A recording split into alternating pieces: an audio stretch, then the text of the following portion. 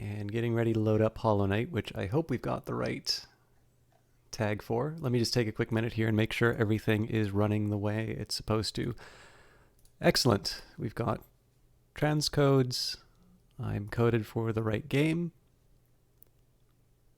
Somebody gifted me a sub to a channel that I have never heard of before. Oh my god, there's like 3 of them here.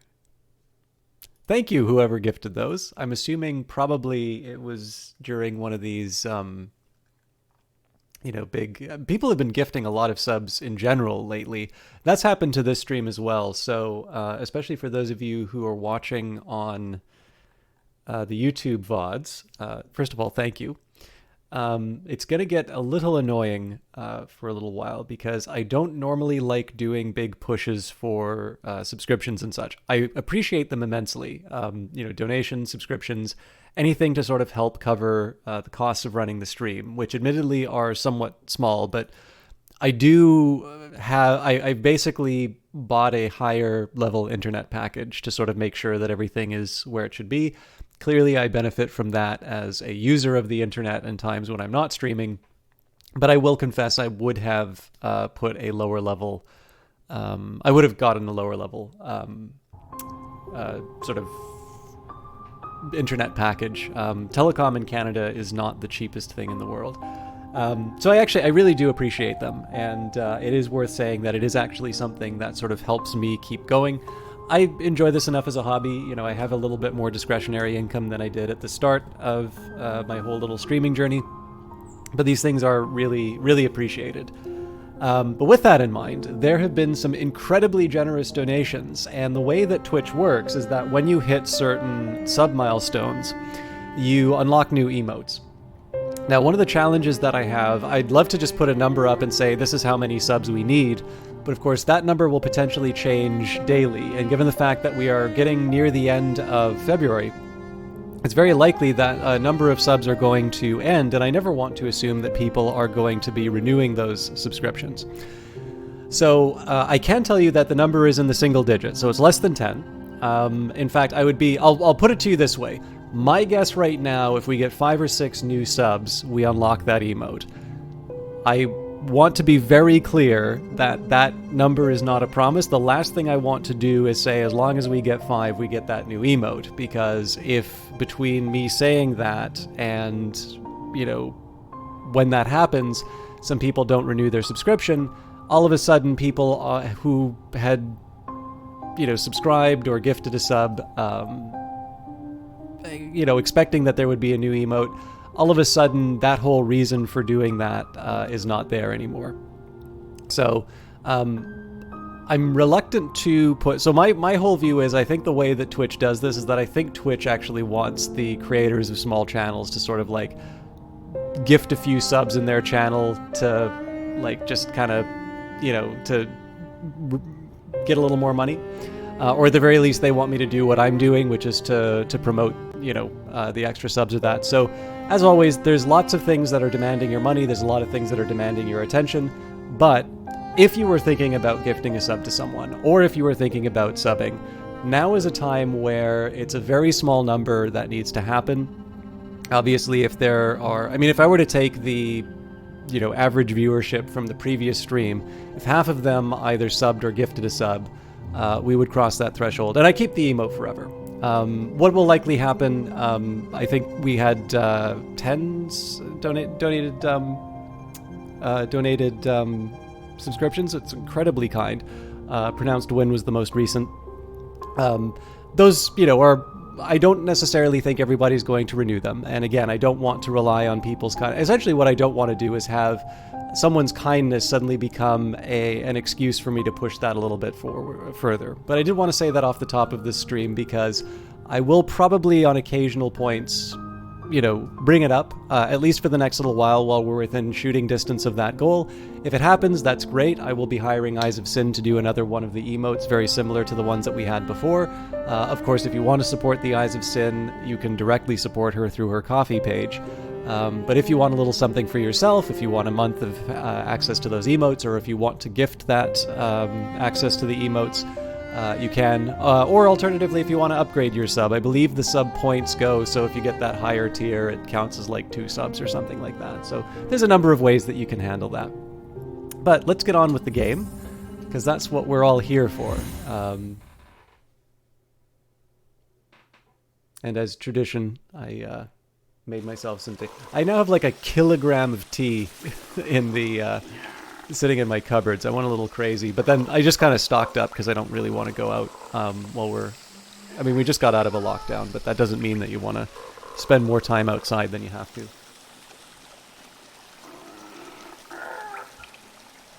I actually tried getting a flavored tea. I don't dislike it, but it's not... well, I mean, I drink some Earl Grey, so that's flavored tea as well. But it's not quite what I expected it would be. But I'm not upset about it. But I will leave the tea details until details until we're a little bit further into the stream. I need to think a bit about what I want to do next. So, looking at the map. Didn't I get the... Oh, I did get the map to Fog Canyon. So there's a side of me that says maybe I should start looking at the, you know, the parts of the map that I haven't properly explored yet. So that looks like we have... I don't think we can go under the bridge at the palace grounds. There's a little bit in Deep Nest. I'm willing to guess that those have the darkened barriers. That may also be true for the sort of left-hand side of Queen's Station and the lower left side of Fog Canyon. I'm a little curious about the Teacher's Archives. I think I went there, but something to the left in Green Path. And then probably quite a bit left in the Howling Cliffs for us to check out. Ah, yes, and some extra things in Crystal Peak. Okay, well, it seems to me the most natural way to go would be to check out a little bit more of Fog Canyon and then just go up or down as the opportunity presents itself. So let's do that. I'll take a quick minute and look at my equipped charms. I'll be honest, I've forgotten what...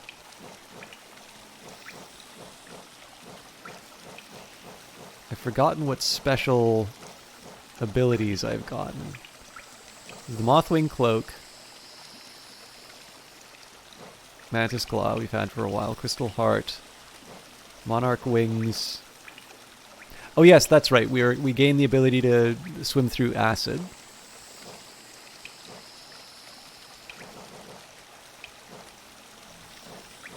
And then there were some keys. Right, I had some other areas in the city that I wanted to check out.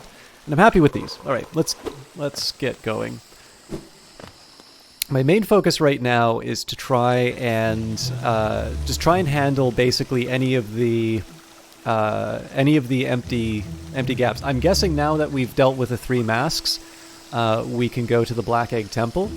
But I'm a little reluctant to do that just because, especially because of the conversations in chat around the, the fact that people sort of got to the end of the game before they could check out certain things that I've played, like the Colosseum of Fools. Oops. I'm a little reluctant to try what might be sort of major events until I'm good and ready.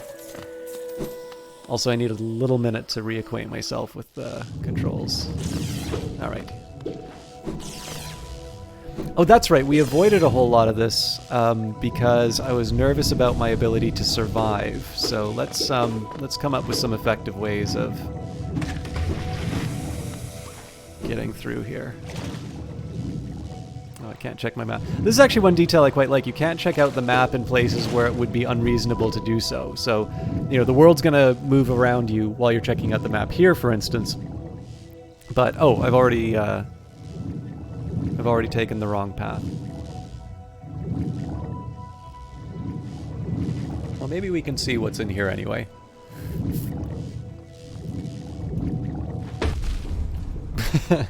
I really didn't think that through, did I?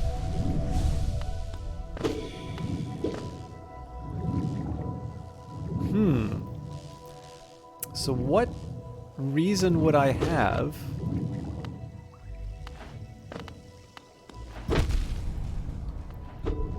I was trying to see if that upper part would...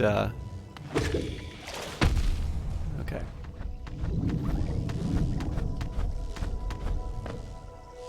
Gotta be a little more cautious with my health for the next little while, but... So what I'm trying to remember is whether or not I actually... Nuts.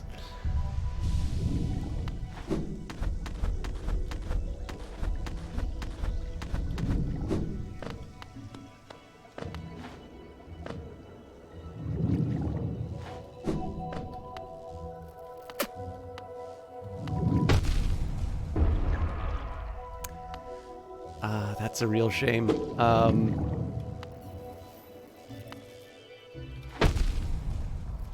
I'm doing that so I can safely get out of here.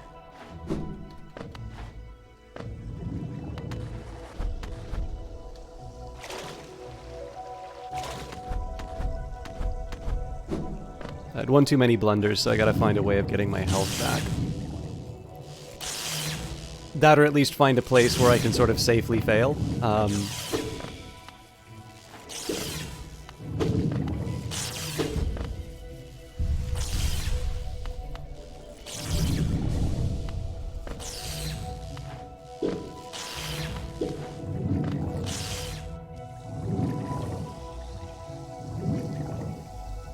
See, I do want to check a little bit deeper in that area.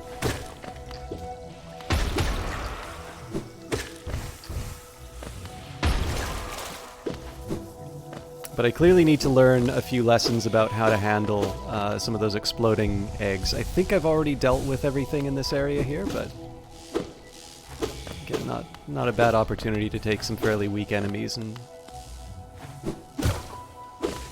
the thing is, I have a lot of space for souls, so in addition to healing myself up, I do sort of want to take the opportunity to fill everything up along the way, and that should allow me a few more blunders than I've been able to get away with. Or, you know, I just throw it away.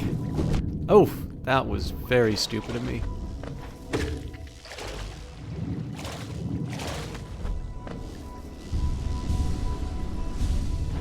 So I went from trying to collect some extra bits. Alright. So we do have a way around that. Perhaps unexpectedly.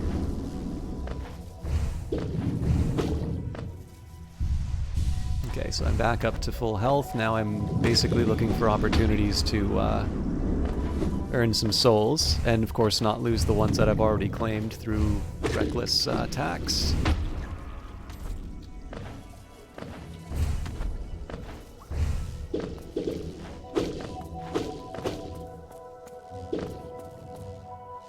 Sorry I missed you. If you're feeling lost, why not pop up to our store in Dirtmouth and purchase a map of the area. Available now for an excellent price. Cornfur.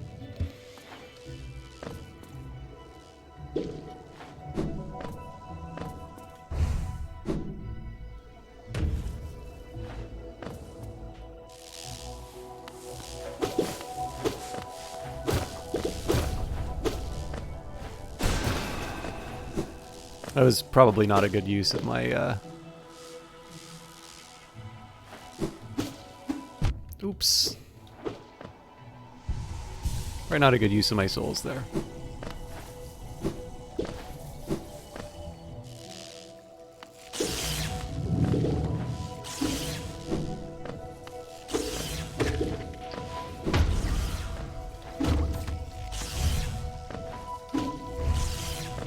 Again, usual story here, just taking an opportunity to amass as many souls as I can, hopefully in a safe space. Or blowing it. Oh, I got stuck there. Alright, that's going to be costly souls-wise. Well, fortunately this is a little rich.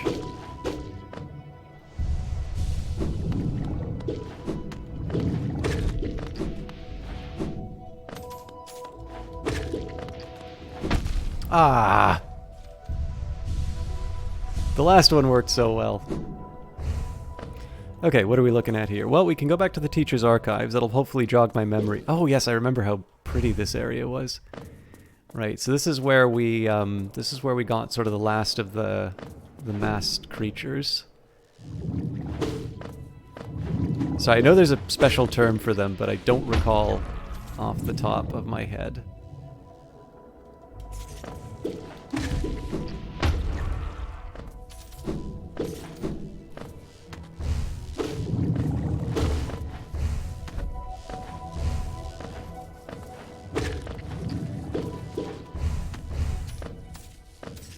I don't know what happened to the exploding bit, but I'm happy enough that it didn't come to get me.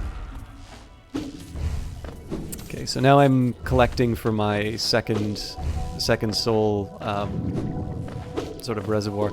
I think what I might try and do is avoid taking on the big guys, just because I have a pretty mixed track record on avoiding the consequences. I think this is the bank. Now wouldn't be a bad time for me to double check. Yep. Wait a minute.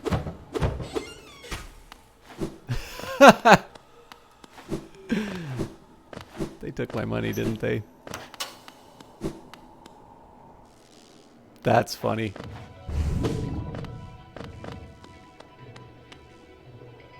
I was wondering about that. Like, again, I'm sitting on so many I'm sitting on so much geo that it didn't really register with me, let's say, in terms of not having access to it. But that's, again, hilarious. This place must have this place must once have been quite the hub, built at the border between two lands, that misty drop to one side and those bulbous growths on another. Neither place seems particularly welcoming, so while my little treats last, I think I'll stay right here. Feel free to stop by any time, though I do like the quiet in this station. A little company is always good for one's health. This little creature looks tasty. I wonder if I should eat it. The others around here were awfully bland. I think that was Eyes of Sin that pointed out that line. That is quite a charming one.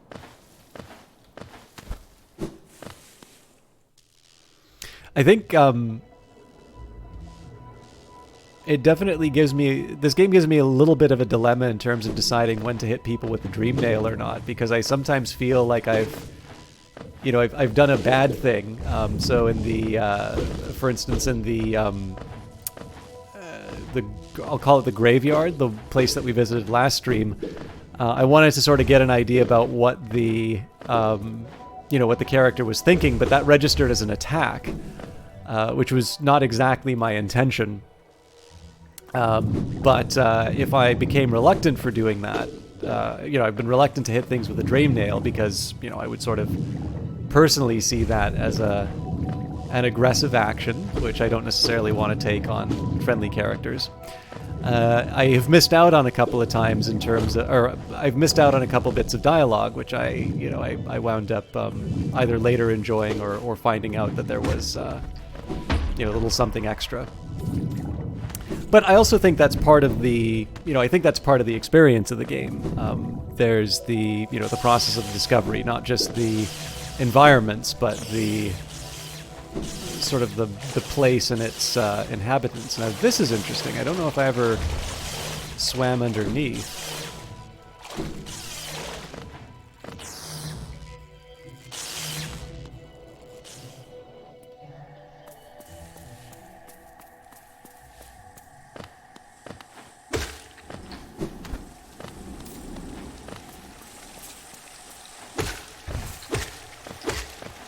I'm clearly equipped for the for any subsequent trips to that that boom area.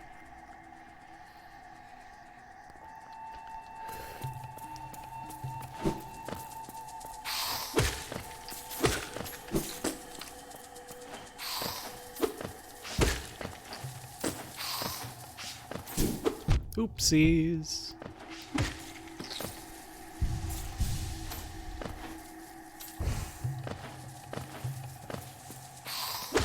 I don't think there's anything new for me to check out here, but seeing as I did lose some souls to the blunder.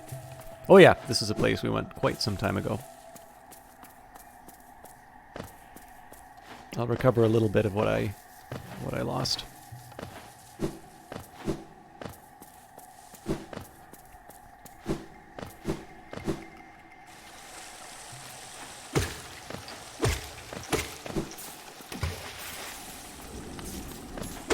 Okay, is there anything else for me to check out? Ah, yes, we can head down.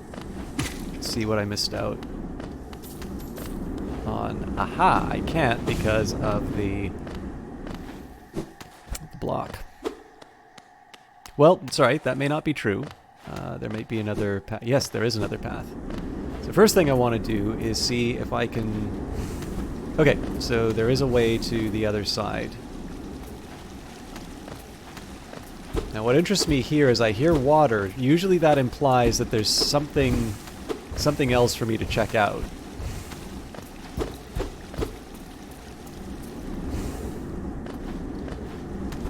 I've noticed the game's pretty good at giving me little audio cues in terms of, you know, hey, you might want to check out something new here.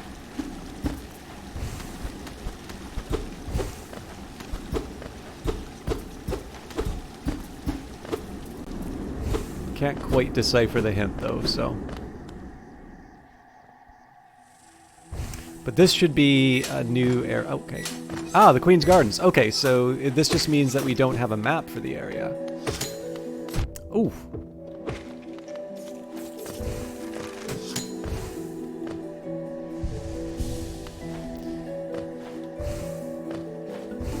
Alright, so clearly we were here, seeing as it got the egg.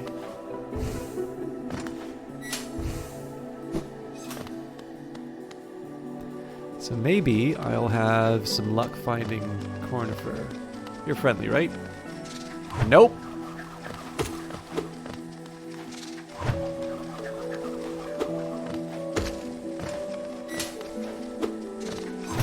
This guy's harder than in the Coliseum of Fools.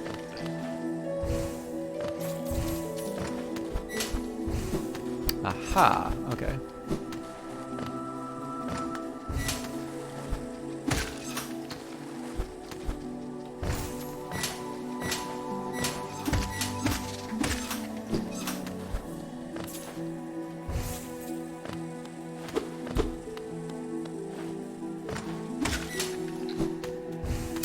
Just waiting to hear that reassuring humming to get a map. Okay, so it looks like there's some pretty hard limitations on what I can access here.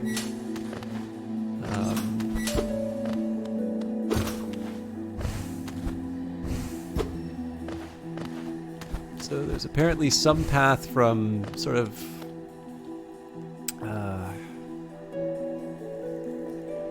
Oh! So from green path, huh? That would be my guess anyway. We'll take another quick peek just to see if there's anything in the area. Okay, yeah, there's something here. Hey, Talwyn Mossthorn, great to see you. How are you doing this evening? Oh, this might be a boss fight? Or not boss, like, you know what I mean. A locked cage fight, I guess. Didn't quite want to put it in those terms, but... Now, it is a little... It's a bit interesting to me that there's that wall just to the left. Makes me wonder if that can be broken, but I don't have any reason to believe that it could be. These papers indicate Cartographer might be nearby. Glad to hear you're doing well. Okay, so this might be something that I can get a drop on, but not from this side, obviously. Temperature outdoors is above freezing for the first time in a couple of months, so the house is shaking occasionally as the snow slides off the roof. Well, I'm glad... Oh, damn it. I should have been a little more careful there. Oh, it scares your pets each time. Hello there. Isn't this just the most intriguing place? So many discoveries waiting to be made. We're about to set off ourselves, though we can't seem to agree on which way to head. It's led to something of an argument between us. We should really stop squabbling about such petty things. Left or right, which way is best? Should be a simple thing, yet we're always at odds.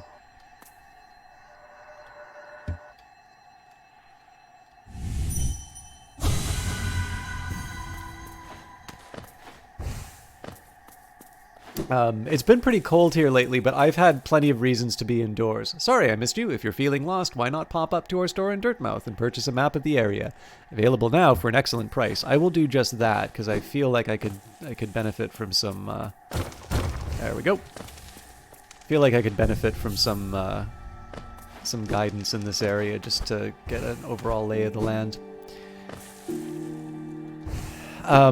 But yeah, so I mean, but again, I'm sort of one of these people lucky enough to sort of be in a work from home situation.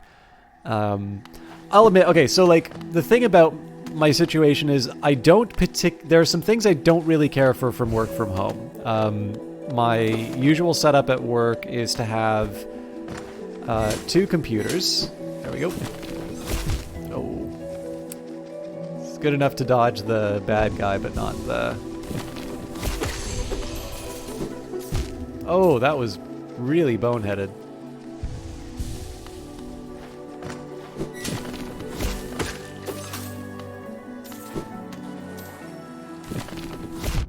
Okay. Thought I might be able to get to the edge there, but... Yeah, so normally I have... kind of 2 computers, and it's just different layers of access, really. I could probably get by with just the one, but I will admit it sort of helps me out, and my primary computer has 2 monitors. So I have a work-issued laptop. It's nothing special, but the real drawback about it is because I'm used to working on 2 monitors, and then technically a third, because I've got a little bit of a workflow now that's built around having those 2 separate computers and doing that work. Really minor visual thing. You love how the soul vessel works when you get expanded capacity. Yes, it is a really neat little touch. Oops. That's good to know I can't jump through the...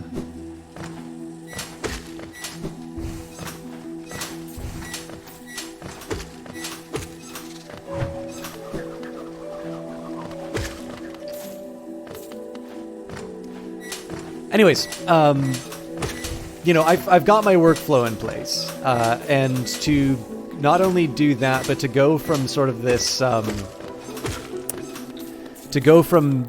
that I've had to one laptop with a very small monitor. But in addition to that, I'm accessing everything basically through virtual machines. What I've noticed is that, like, this is an IT infrastructure that I think sounded brilliant on somebody's, you know, presentation deck, and is horrifying as far as implementations are concerned. Basically, I probably have about 3 different logins every time that I want to get to the workspaces that I do my work in. So if I, go to the bathroom for a long enough time, or, for any other reason, have the computer go to sleep, and the security restrictions are somewhat stringent, so the amount of time that you are afforded before your computer goes to sleep is pretty short. Every time the computer goes to sleep for whatever reason, I effectively have to put my login 3 times, and again, it's you meet the password requirements, so it's a certain number of characters long with special characters and capitals, and it's essentially something that is not the easiest to write in. So I have noticed that my productivity is really taken a dive in that working environment. But this is the thing, right? Like, because I am doing knowledge work, I am able to work from home. That is clearly a lot safer for me than people who have to have customer-facing roles, and I've had those jobs. Obviously, if I was still working in film, I would have either no work, or I would be under a set of pretty strict restrictions. And you know, it's pretty hard for me to complain about the scenario. And of course, because I'm doing work from home, I don't have, even, like, I walk everywhere. I very rarely use public transit, so even though it's been very cold out, it's really, you know, I've not had to experience it quite the same way that that I would in other years. All right, we got a few people here. Hey, System Talk, do you collect Criterion films? I used to. It's huge. You know, it would definitely be on the basis of films that I really liked, but I just don't. So I don't really even have a DVD or a Blu. I've never owned a Blu-ray player, but I've never had any kind of a disc player since I left it. Like my TV, well, donated my TV because it was one of these big, like, cathode ray tube things. Somebody wanted it, so, you know, I was happy to give it to them. But I definitely did not see any benefit to taking a big sort of ancient CRT, which I was gifted from someone, right? It was like I was heading out on my own, and somebody was like, you know, I've got a flat screen now, and I don't really have any use for this thing. You know, do you want it so you can watch something? And I'm like, yeah, why not, right? Not realizing exactly how heavy it was. So, you know, I got very good use out of that thing for a very long time, but I sort of decided maybe it's time for me not to carry that. You know, as a result, you know, I can play DVDs on my PC, but, you know, for streaming, the fact of the matter is most stuff streaming is going to have a higher resolution than DVD quality. And I know Criterion, I think they've just recently unveiled a subscription service, so I should maybe check that out. But, you know, I've definitely not had the same kind of motivation to collect the Criterion DVDs or Blu-rays as I might have in the past. But obviously, it's, you know, it's great to have a series like that because there's a lot of very good films that have been preserved in these high-quality editions, often with director commentaries or at the very least some kind of film scholarship associated with them. And I think they're a really great way to experience some really high-quality filmmaking.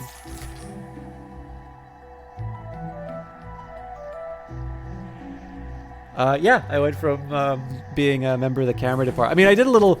So the actual paying jobs I've had in filmmaking have been editing, location sound. So the guy who's like holding the boom. And I have been a production assistant for a little while. So like holding stop signs in the rain and cleaning out garbage cans. But by far the most credits that I have were in the camera department as everything from, you know, second assistant camera trainee for a little while, to first operator, director of photography on very small independent projects. But for the most part, like my bread and butter was as a camera assistant.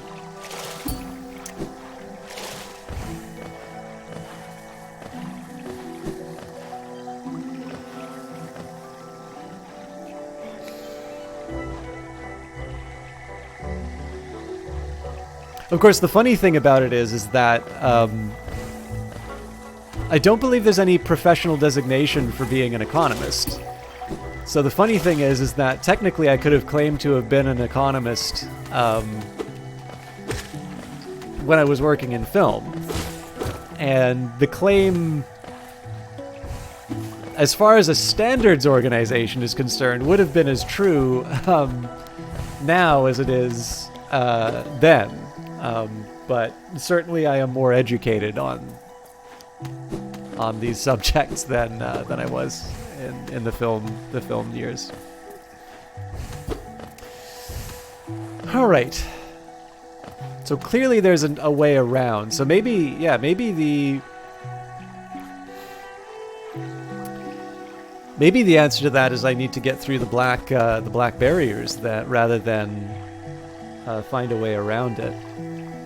I think at this point it makes most sense for me to try and find. I think I need to head back to the Stagway. Okay, I'm not going to be able to. Well, no, I should be able to. As long as I stop being an idiot, I should be able to get by. Oopsies.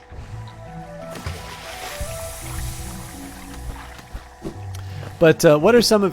this? I'll open this up for chat, but obviously it's huge. Ask the question.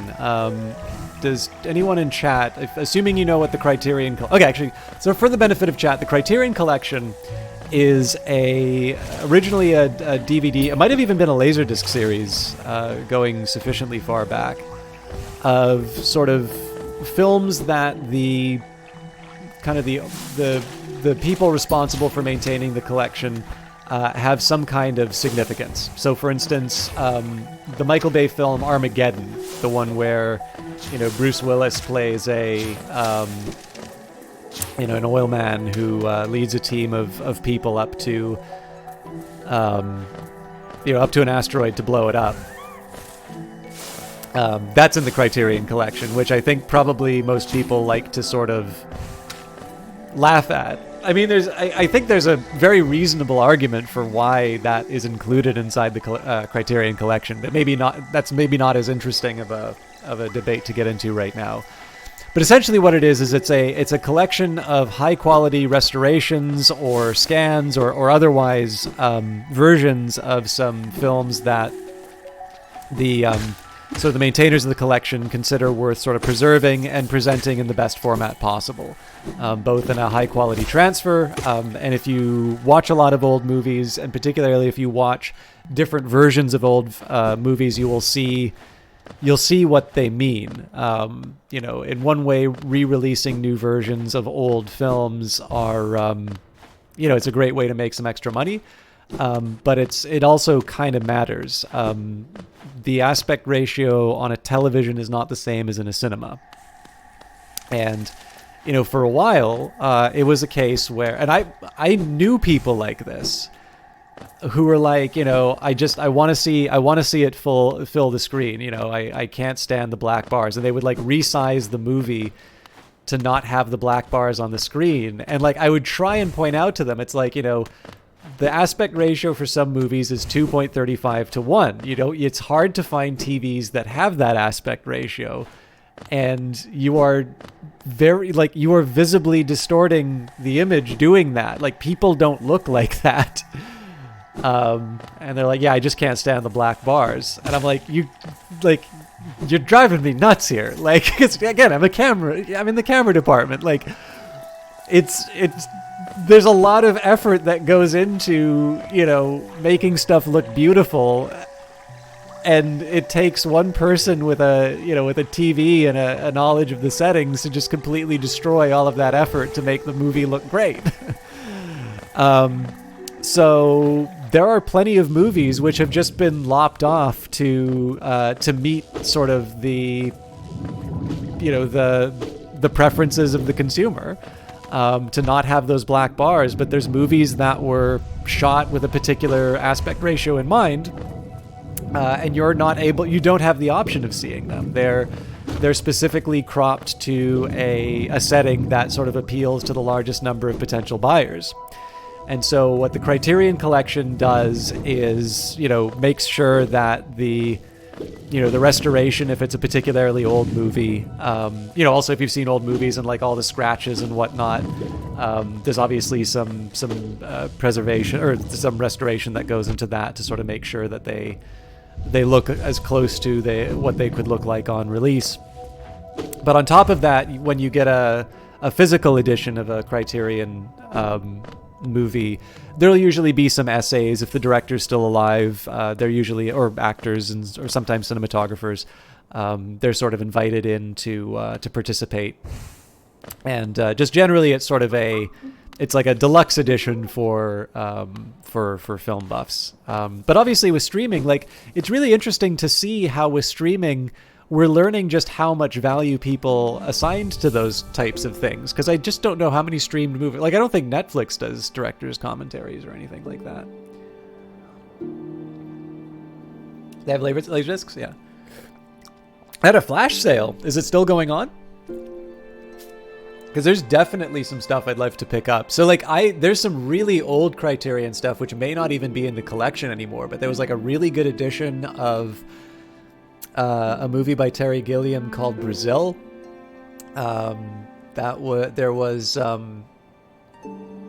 They used to have the best version of The Silence of the Lambs for the longest time, but I think they lost the rights to that.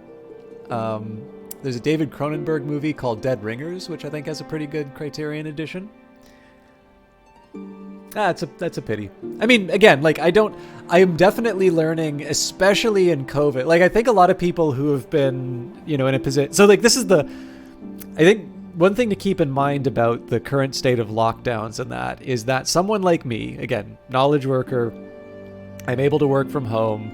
I have something of discretionary, maybe not as much as you would think, but I'm doing okay. I certainly have enough to sort of be paying down those those loans. That's the majority of my paycheck. But what I have noticed is that there is a very strong tendency to just want to buy something. And I've bought a few books, and I don't actually mind buying books because I like reading a lot.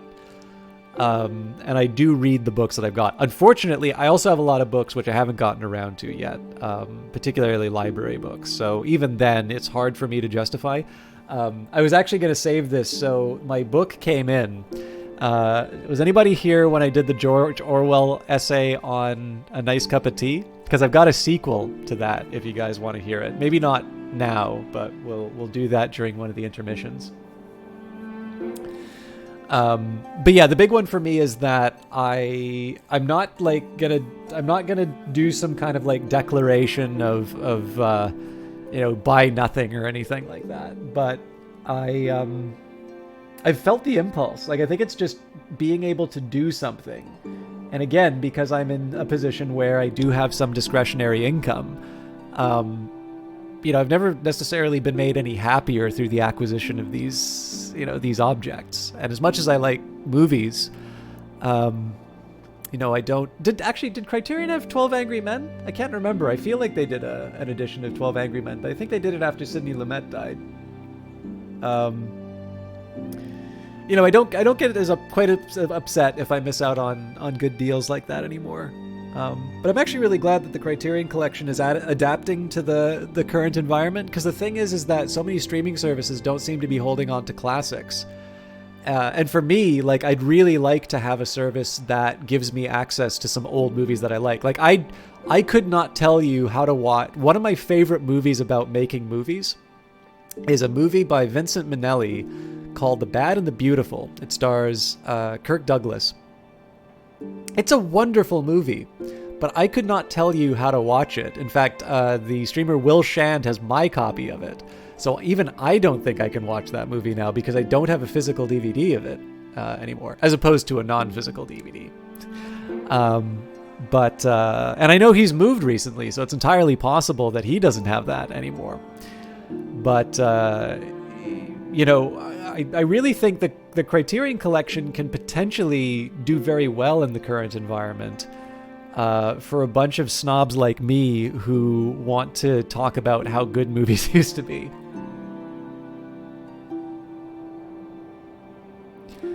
Anyways, let me just catch up quickly with what a couple people try and explain logic to. How you doing, Night Valian? Black Bar was the biggest complaint people had about The Evil Within. It was so sad to see. I mean, I get it. But it's a shame because I just don't notice the black bar. For instance, let's take a look at the way that Hollow Knight works. Sadly, I can't point to the parts of the screen, but implicitly, right, in the design of this level, and I somewhat think this might be intentional for a lot of these hallways. Like, this is kind of like looking at a letterbox version of a movie, right? You've got so many of these areas here where you've got just this sort of negative space at the top and the bottom. And, clearly as I move through, this is actually one thing I really like about the design of it is, you'll go in and then all of a sudden you have this nice wide open area. The game does a really good job of sort of giving you a sense of space. But when I take a look in some of the areas and what's darkened out, like when I'm walking through here, it's not all that different from seeing a letterboxd movie. And so, I look at it, at least in this case, there's a little bit of variation in terms of the pillars and such. But this is a little bit about how I look at those types of movies. Like, I don't pay attention to black. There's something interesting happening in the middle of the screen, and I'll pay attention to that instead. And, but, here's the thing. Like, I can't switch off my instincts from making movies when watching movies now. I'll always be looking at little details. Even looking at paintings now, I will still look at the light sources and just see how they do certain things. And to be honest, I get a lot out of experiencing movies that way. Even like taking a look at this bell, right? On the right-hand side, you have sort of the key light. You've got a kicker on the left-hand side to give it a little dimension. You can, if you want to learn how to light something, actually, if you take an orange and you set up your camera and you just play around with where you put the lights and you give that orange shape, but you don't highlight all of the little pits inside of it, if you can do that, you're pretty much ready to start lighting actors and actresses. Because, of course, nobody wants their blemishes, visible on screen. And so if you can make an orange look very attractive through your lighting, and again, you only need a couple of lights to do that. It's a really good little exercise. And if you light that orange a little bit like the way that this bell is lit, if you just take a look at where the bright spots are and sort of where it's suggesting the direction of the light and everything is, you'll probably have a good start. So, every painting I look at, well, not every painting, because some abstract stuff, there's like, I don't know where the light source is. But movies, commercials, I actually think commercials are highly underrated, because if you think about the essence of movies communicating an idea visually, commercials, you have an automatically hostile audience. You don't want to be sold to. It's usually interrupting something you want to watch. They need to communicate their idea effectively and get you to take some kind of an action within 30 seconds. This is why, in my opinion, so many directors have come out of commercials and music videos. It's the height of avant-garde filmmaking. But yeah, this is the thing. Like, I watch movies a particular way, and I just simply am not wired to watch them any other way now. But clearly, if somebody's going to enjoy the movie more by, doing it in something that sort of frustrates me, it's not my place to sort of tell them they're doing it wrong. If they really want to watch something that's all stretched out, what am I really accomplishing by lecturing them about it? I can explain how it works, but there's a certain point at which I'm being a bit of an ass if I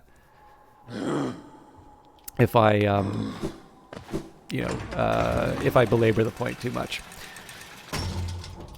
Speaking of asses, no. Night Valian's in the chat, so I definitely need to give him his usual shout out. Night Valian is a streamer who I've found through Kitfox Games' Lucifer Within Us. He was streaming it when the game came out, and I've sort of been following his channel ever since. He's been doing Yakuza lately. I think you're still on Yakuza 3? I think that's what I was watching you play yesterday.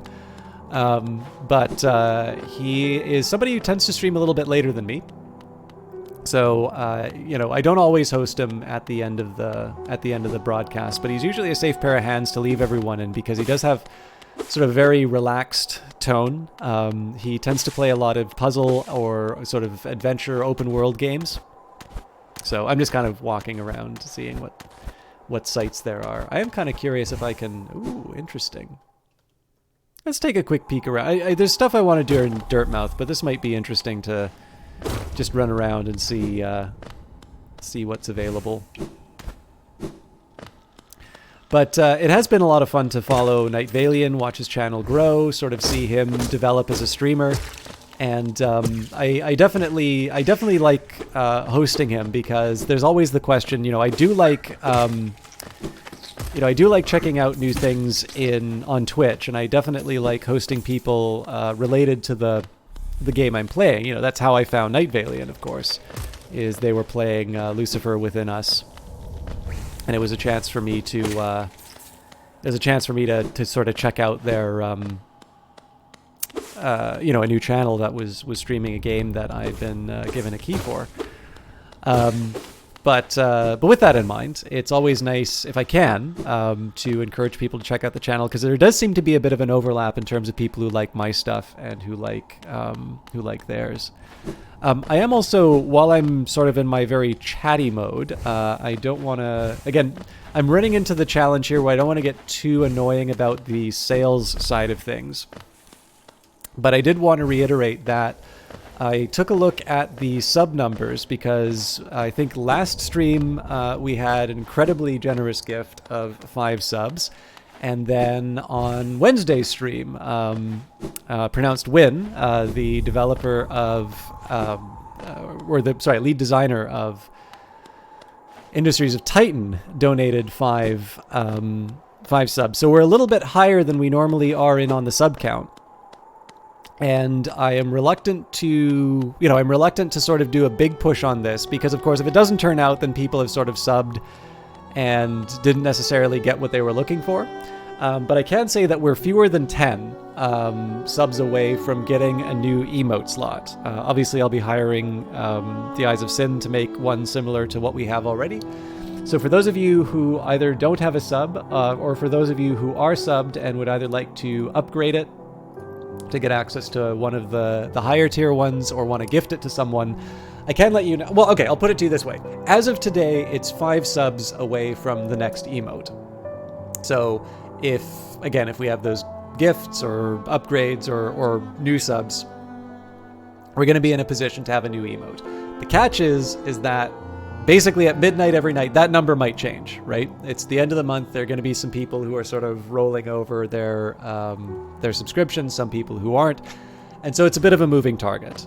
Clearly, if you are not in a position to sub, or you don't want to sort of do that speculative run, totally understand, would not encourage you to do so. However, if you were considering subbing, or if you were considering gifting the sub, because people have gifted some subs already, we're a little bit closer to a milestone than we normally would be. And this is a time where one of those gifts or one of those subscriptions would do a little bit more. So hey, wonderful. It's huge. Thank you.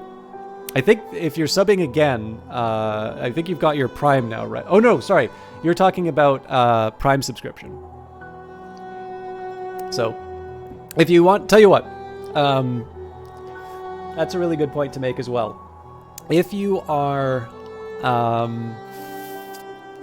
thinking of using your Prime or something like that, it's a question of you specifically want to do it so we're closer to that milestone,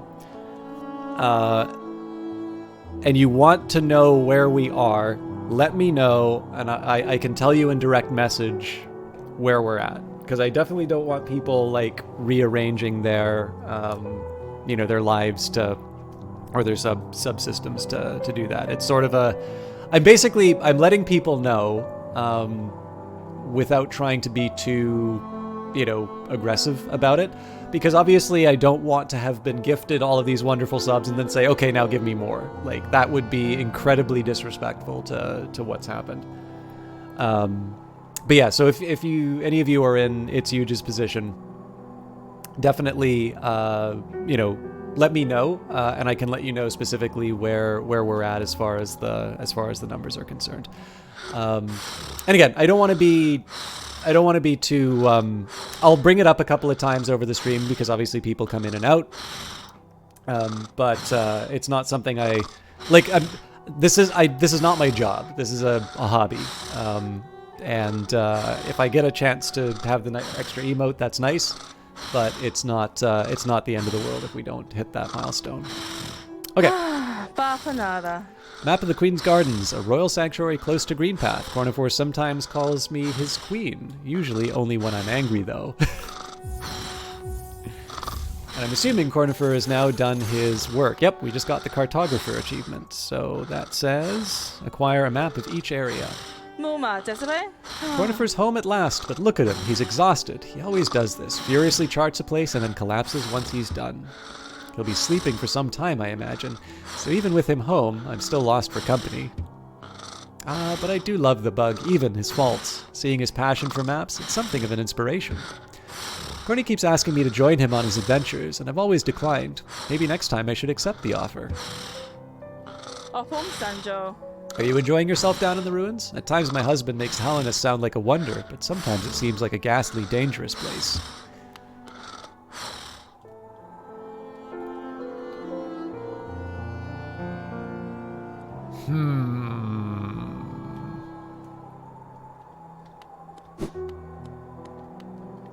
Queen's Garden's going to be a little tricky to work through. Wrong building.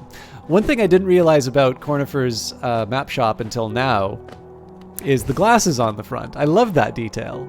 I'm sure all of you've seen it countless of times and noticed it right away, but I'm a little thick, so. Back again? You know I haven't any stock left, yes? You've cleaned me out.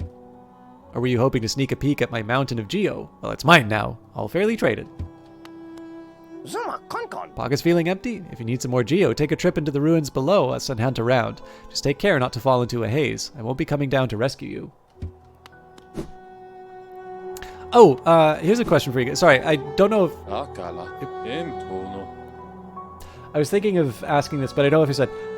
who here was here for the nice cup of tea digression? I'm not going to go into it right now, but I'm just curious what the overlap between the two audiences are. Feeling tired? That bench may be iron, but I assure you it's quite comfortable. There's no better place to collect your thoughts before heading below. Plus, I enjoy the company. Not that you seem the talkative sort. Okay. Do not recall it? Okay.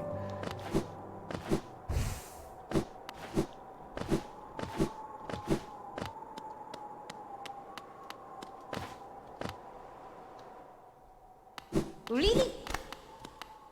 Oh boy. Hello again. How have you been faring? Have you come to me because of your regrets? Let me peer into you. You don't appear to have any lingering regrets. How lucky for you. You don't need the services of one such as I.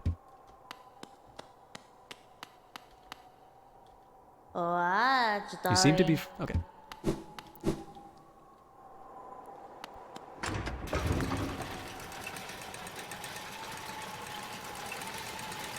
This is really just more taking the opportunities where I can, so there is a spot up in Crystal Peak.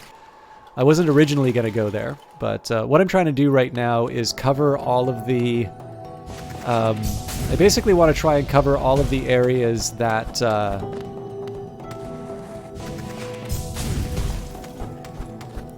I want to try and cover all of the areas that I haven't explored yet before going on to the oh god, what's that place called? The Black Egg? This spot, Black Egg Sanctuary, I think.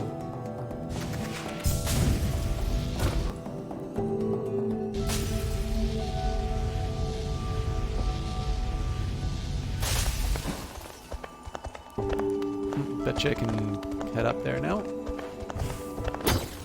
It's really clear there's new opportunities. Another King's Idol.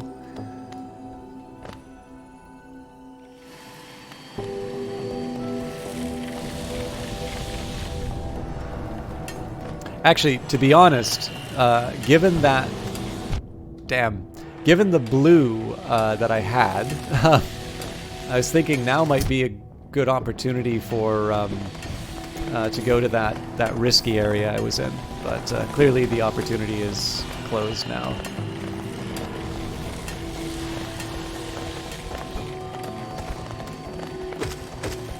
Mind you, I can just get more extra health. Always good to explore more places once you get a new traversal skill. Yeah, that's the big problem that I've run into, is that I've forgotten which skills I had. I've forgotten what skills I had when I sort of first checked out these places. Or sorry, when I first found these places. So, okay. This is a little tricky. Alright. So I don't think I'm supposed to be...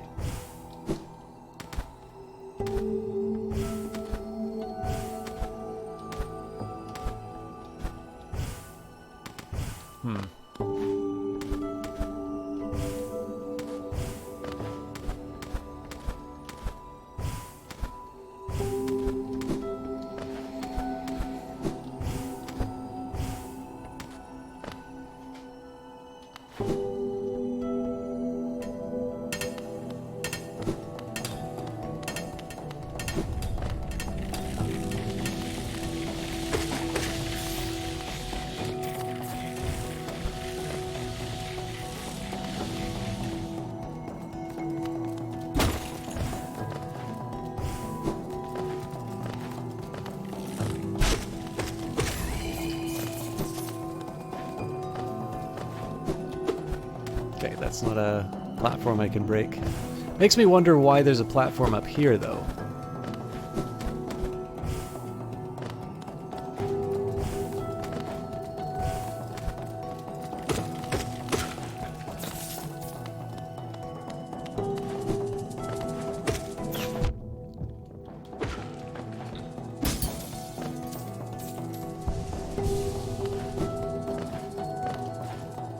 There's obviously a whole lower level for me to check out at some point, but... Oops.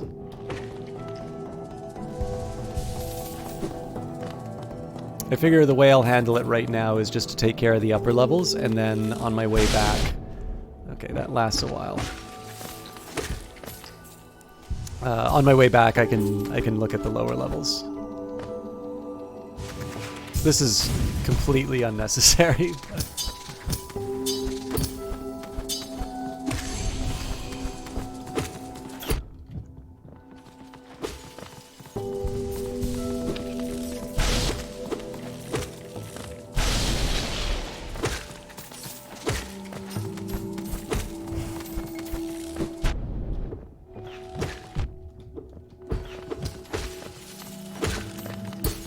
I'm treating this like I have infinite health, and technically I do, but I'm learning the benefits of having two, you know, two full soul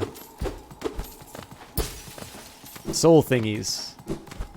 I can't remember what the official name for the soul holder is.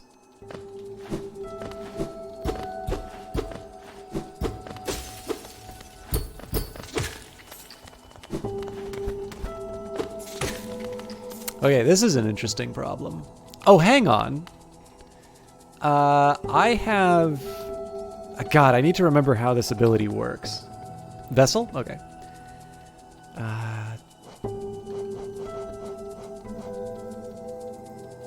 It's not Howling Wraiths.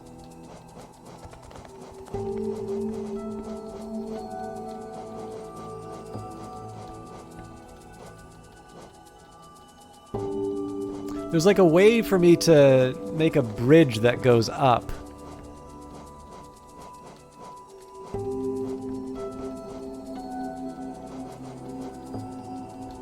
Dream Gate. Allows the wheel to travel instantly through Dream. Hold down while using the Dream Nail to set up a Dream Gate. Hold up while using the Dream Nail to spend 1 essence and travel to the place Dream Gate. Some areas lack a strong connection to any dream, disallowing use of the Dream Gate. Okay. I haven't actually used that thing yet. I'm not going to use it now because I think I have other things that I can do, but I need to keep that in mind because I suspect I'm going to find that I can access other areas that I haven't really been...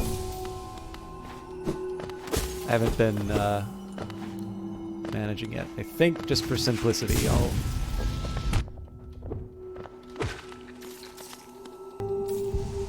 There might be another way for me to get in there, but...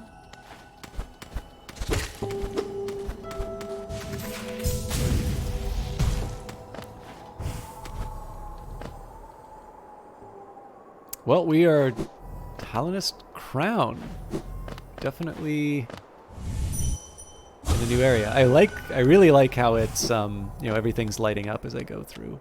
I really like also the parallax on these gates. I think I'm using that term correctly.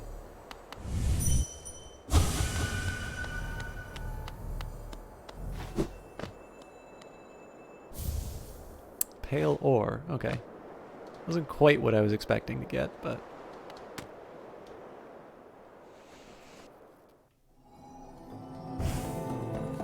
Well, now I know what's up there. Unfortunately, I did say on my way back I wanted to take the low road, so...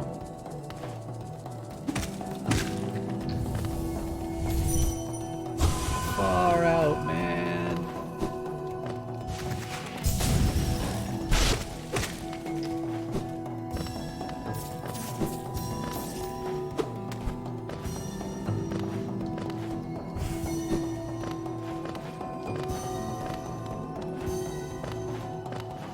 This seems as good of an excuse as any to check out the lower levels.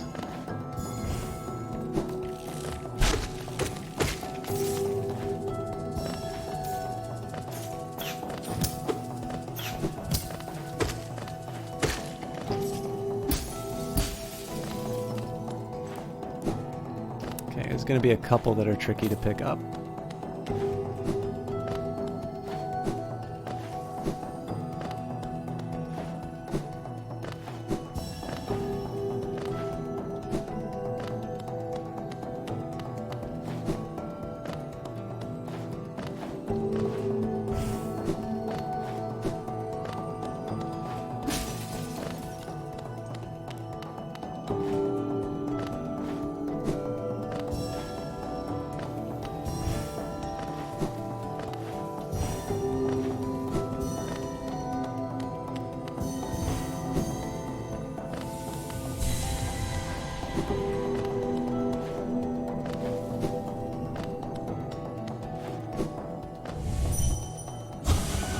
Light refracted, energy contained. How many souls do I have? Probably not enough. I can't remember what the total they were looking for was.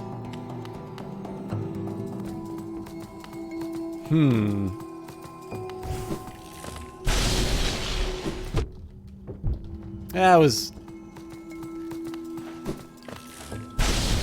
Ooh. Oh, man. Fair enough.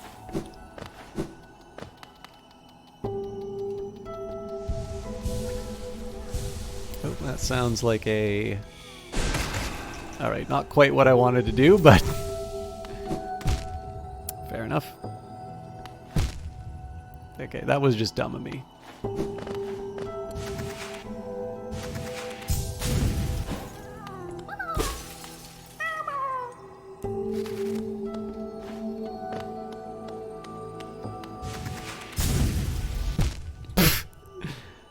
Should have thought a little more carefully about that, but...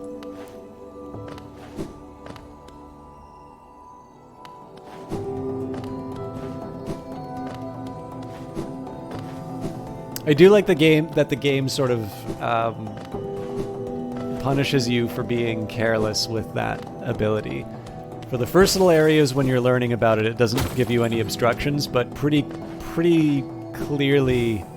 Like, it's pretty clear what levels you have that that ability early on in, just because, essentially because of the incidence of obstacles they put in front of you. Okay, I don't think there's anything new for me there, but at this point it doesn't hurt to take a peek.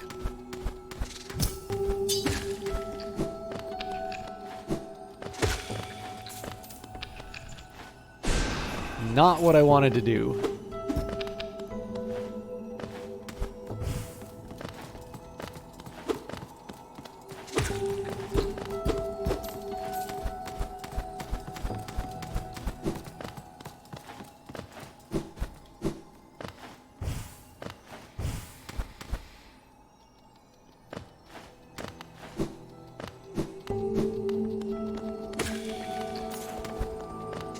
Claim a little more,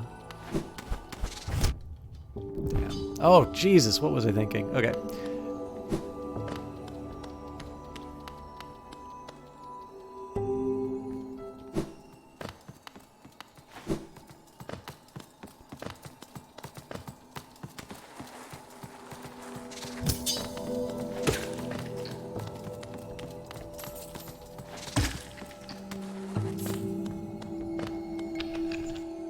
seems like there's multiple secrets.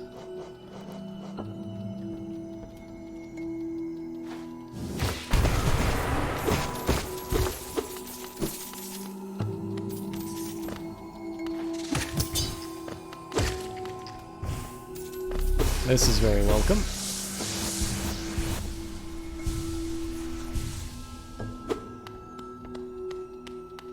Ah, nice.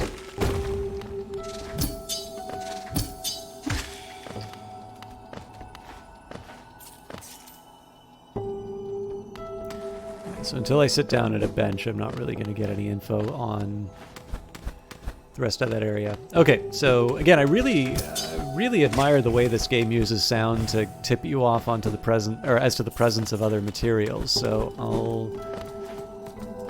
so hear that? That presumably is somewhere up here. And my job now is to try and find... Ah, there we go. So no visual indication, but...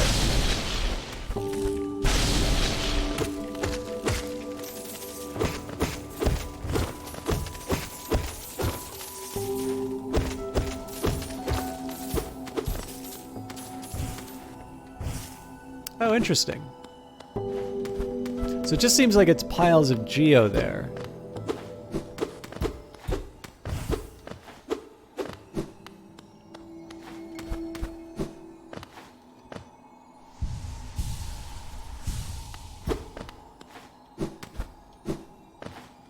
So at this point I might as well go all the way. I'll take a quick look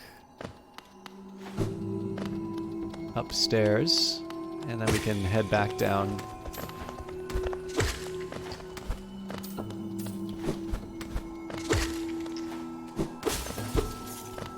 Again, there's a small priority for me to try and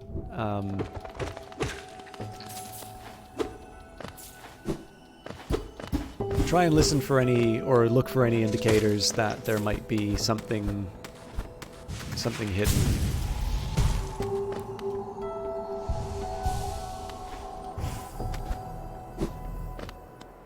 Right, well, you know, we can take a quick look here just to make sure that...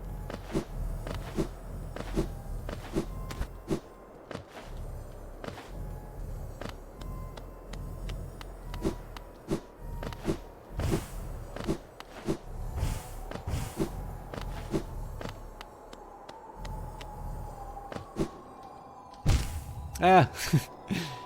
I was trying to be clever. Oh! That's, huh. I wonder why they made that so difficult.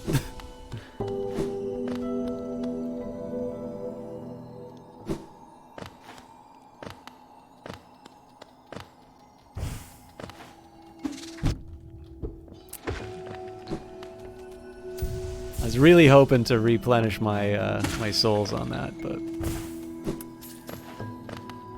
then my natural tendency to do dumb stuff crept in. Speaking of.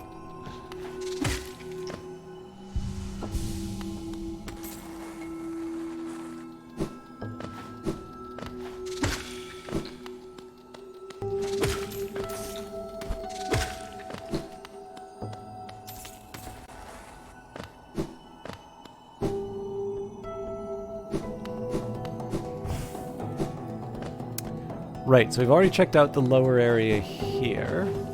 And I can't remember if there was a lower area in the preceding level. So I'll investigate that, and then I think it's fair to say that I'm done with this region for the time being. No, okay. Then that means I want to... I actually think I want to go back to Dirtmouth. Namely, because it has a bench.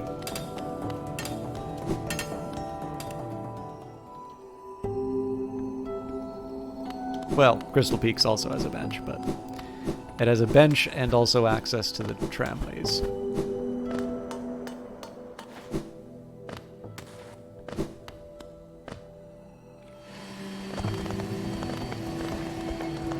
Also, I'm wondering when I get to meet Zote again.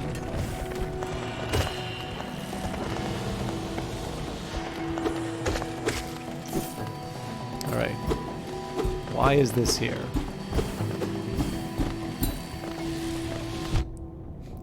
I'm paying attention.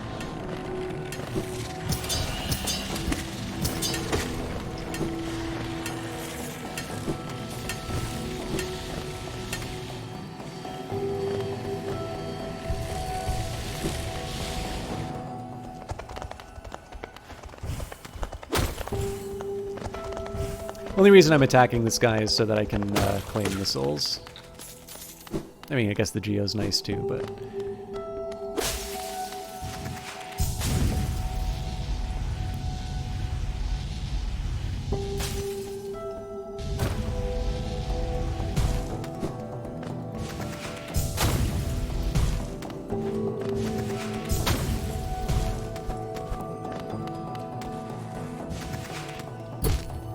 Well, that's what I get for being lazy. Because I really did not need to use that special ability there.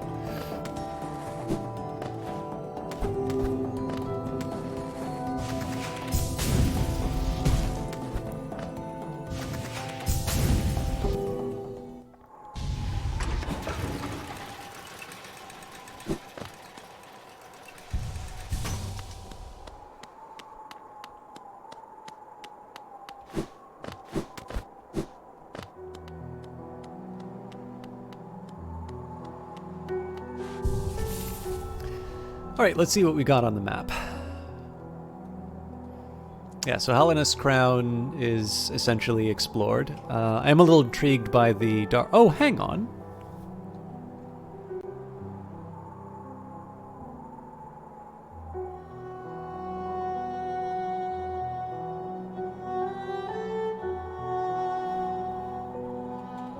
I want to go back there.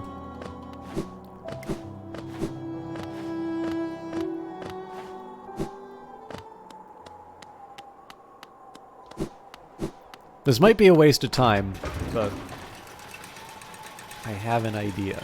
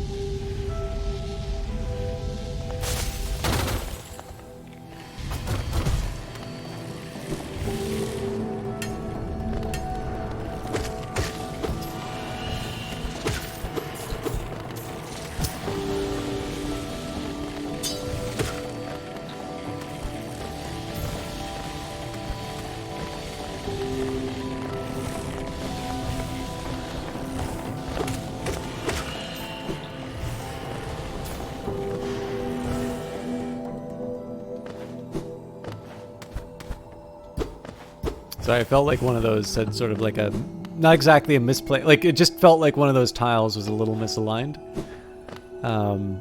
So if I randomly hit a wall, it's usually because it seems like there's some kind of an imperfection. And I just wanted to test to see if there was a secret passage. Alright, that's on me. Well, they're all on me, but I'm feeling particularly responsible for that failure.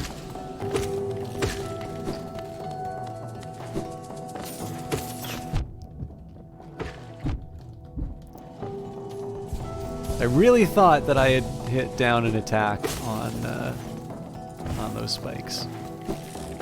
Game said no, though. Alright, that was really intolerable.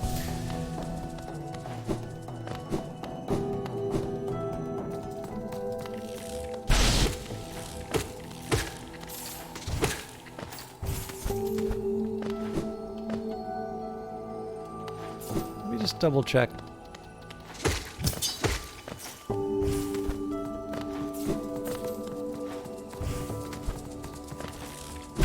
I don't know if this is the better way or not, but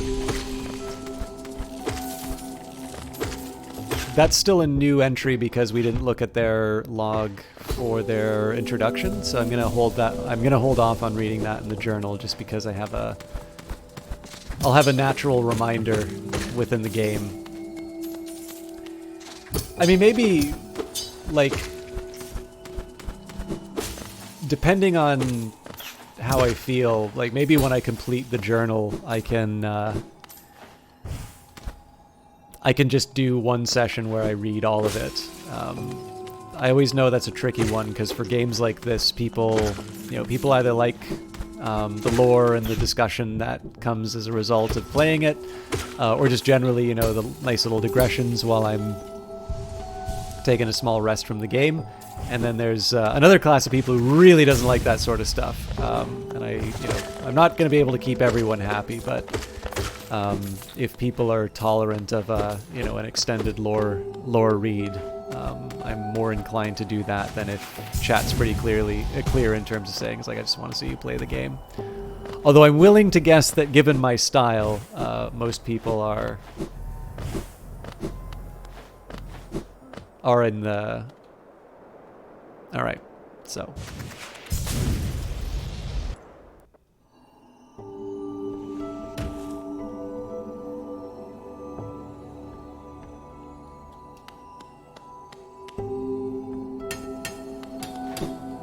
That wasn't quite what I was expecting to happen, so I have to make one more trip there to check the thing that I wanted. Like, I think I know how it's built. I think that when I drop from Hollowness Crown, I'm going to land here. But I unfortunately wasn't paying enough attention on the map. The place I thought I went, I didn't. Or at least it's possible I didn't. So I'd like to just confirm. I don't think I'm going to learn anything out of this, but, it's better, rather than assuming, it's probably better that I just verify. It doesn't take me that long to get there. And it gives me practice against these little jerks.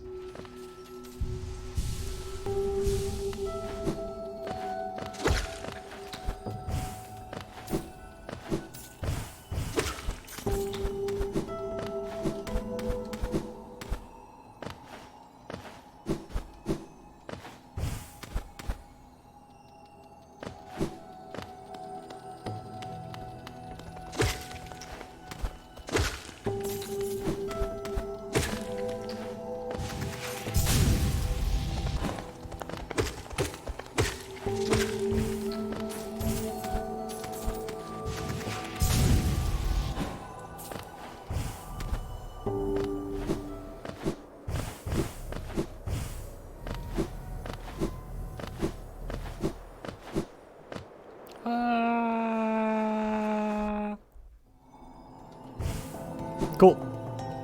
That's what I needed to know.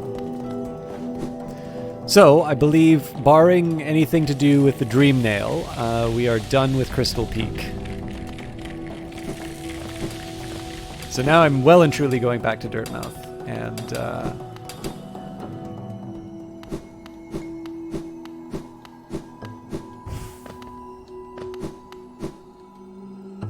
I still gotta decide exactly where I want to go after. Oh, there's no reason for me to whack that guy. I've already got max souls.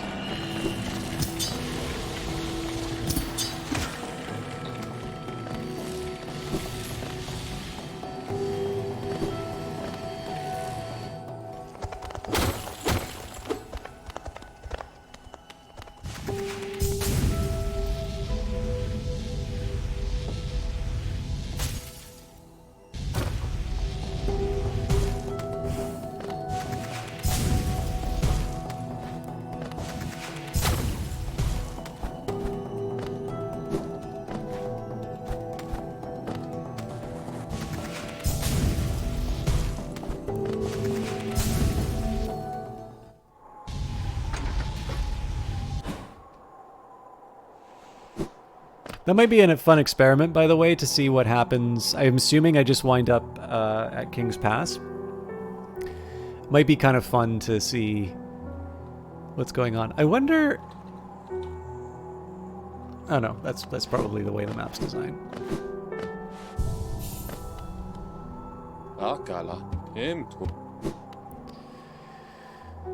Okay. So, as before, we gotta pick where we want to go next. Oh, hang on, let's just make sure there's nothing new for this place. We're near the surface, I believe. There's a town here. You should take the opportunity to rest. This place was once, full of travelers coming and going. It seems much quieter now. You could travel the Stagways, just hop on that platform, give me the signal, and we'll soon be on our way. Okay, let's think about where we want to go next. So, I'm pretty sure it was the case that all of the paths and green paths... So the overground mound has that dangling, like, stone... Dangling stone that I can't seem to get past. The left-hand side of the Queen's Gardens, it's got 2 exits, but I don't remember exactly what was blocking me there. I feel like that's the sort of thing that would be one of those darkened, one of those black barriers. In fact, that might be what the black lines on the screen, like on the map, indicate. But maybe I want to take a look at that just to be sure. We could drop off at Queen's Station for that.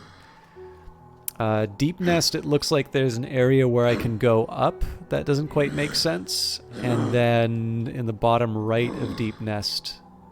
actually, as it is, I might want to check out the Distant Village, because it's been a while since I've been there, and I haven't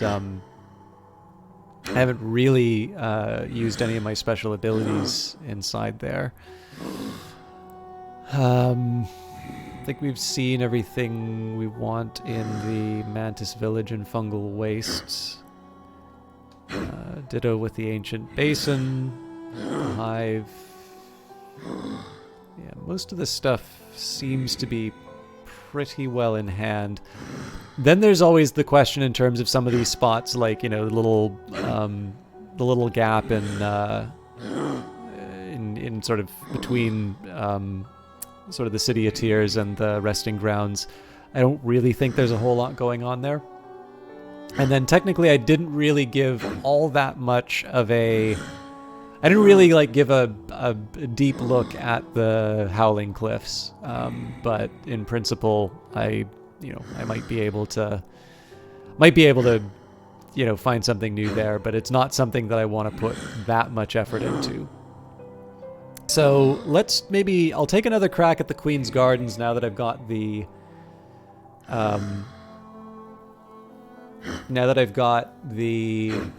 map. I'll just sort of verify that I don't have any entry points that that I missed when I was going in blind. I think I will give one, I'd want to go to Deep Nest just to really annoy people. But failing that, hey, Valiant Cheese, good to see you. I think failing that, after a quick trip to Deep Nest, I think it's time that I see what's sitting at the Black Egg Temple.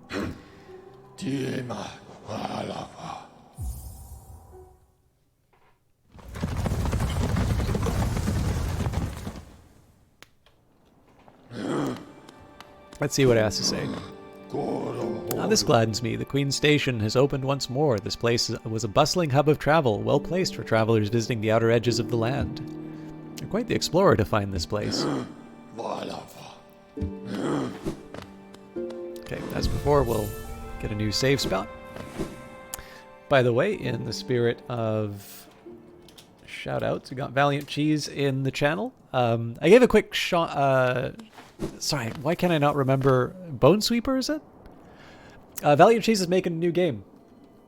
And it's a pretty neat one. It's a take on Minesweeper. And he very kindly offered a key, presumably for promotional purposes.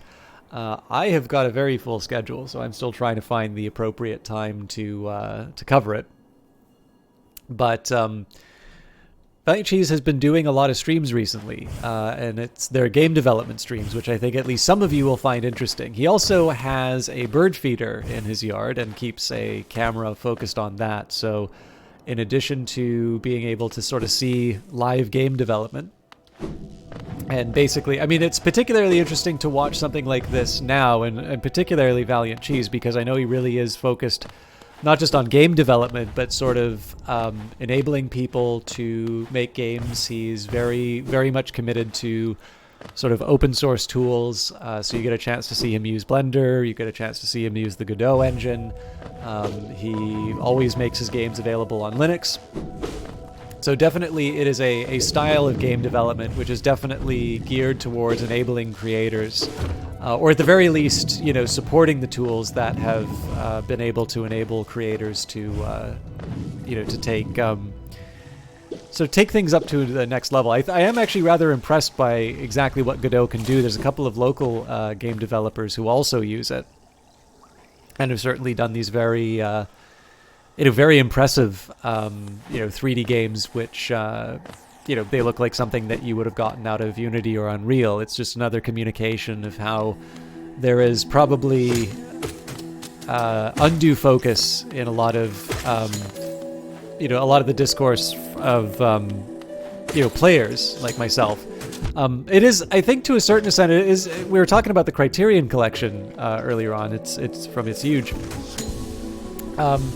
It is fair to say that, for the same reason that people like buying... I'm sorry, I'm not paying attention to the game at all. It is fair to say that, there is a similar interest in the creation of games as there is for films.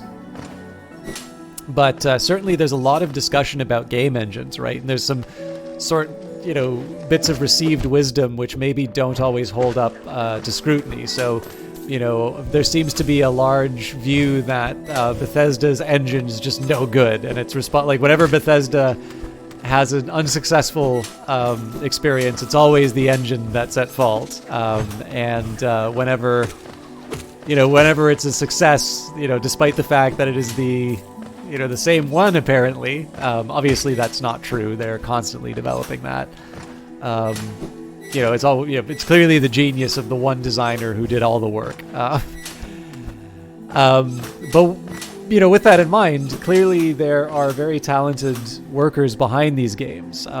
There is a lot of very talented animation and design that's gone into Hollow Knight. And despite the fact that Unity is not the first thing people think of when it comes to high-quality games, and it should be, because there's a lot of really good games that were made using Unity. But, again, there's probably... what I'm trying to say is there's probably undue attention to the engine as the thing that makes the magic happen. Obviously, it is you need something to be able to have the magic happen.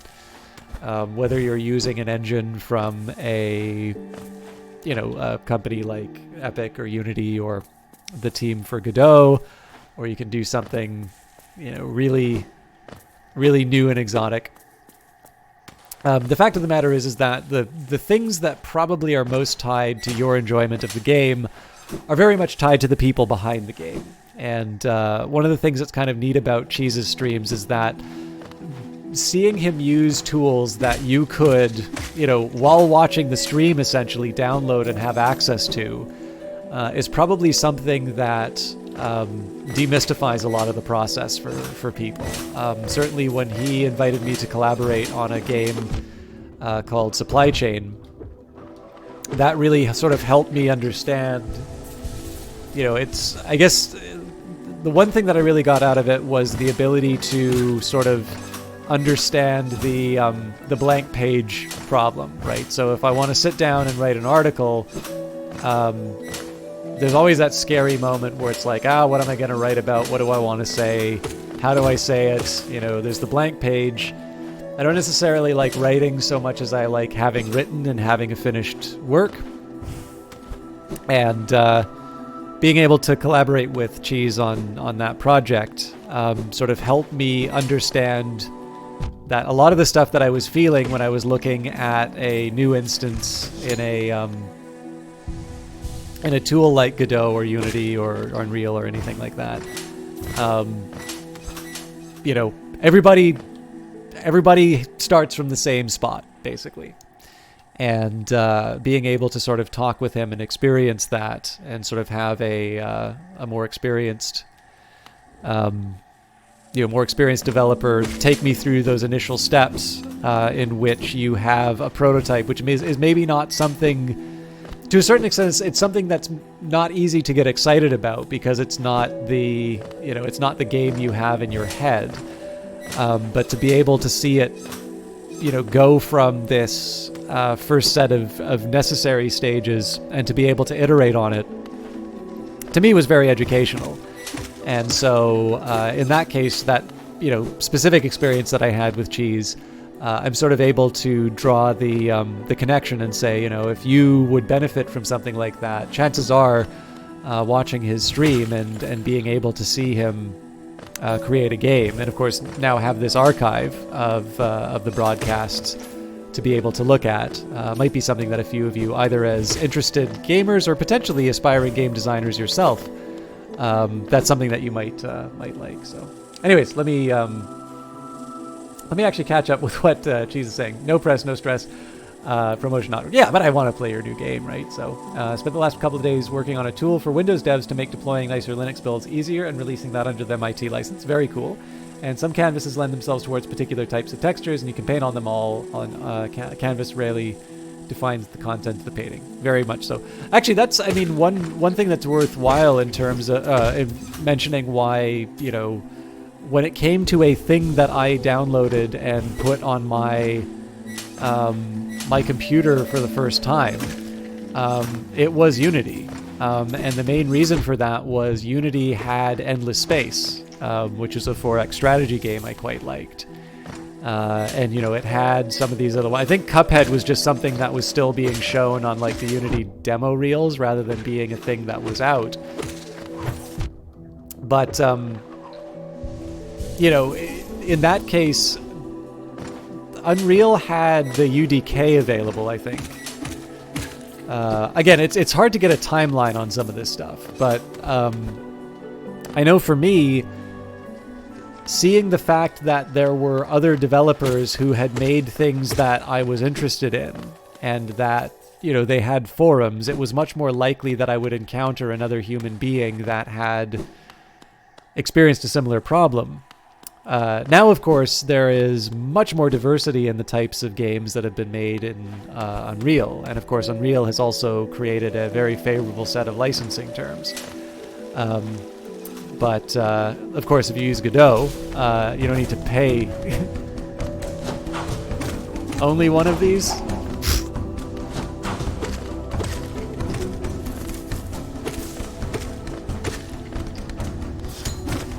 It's hard to argue with the Godot licensing terms.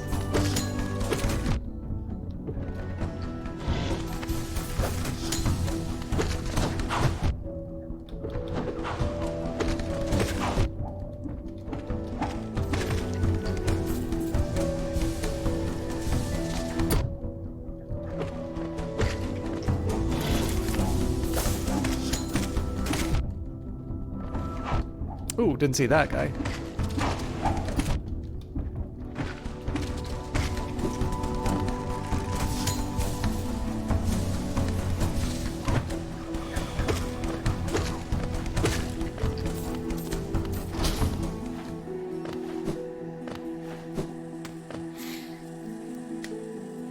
UDK was a cut-down version of UE3. UE2 was a thing as well, but it wasn't as easy to just download and get running. I think you had to negotiate a license. Yeah, this is the thing. I don't really know that much about the... So, I know under UDK, Infinity Blade was a thing. So, they were definitely talking about your ability to make, mobile games through it. So that was kind of interesting. But, again, I think there's just something to be said. And this is actually one of the reasons why I'm interested in some of the local... this is a little too easy to get access to. Oh, never mind. I thought it might be a mimic. Again, another great example of sound being the cue for something something interesting.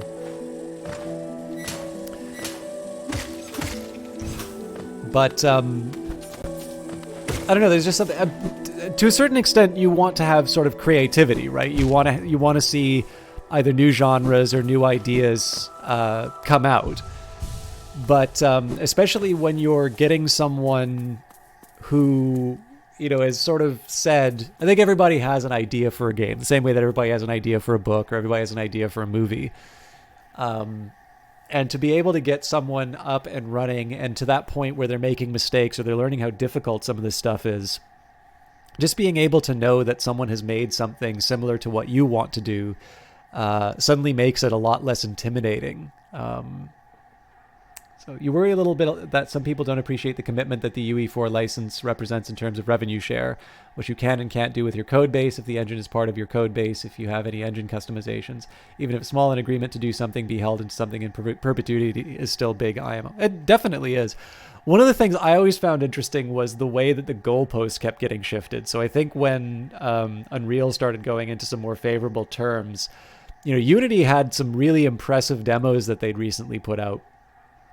And I was watching sort of the announcements on YouTube, and all of a sudden in chat, there's all of these people who are going on about, yeah, but you don't have access to the source code. And I'm like, well, yeah, I mean, obviously there's a commercial version, which you can. I know City Skylines uses that, but I'm like, I don't really think that's what people who are using Unity want that for, right? I mean, you're absolutely right. Like, if I knew C++ and I really wanted to go in and and mess around with what Unity had done, you're right. That is a limitation of using that device. But I'm pretty sure most of the people sitting here are being very impressed by these demos and these new things that they've made to help game development. Chances are these people are really not looking to do a lot of that stuff, and they're really looking to simplify their existing workflows and go from the ideas in their heads to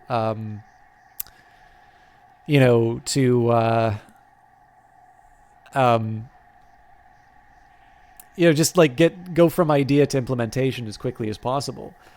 And I always think like the question is it's the matter of just saying like, what am I trying to do here? And I think, as you point out, like the commercial considerations are another big one. Like if you do wind up being, Valheim, let's say, are you willing to, are you willing to see that much go to Epic?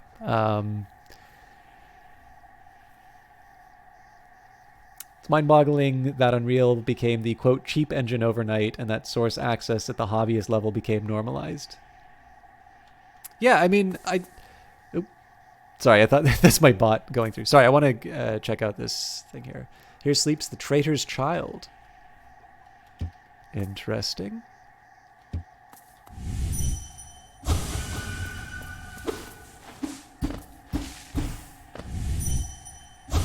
All right, now seems like a really good time to try this. Well, I hope I didn't mess up the... Okay, it's life seed, so... Hold D. Wait a minute, that doesn't make sense, because if I hold D here...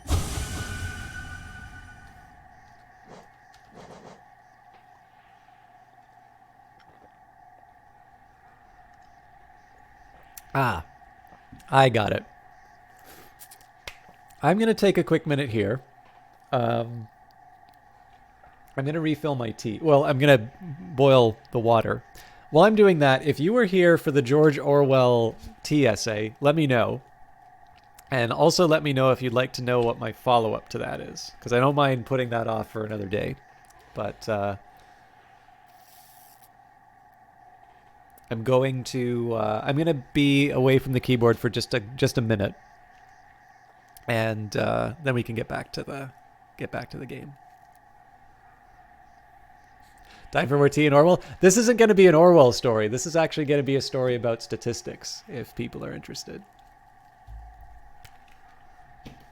Back in a second.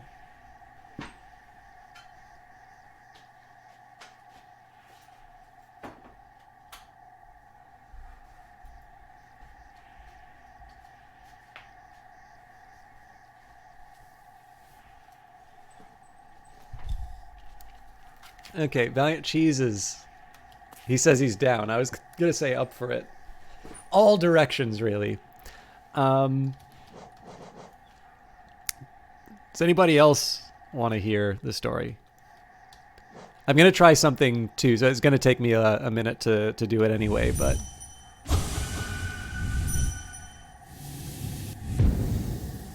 Okay. So then I go up.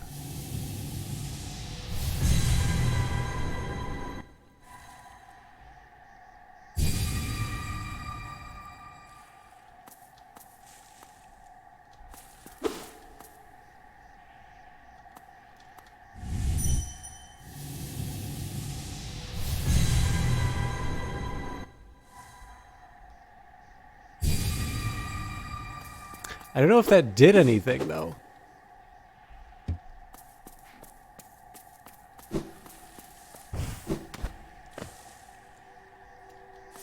Maybe I need to have, like, another... Oh, yeah, you know what? I probably just wind up putting down 2 gates. Okay. Oh, pfft.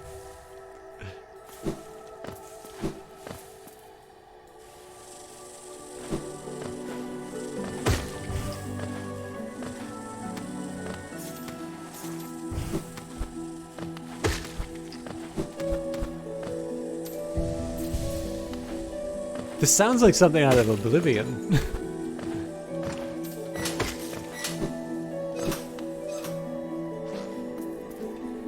Just give me 1 quick second here. It's been a while since I've seen these guys.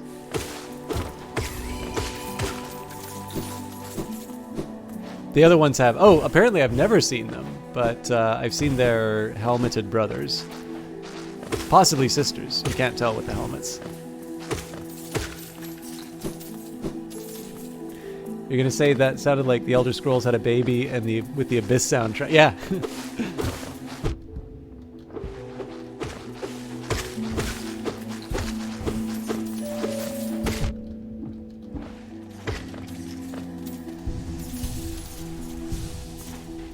The Abyss, the true lies of James Cameron movies.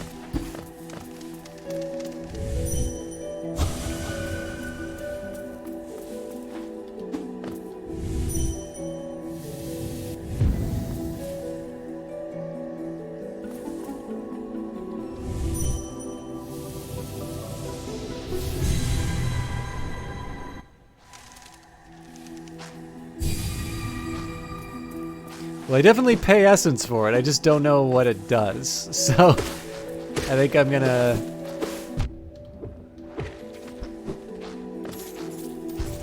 I think I'm just gonna knock it off for a little while until I have a better idea of what's going on there.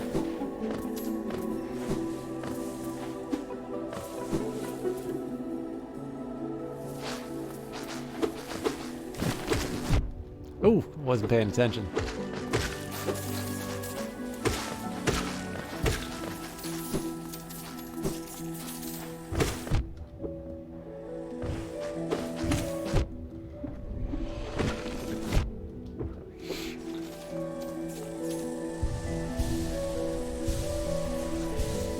Apparently I just don't care about souls.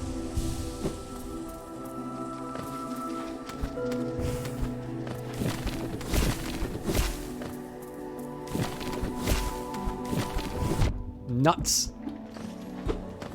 I thought there might be something to the side there. Oh.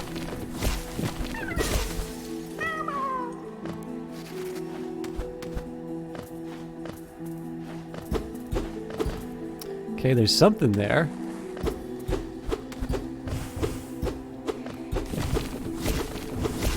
This is a good chance to get some souls.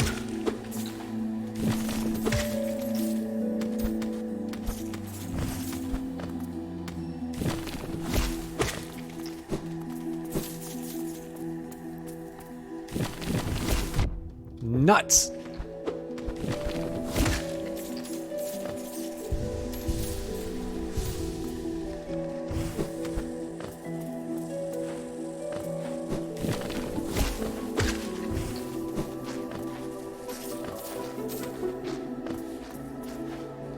Okay, so now I gotta figure out how I'm gonna get up there. Nope, that's my kettle. Back in a second.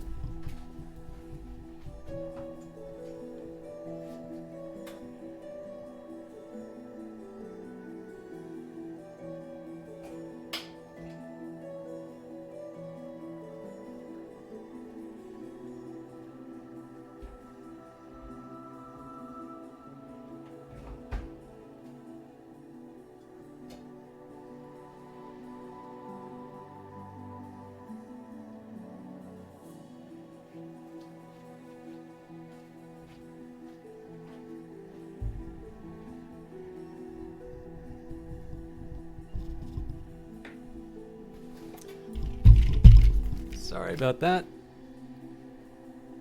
I just know if I boil the kettle, like my kettle turns off automatically, which is wonderful. But there's no point in boiling the water if I'm just gonna... I thought I was gonna hit him.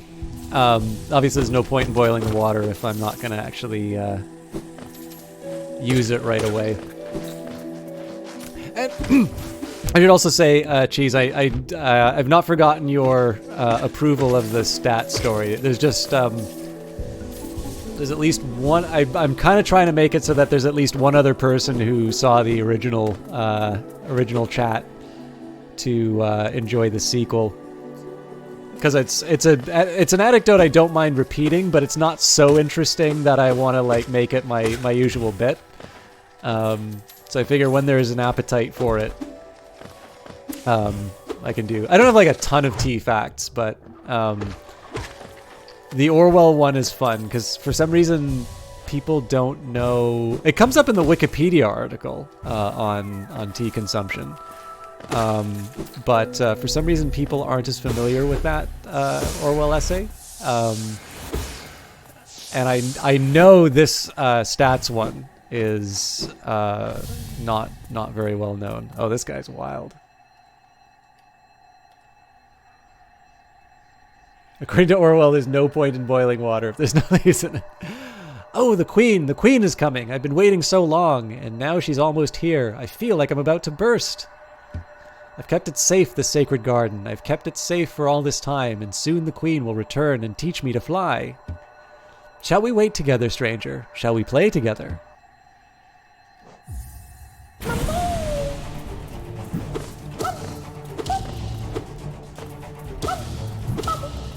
Okay, I really like this play idea, given that it's a ball.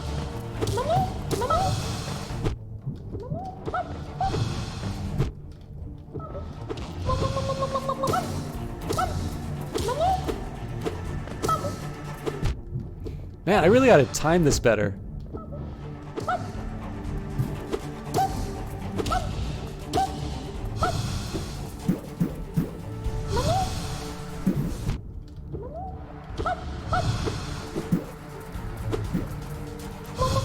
I screwed up.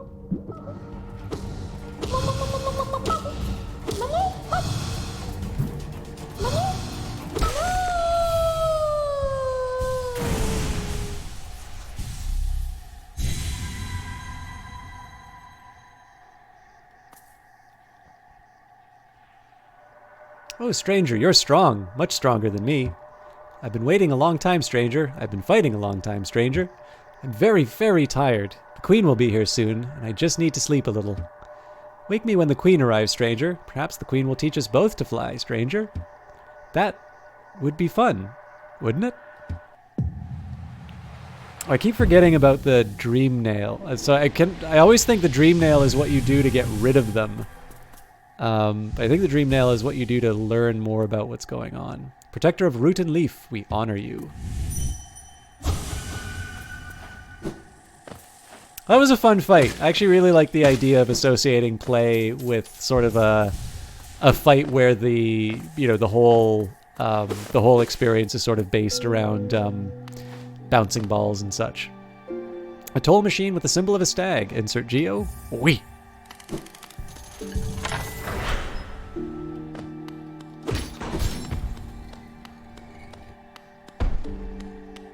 Since Mamu isn't a butterfly, I'm guessing that they died waiting.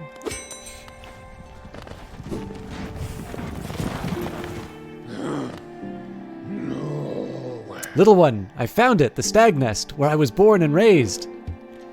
I've yet to go there again. My duty binds me to travel only where I am called, but if you wish to see it yourself, I could take you there. None may remain to welcome us, but the nest is still a sight to behold. Give me the word and we will go there at once. Well, obviously I want to go there. Les Pouces Cailloux, how you doing? I'm not too bad myself. I hope you're having a good time. Before you rang the bell, I'd almost forgotten the station existed. It was not often used by the common bugs, being a well-guarded retreat for our late queen. Even as overgrown as they've become, these gardens are still beautiful after all this time. I'm sure the queen would be happy to know that.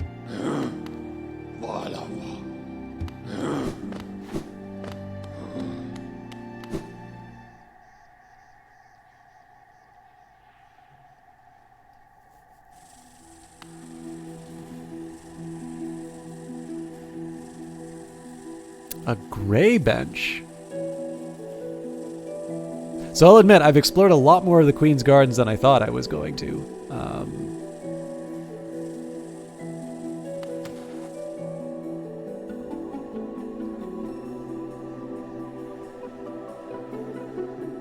Oh, it's thinking really hard.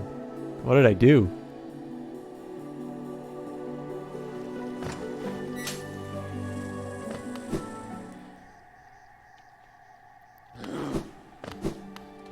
I'm trying to decide, like, so do I want to try... Yeah, you know what, let's try that gray bench first, and then we'll see what the last stag wants us to see.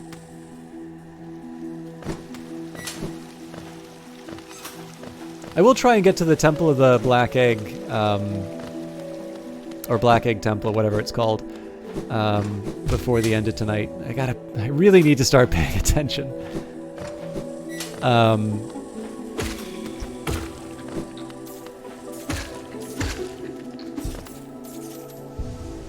But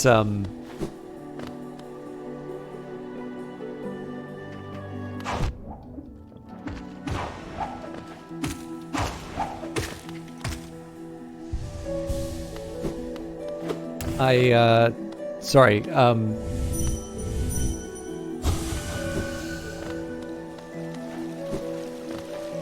don't know, like, I definitely wanted to...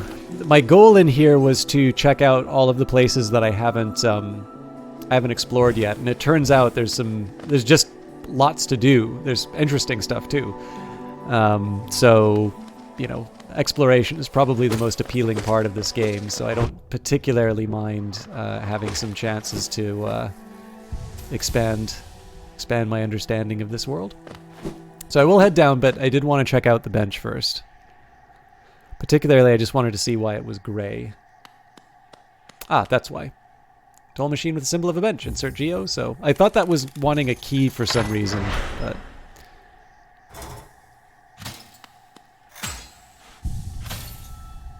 Hello. Oh, that's neat. Gives me the Hollow Knight equivalent of Muzak.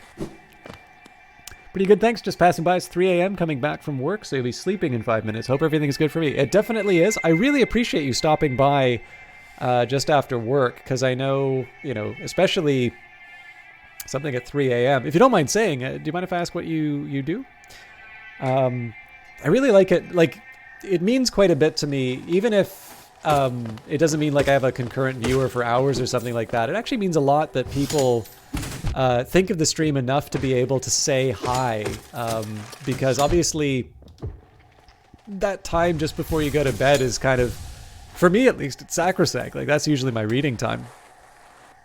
So it's actually really, really nice when people stop by and let you know. I don't know, it's like getting a letter or a card, or getting a call from a friend. Like, it's just nice to know that somebody, you know, somebody thought enough to be able to do that. So thank you.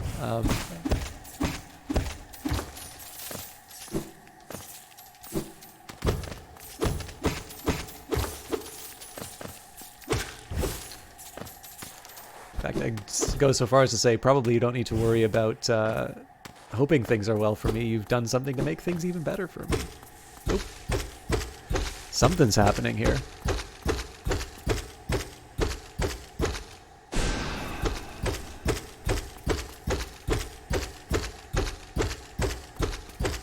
It's a wall of meat. A police officer. Excellent. That makes a ton of sense. So, like, I had this... sorry, the reason I said excellent, I'm thinking to myself, it's like, oh, you know, what if it's like some kind of... Sorry, this is going to sound terrible. It's like, you know, some convenience store job where, like, there's really low satisfaction. It's like, that must be really hard. Like, I worked a graveyard shift for a customer service line on the phones for a while, and that was always a challenging job morale-wise. But that sounds interesting and worthwhile.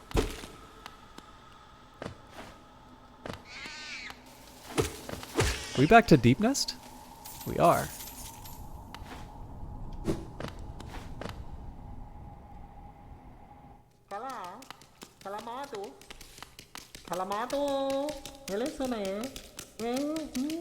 Mask, a face. Does it need one? Does it not? To define, to focus, to exist. I thought he was gonna give me something.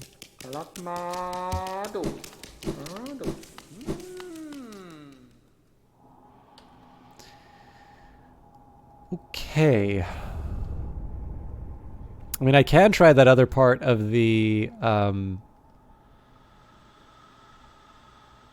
I can try that other part of Deep Nest, but I'm actually going to head back to Queen's Garden. Because I wanted to, I suspect this is going to be, this upper part is the area where I can't get past the, sort of the black barrier. But,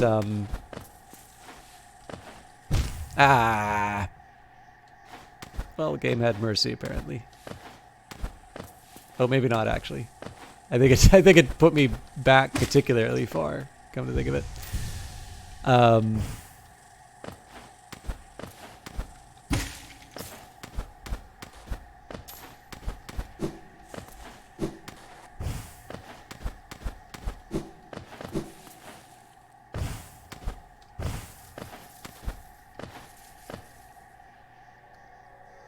All right, so we wanted to check to the left-hand side, but we know there's nothing too crazy here. So we got the bench. What else did I want to check? Right, the upper part near Fog Canyon.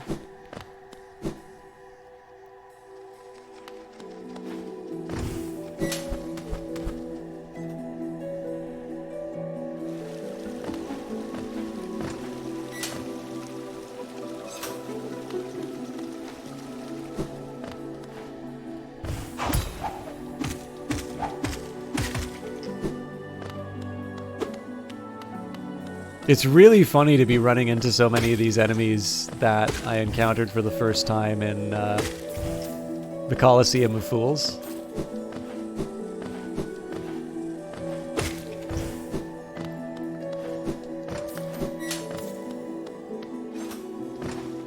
Oops. Okay, I'm just gonna sit on the bench in case something bad happens to me. I'm going to straighten out my tea. I don't remember when I actually went to... This will probably be particularly strong. But... Kind of jobs where you need to be 100% focused and available for others at any time. Yeah, very much so. I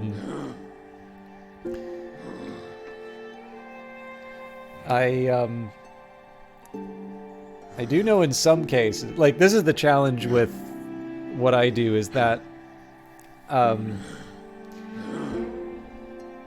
There are some contexts in which if I get an estimate wrong, there are some pretty substantial consequences.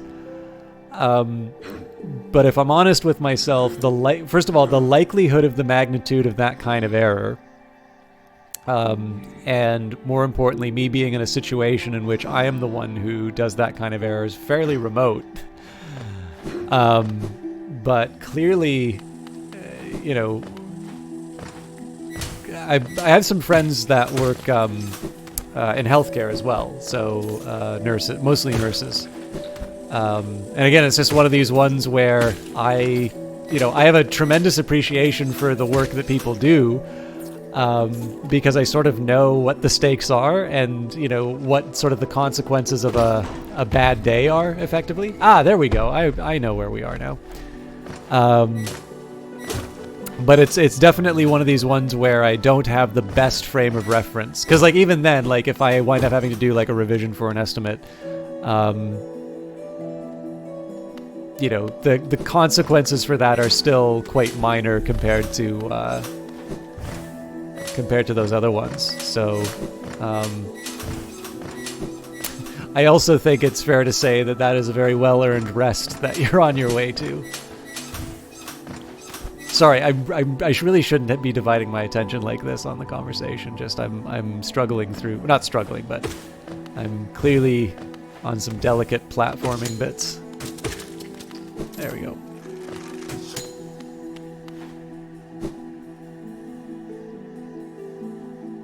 All right, I'm looking at this T. Let's see what it...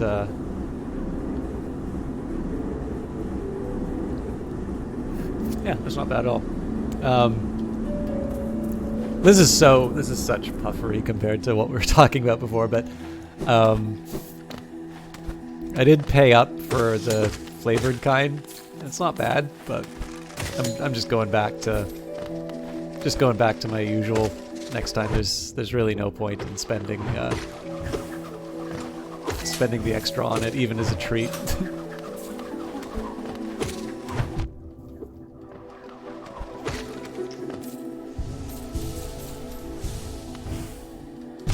Jesus Christ.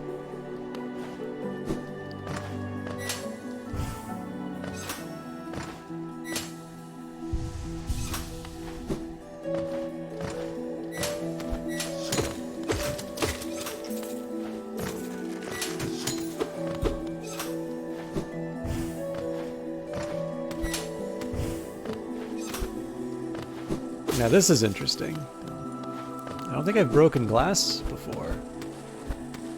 And I'm guessing here I need to take advantage of my Superman ability. Because of the spikes. I was a little too low, sadly.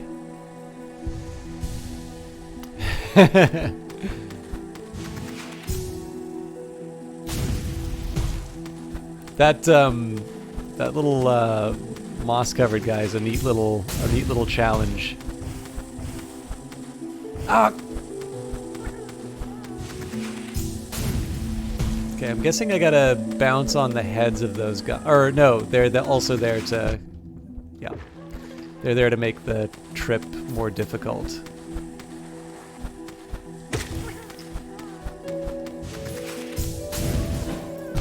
Nuts! Oh man, that is a tough one. Hey, Skinny Man Gamer, you need to finish this game sometime. I am having the time of my life with it.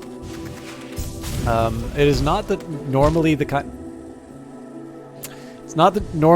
of game that I play, but I have gained a much better appreciation of sort of the Metroid style game. All right, I'm gonna go recover some health, and then we'll take that again. Yeah, I've gained a much better appreciation for these styles of games. I've got to be doing something with my hard... Just give me a quick second here. I think this is on my hard drive as opposed to solid state. And I'm wondering if something is...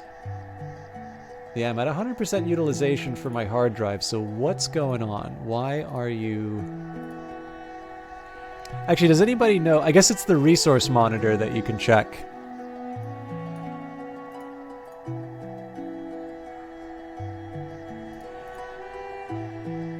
System, huh? Is Windows doing an update?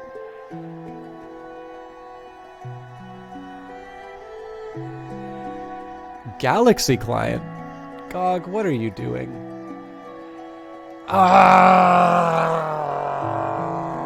Why, GOG?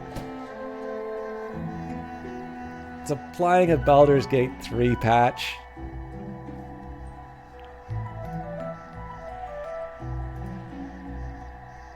It's gonna take forever to delete as well.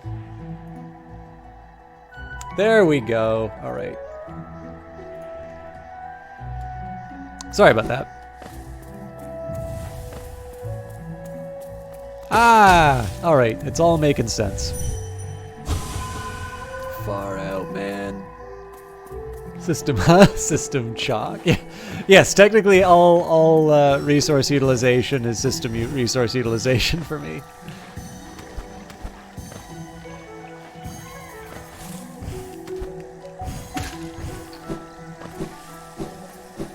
Don't get me wrong, I'm really happy that GOG gave me a copy of Baldur's Gate 3, and I will be returning to that on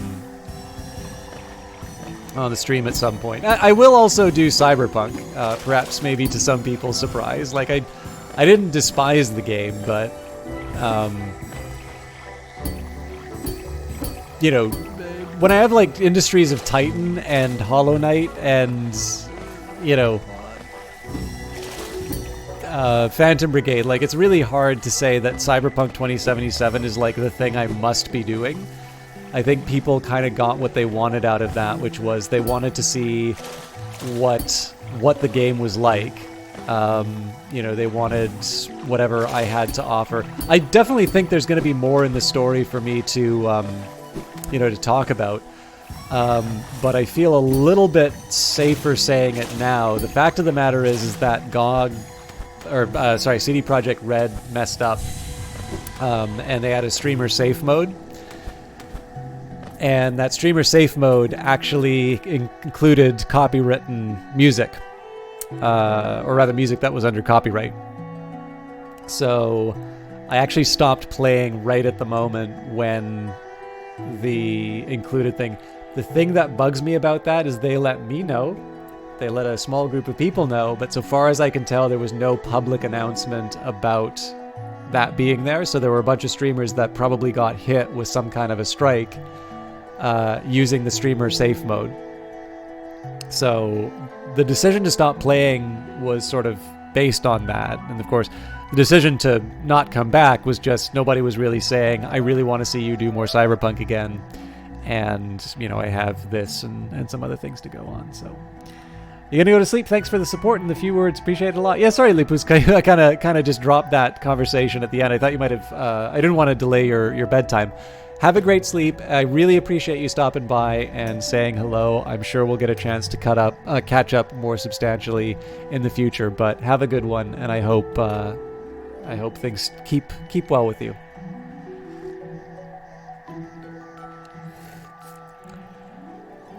I actually don't remember why I went on that GOG rant for a bit. Greenkin lost, paths overgrown, dream forgotten.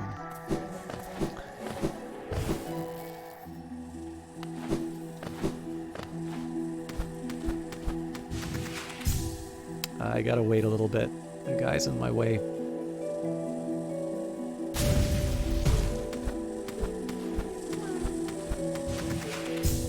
This might be a little low, but okay, good.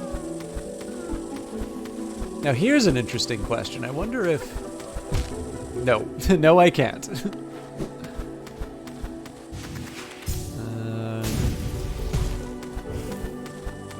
That was close, but no harm, no foul.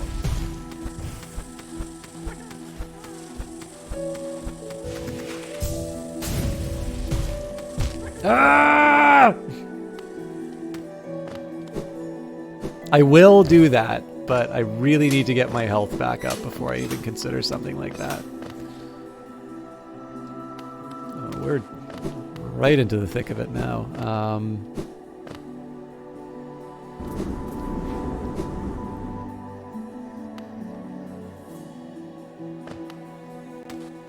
Ah!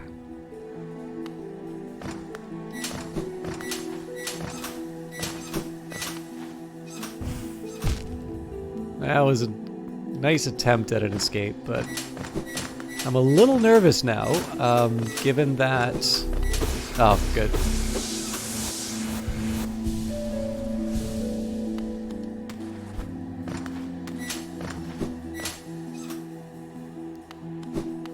So even if I can just get to a bench, one, I get to lock in a little...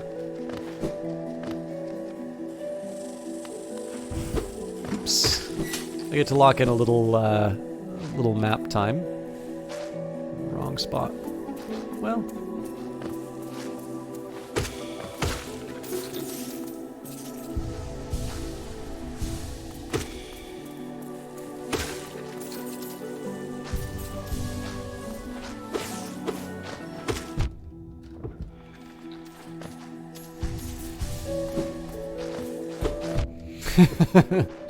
This is just like the Colosseum of Fools.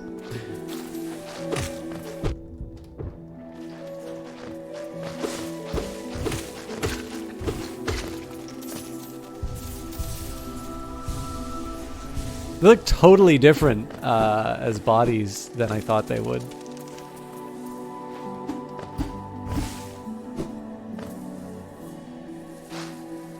Doing those dashing these? I don't think they do.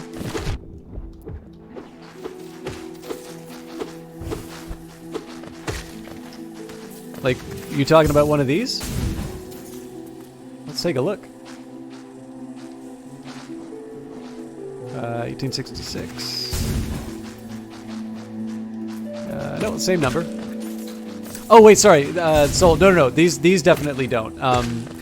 The Hadoukens cost souls for sure. But that one, oops. These ones I can do forever.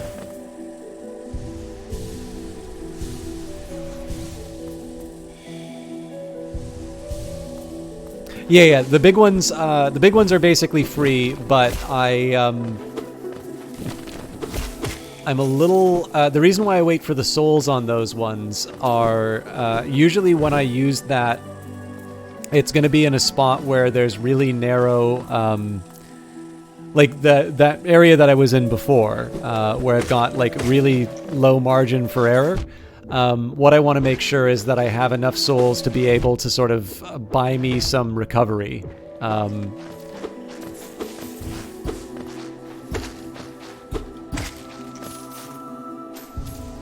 In addition to being able to do the sort of the main bit that I'm trying to do. If I was confident enough in my abilities, I wouldn't go in with some souls. But the souls are essentially what allow me to mess up and not worry too much about having to recover my body from a particularly hard spot.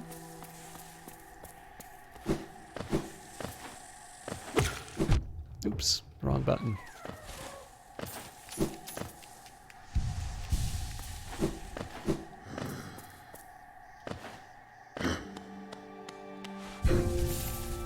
Okay, what are we looking at on the map?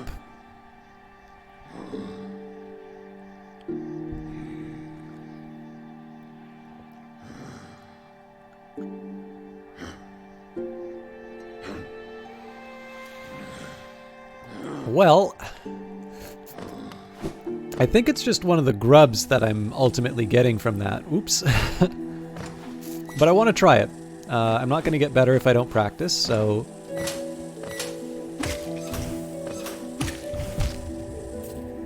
I'm also not going to get better, period, apparently.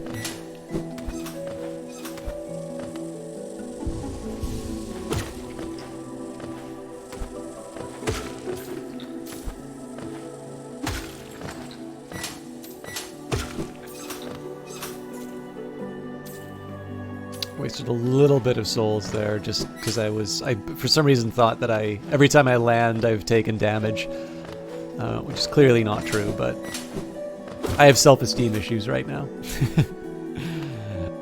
Okay, so I almost messed up there, but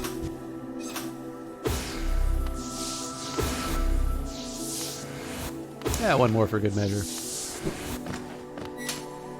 It's fairly easy. It's actually really intriguing how easy it is to go down here. It's going back. It's actually, I think this is the first time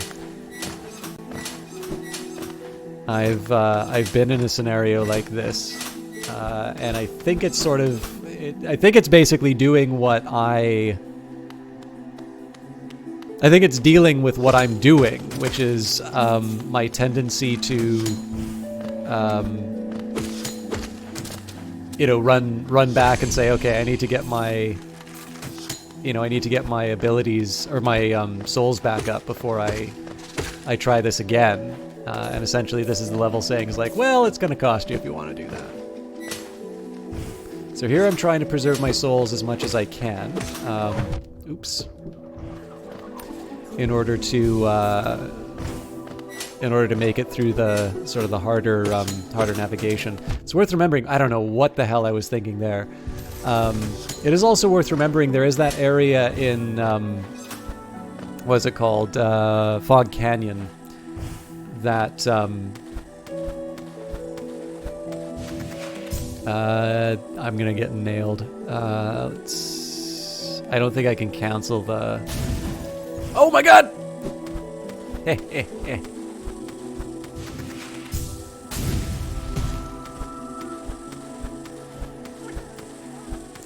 Okay, now this is an interesting question. If I do this...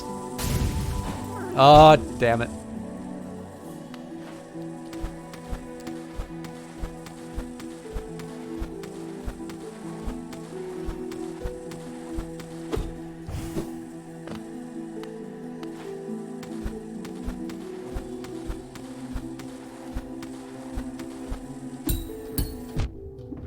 Not worth it. I mean, it's cleared it out for the next couple of rounds, but that was two masks that I lost, and I don't have any reserves left now.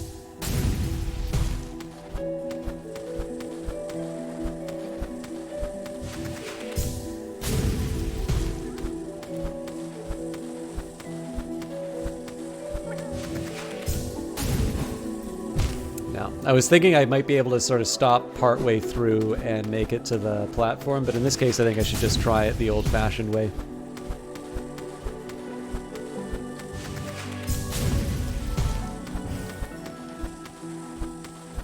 Although, I'm really tempted, I know the finger movements I want to do, and I do it in the wrong order.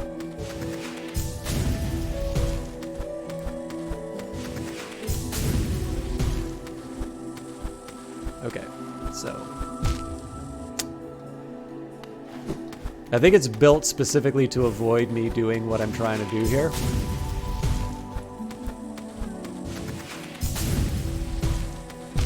Oh, Jesus. I think in this case I'm gonna cut my losses because I'm being a bit of a dummy right now.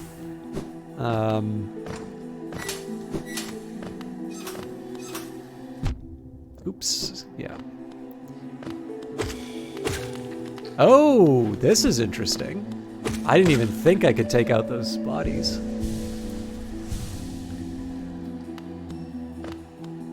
Do those? No, they do not. If you hit an enemy on those, you get hit, and they stop your dash.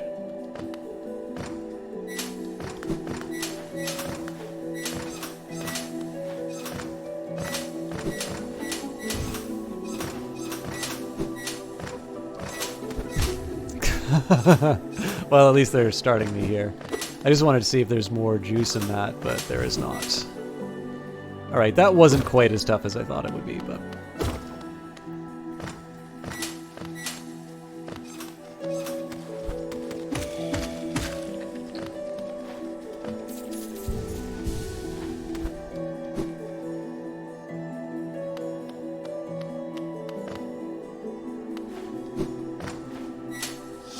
Ooh.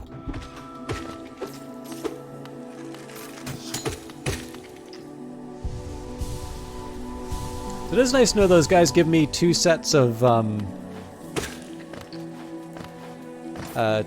souls. One to take them out initially, and then another to take out their body.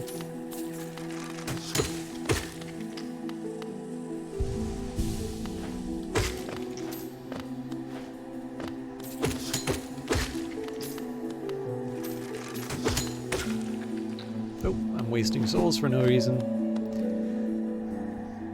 Okay. What was I trying to do in Fog Canyon then? Oh yes.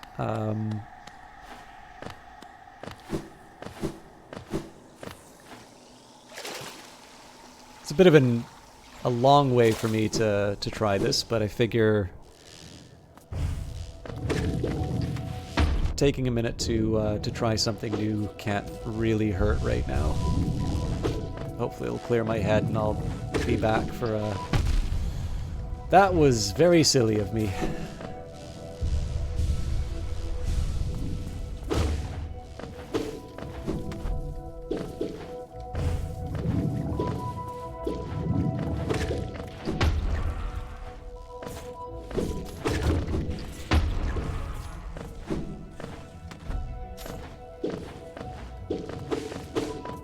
I'll confess I don't 100% remember where this spot that I want to go is, but...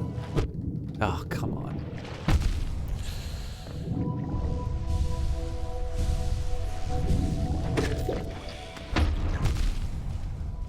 That was really, really bad of me.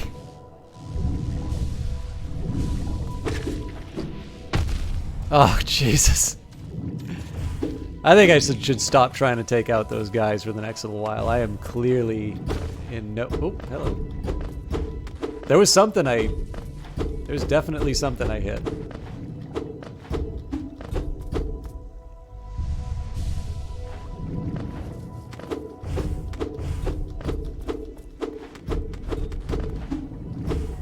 Oh, you know what? It's probably one of these. It's probably some scenery. Yeah. I think this might be the area. But I'm going in with some pretty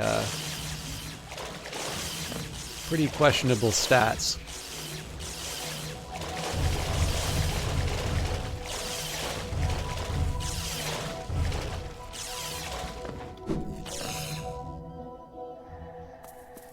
Maybe this isn't where I want to be.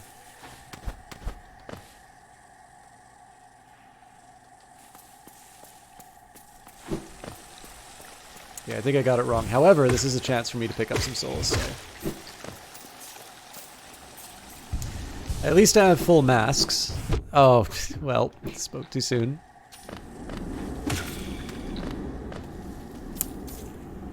Alright, so that blocked me from the Queen's Gardens, except of course we now have a way of getting to the Queen's Gardens. We've actually been on the other side of that not too long ago. So I'm getting a slightly better idea of the area. I am struggling a little bit to remember that area I wanted to come back to, but exploring is part of the fun.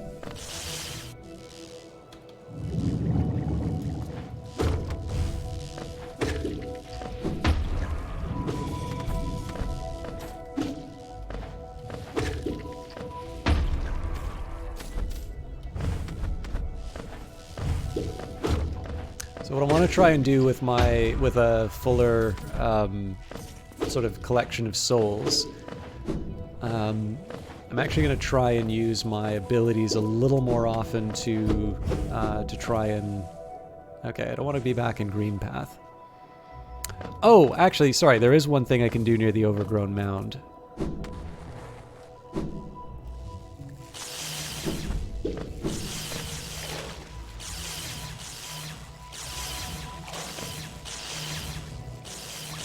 I think I'm gonna have to. Ooh, I remember. It's not the easiest journey.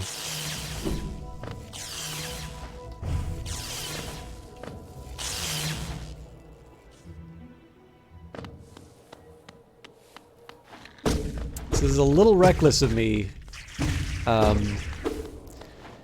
Simply because there's really no, like, I don't have an idea of where my ultimate destination is. So I'm gonna have these 3 blue masks, and essentially I'm banking on the idea that while I am trying to recover souls by attacking enemies, I'm not going to be taking the damage. Oh, I remember where it is now. It's by the Forgotten Crossroads. Okay. That's a little bit of a trek, but I think that's something I can manage. So again, the idea here is going to be I'm going to try and build up my souls. I definitely want to avoid taking damage because these are 3 masks that I'm going to be able to take into a difficult area.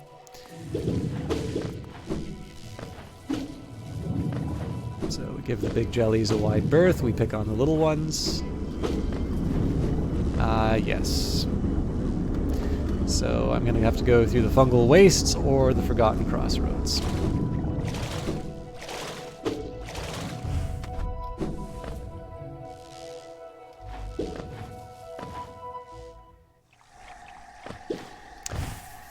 This is one of the funny things about unlocking more of the map is that I'm forgetting all of the barriers that I encountered.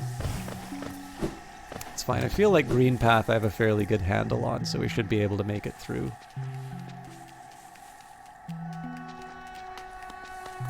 I think I actually have to go up and around.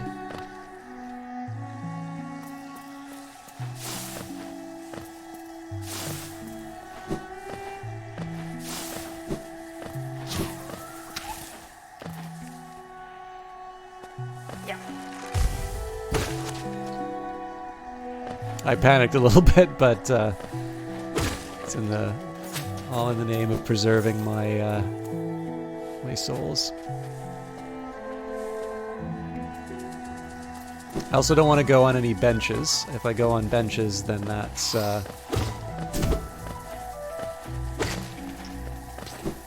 just going to reset my my masks.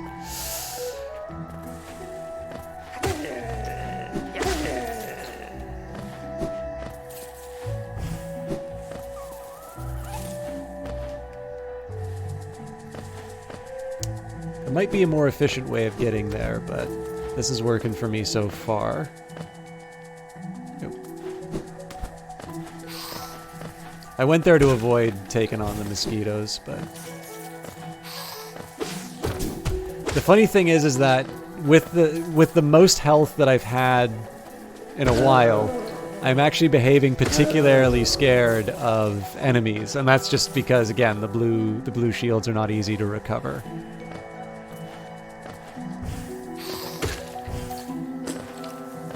Sorry, shields, health, masks, whatever.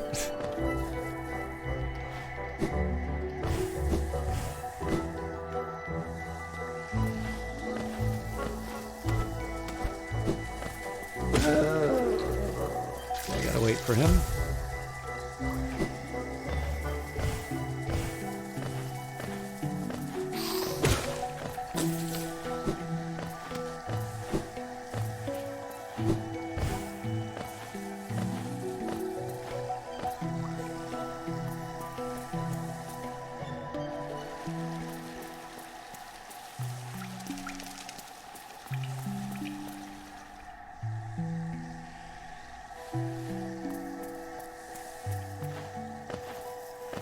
I'm thinking probably going through the Queen's Station might have been a little bit better for me. But we're kind of committed to the current path now, so I'm not going to make too much of a big deal about it.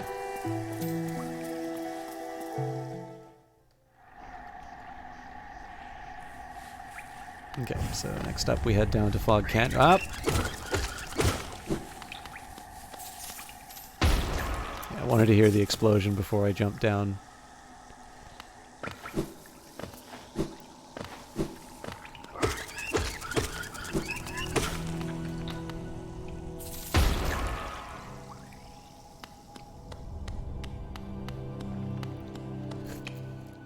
Sorry, the tea is also offsetting the fact that I haven't had dinner yet.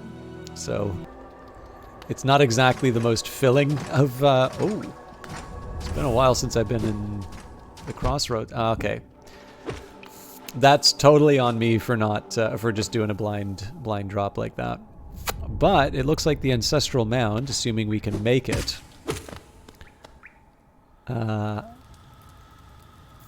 lets us augment our...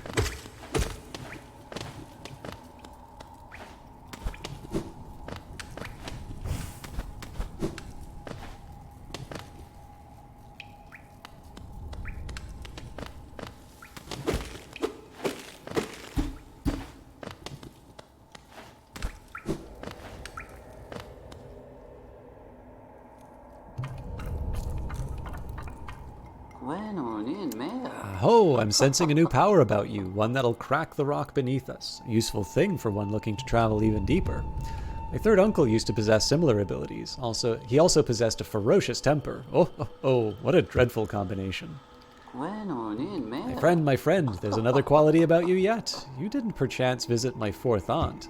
She makes her home beside that crystal mount, leaves quite an impression on those who seek her out. Were I not bound here, I'd love to visit myself. Pried a spell out of my larger cousin, did you? Aren't you the charming one? She's not usually the generous sort, certainly not as giving as myself, but she does have that wonderful voice. It's no surprise her spells take on such aural force. Oh, what brings you back through here, little shadow? Are you lost? Don't worry about me. I don't need anything more from you. Oh.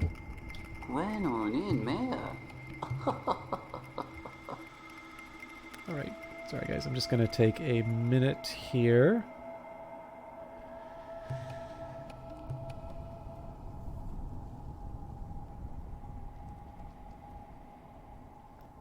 I'll probably go overtime, but I want to get something out of the way.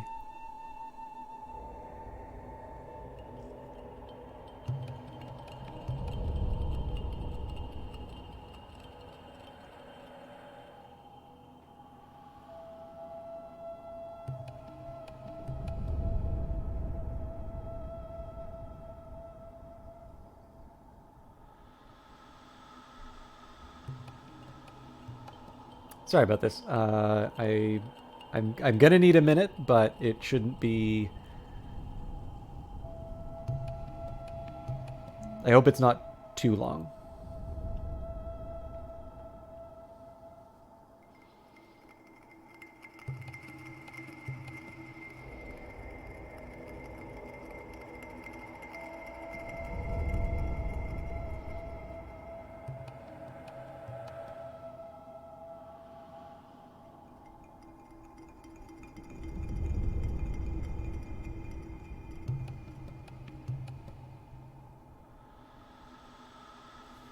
Okay, grand.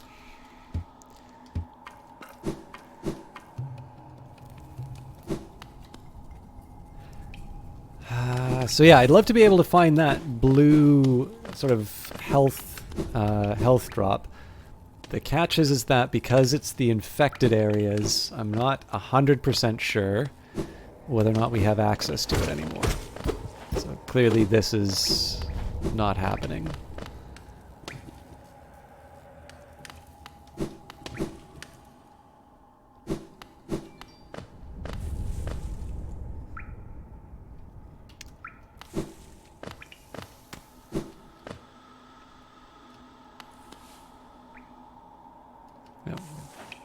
I have a bit of a journey ahead of me.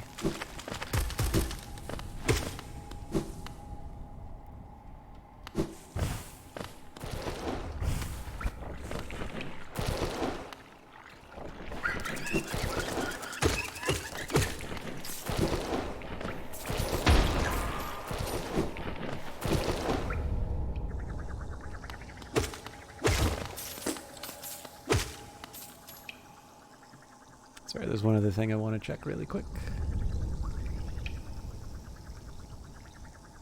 Cool. So I just wanted to check a little update on the hard drive, make sure that stuff wasn't running in the background. Normally when I have a game on my computer, oh, did I mess up? Huh, alright. Ah, maybe this gets me to Fog Canyon. Yep. It's nice they give me that little visual reminder about how I accessed certain areas. Okay, so I don't really have a reason to try and claim more health.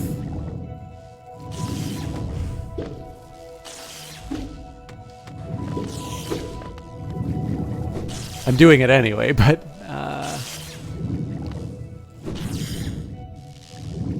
all right, here we go. So,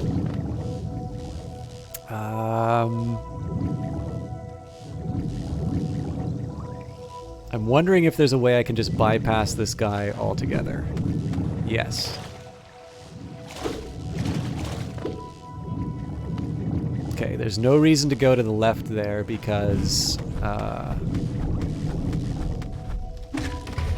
oops. Well, see, I successfully neutralized the one, but... Oh, hang on. I shouldn't be taking these guys out until I'm collecting souls. Alright. I'm going to try something very reckless here, but... Got it.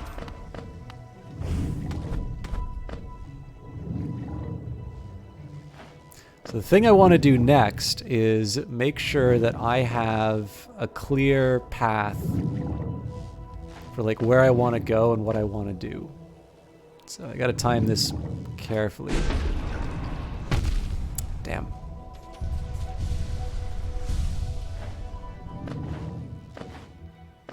Let's just get a quick peek down here and see what's worthwhile. I don't think it's going to tell me.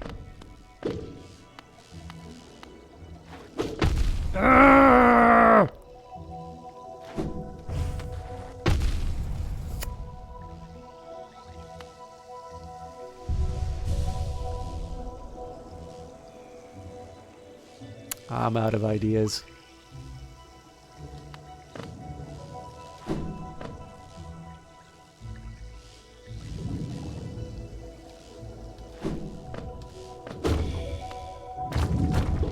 Ooh, okay, good. Charm notch. All right. That was very much worth it.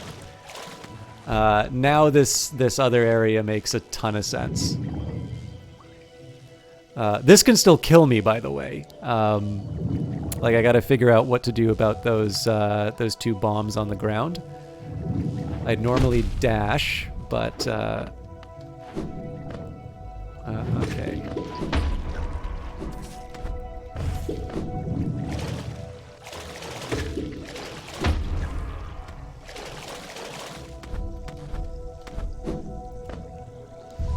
I mock the Scud missile jellies.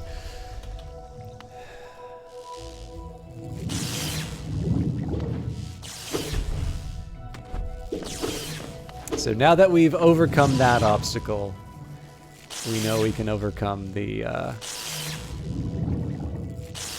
problems in the Queen's Gardens, assuming I find an easy way back there. Because we know we can't just go straight through the Fog Canyon.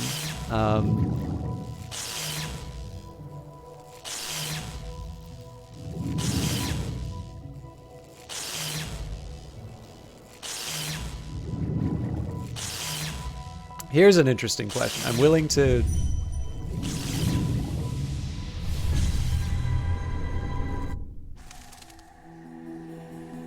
Okay, cool. So it is a fast travel. That's definitely worth a soul.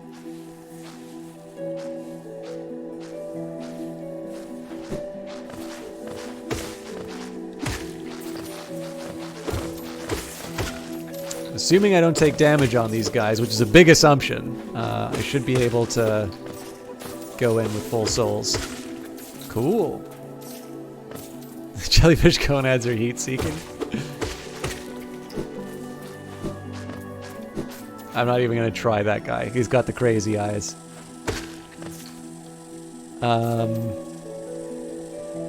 Okay. It'd be nice to have the blue, obviously, but I'm not going to be too militant about it. I'm going to focus on being disciplined in my actions and seeing if I can pull it out. Oh yeah, I don't even need the reserve.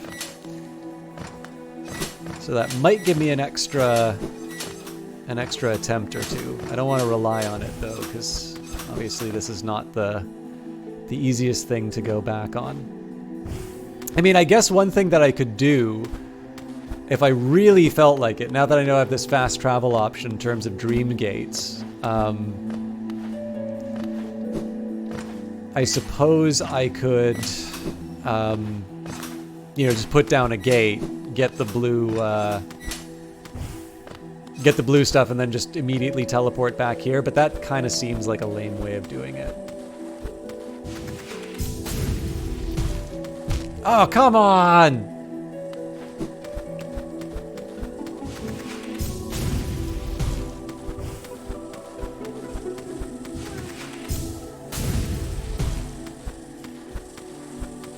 Okay, so this is where it gets a little tricky.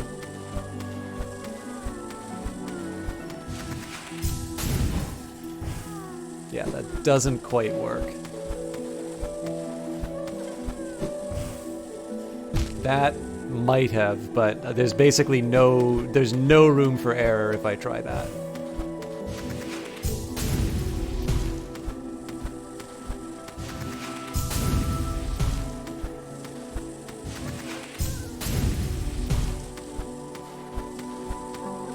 Ah!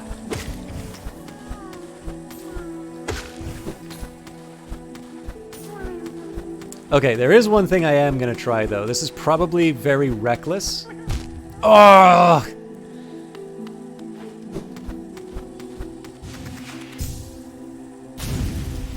I hope I don't die. No. That sucks.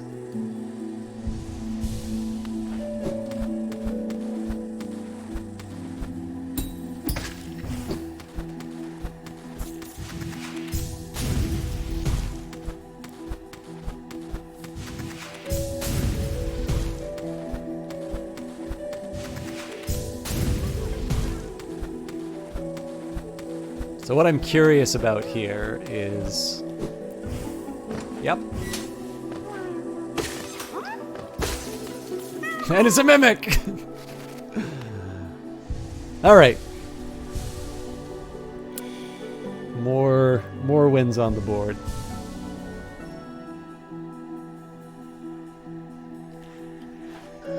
Oh, but geez, if I don't have moments like this, how am I ever going to be able to say get good to people who just want to enjoy video games? Alright, that's my fault for being dumb.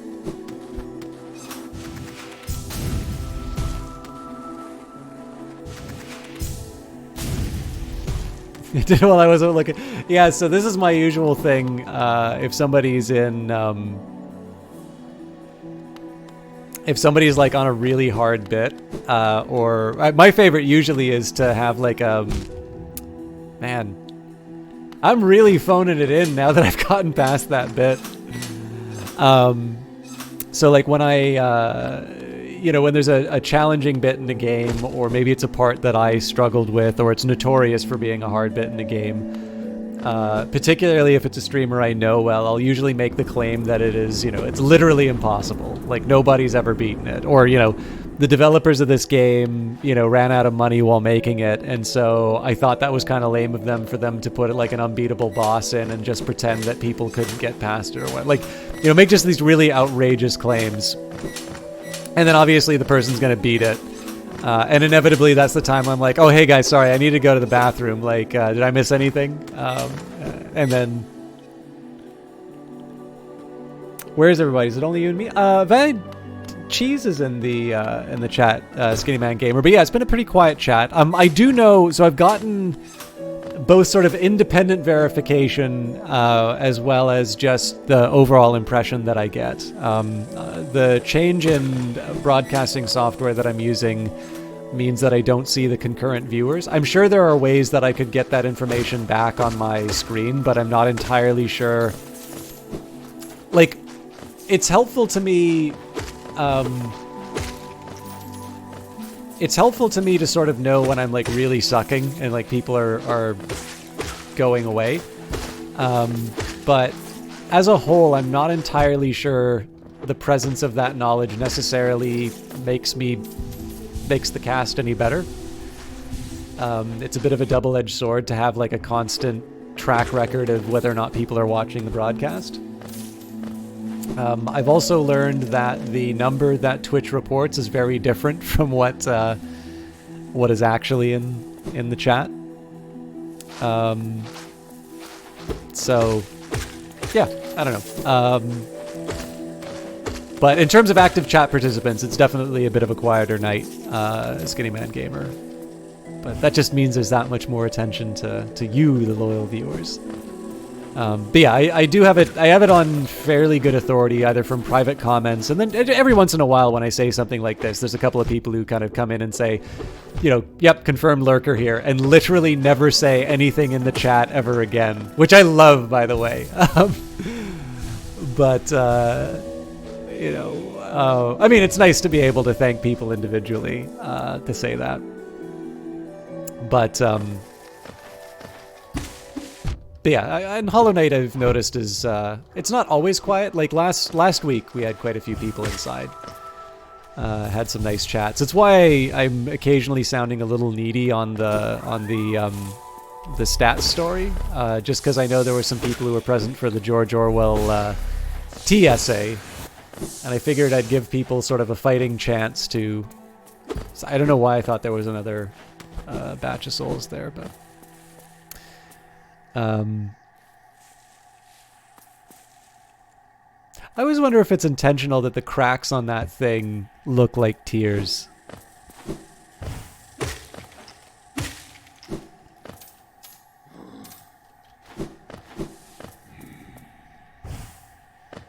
Alright, I think we are ready to go on...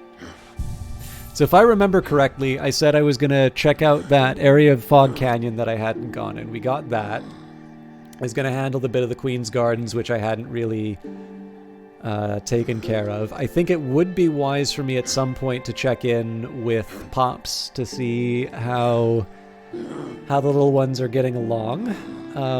We haven't gotten an achievement, so I'm going to assume that there's still more larvae for me to check out. I guess I was threatening to go to Deep Nest at some point, but I think Deep Nest is the last of the I haven't been able to investigate these areas. It looks to me like for Queen's Gardens, like I really don't have any idea about how I'm going to get past that that darkened barrier. I'm sure we'll find it eventually, but I think a quick trip to Deep Nest after seeing the hatching place. And then we can take a peek at the Black Egg Temple.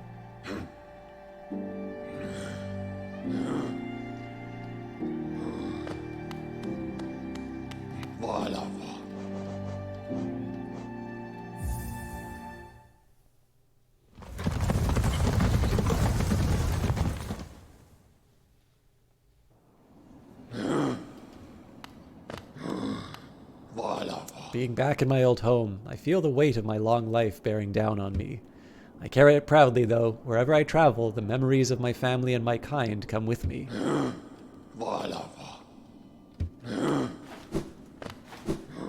This game's too deep for me. I feel sad. Achievement unlocked: Hope. Open all of Hallownest stag stations and discover the stag nest.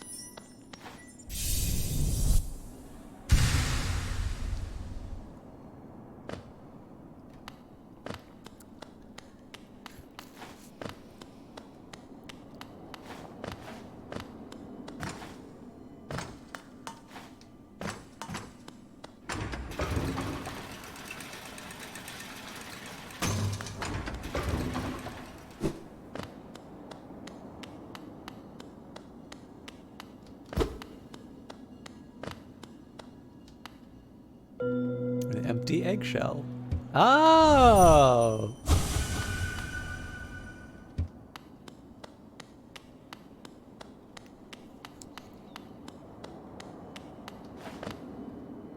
I hear something. You guys hear that?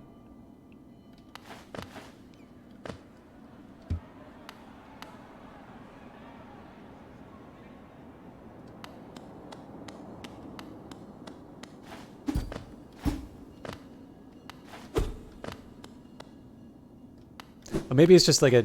It's. I thought it was like a. I thought it was a. Like a buff, but it actually sounds more like a bell. So.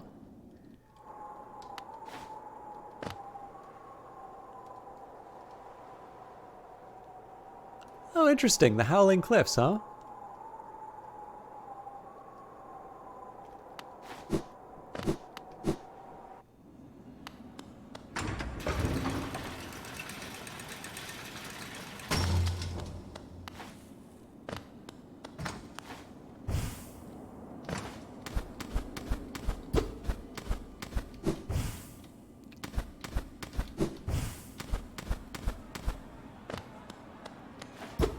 Yeah, so it feels like there's stuff going on here.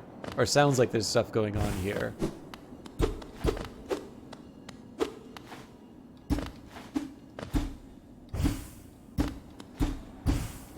Yeah, I love the implication, though, that there's an egg that recently hatched. I wonder if we're going to wind up seeing the baby stag.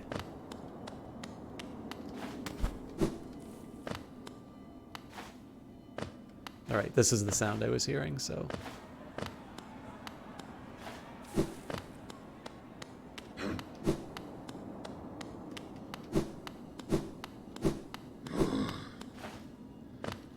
No. What do you think of my old home, little one?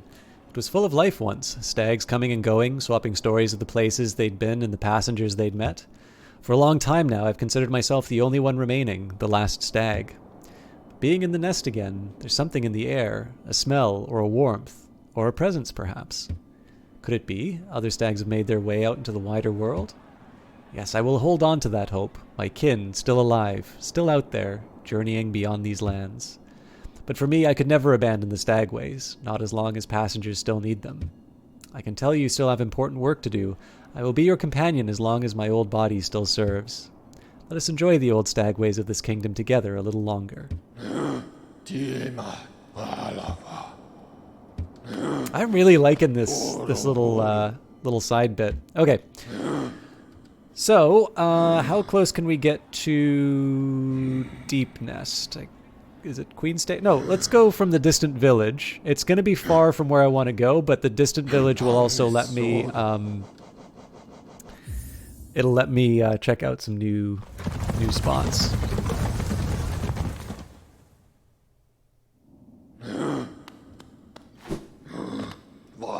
Ah, little one, where are we? I have never been to this station. It has a strange air of danger to it. Let me take you somewhere safer, quickly.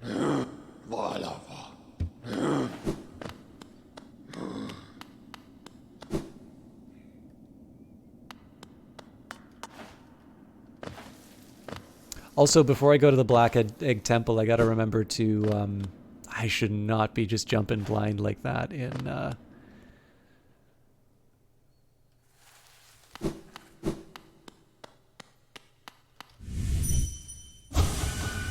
should be jumping blind like that in Deep Nest. There's bad things that can happen to me here.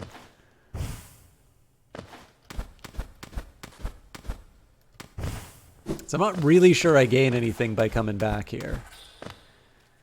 Yeah, this counts as being inside a building. I'll maybe take a quick peek around. Maybe we get to save Zote again.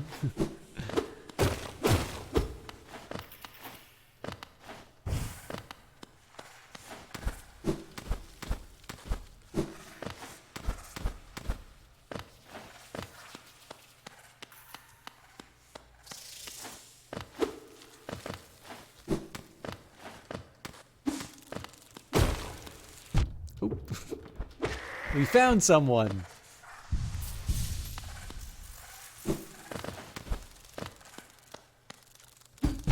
Damn.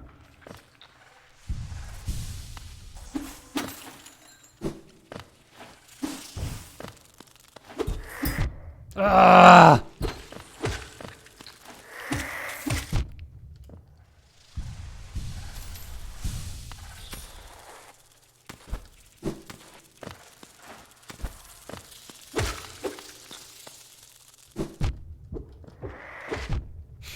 I just don't deserve the health and souls that I have. I'm being a little careless here, but all right. Again, I could have sworn that was something new, but I'm really starting to just see hidden secrets everywhere. So I'm starting to go a little mad.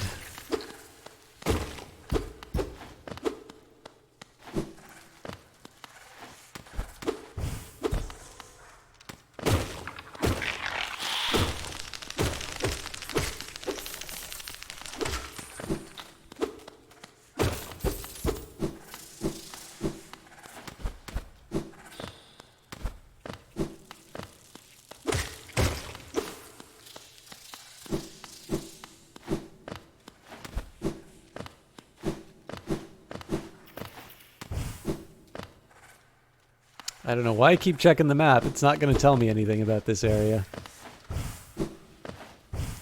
Cartographer decided that maybe this wasn't the best place to investigate. I guess.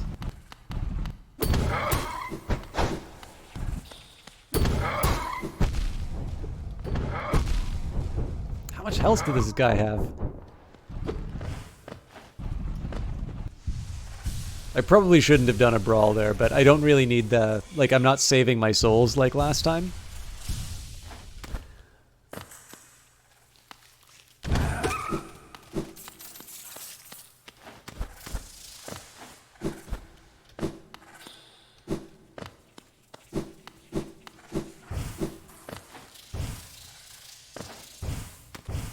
Alright, so I gotta eventually make my way out of here.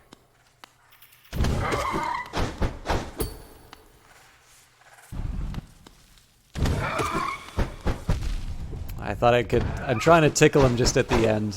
I don't think I quite have the range.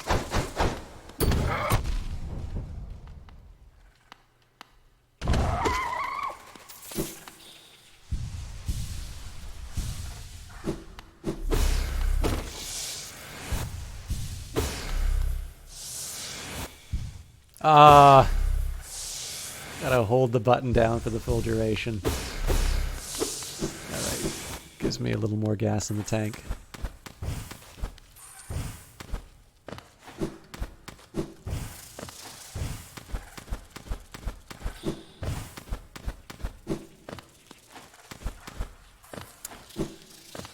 As enjoyable as the memories were, I think we should just call it in this place and head straight to the destination. The fact of the matter is I don't actually think I'm going to be able to get past those areas in Deep Nest. But I think it's worth...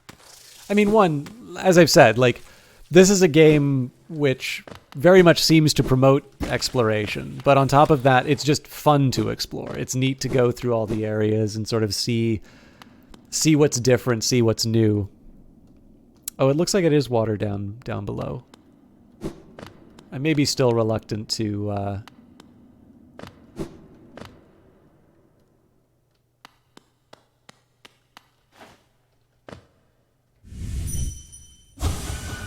Not friends. I'm still a little reluctant to just automatically drop down, but...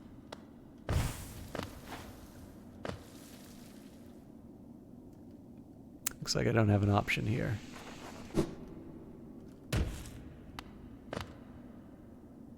Oh, interesting. So if you don't have the mantis claws, you're sort of stuck. Well, I guess you would have to have the... Oh, and I seem to have completely forgotten about the spot that seems to go up to the fungal wastes. Okay, I actually have two things to check out in Deep Nest. I might have chosen a different path if I had known that, but... Well, I knew that, if I remembered that. Oh. My good friend, you wear that bright mark of relationship. Then you've met her, perhaps. Her who'd guard the mark, the gendered child. Sprightly thing, isn't she? Pale gift to the nest and the beast, and the fair trade for sacrifice, sacrifice made. Long she's been distant. It'd do our spirits well were she to grace us a visit home. Hee. Oh, I'm sorry. Old memories cause my mind to wander on such silly diversions, especially when I'm oh so famished.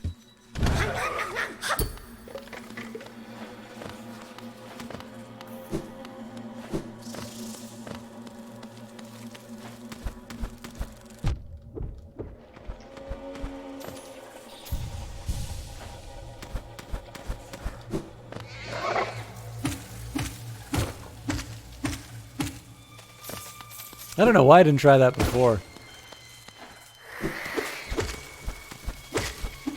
Oh, I was a little off on the timing.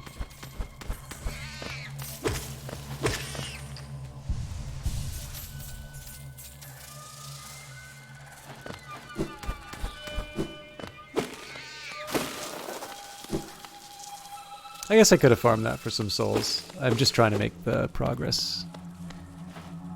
Technically past the time that I would normally stop streaming, but other than the fact that I need some dinner, I don't particularly mind going a little bit later tonight. I do want to get some work done. I've been on a little bit of a roll for some of the projects behind the scenes that I've been wanting to do. Other ones I've been a little bit more lax, but I thought tonight would be a really good opportunity to take a good shot at finishing some of them.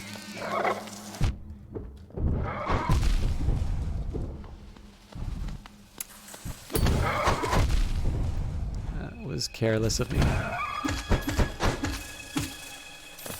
I don't actually think there's anything on that other side, but once I saw it there, I sort of wanted to see if there was anything being protected. Aha!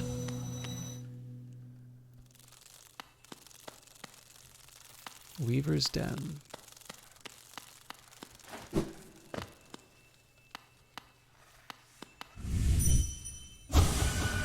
Hera. I think Hera was the beast.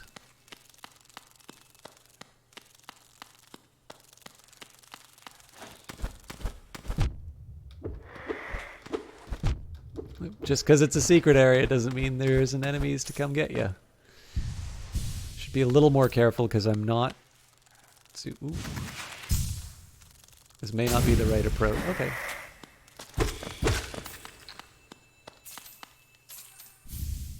Weaver Song. I think that's a new charm. Princess.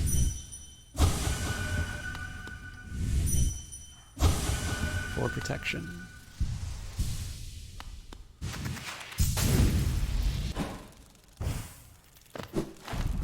Oh! That was interesting.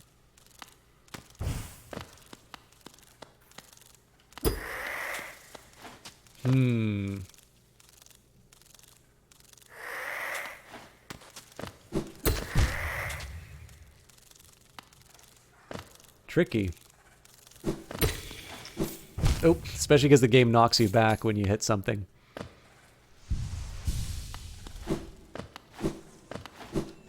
Ah! A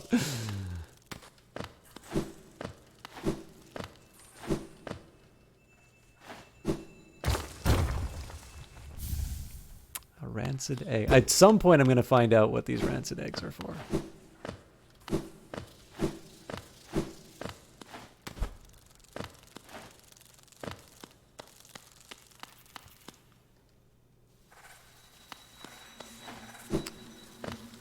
So this is kind of the...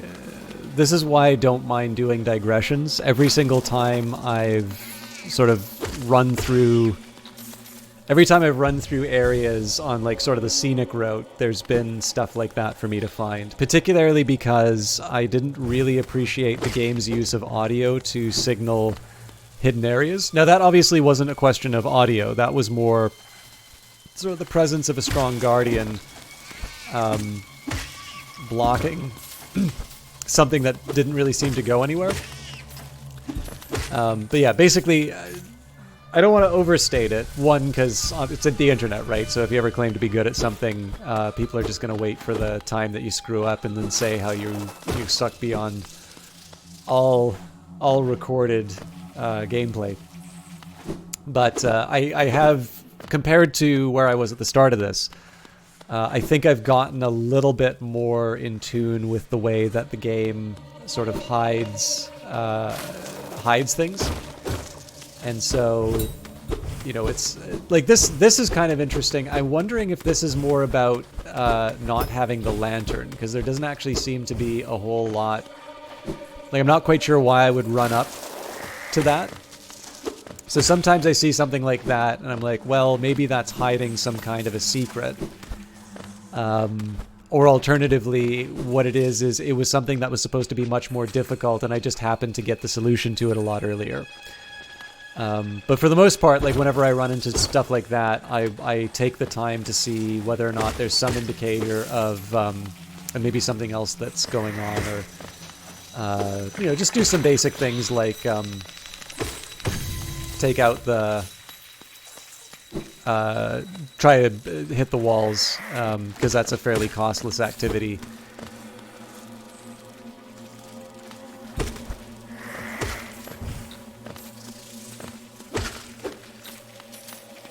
I think this thing comes back? Maybe not. Oh, yep. I'm just not patient. Come back here.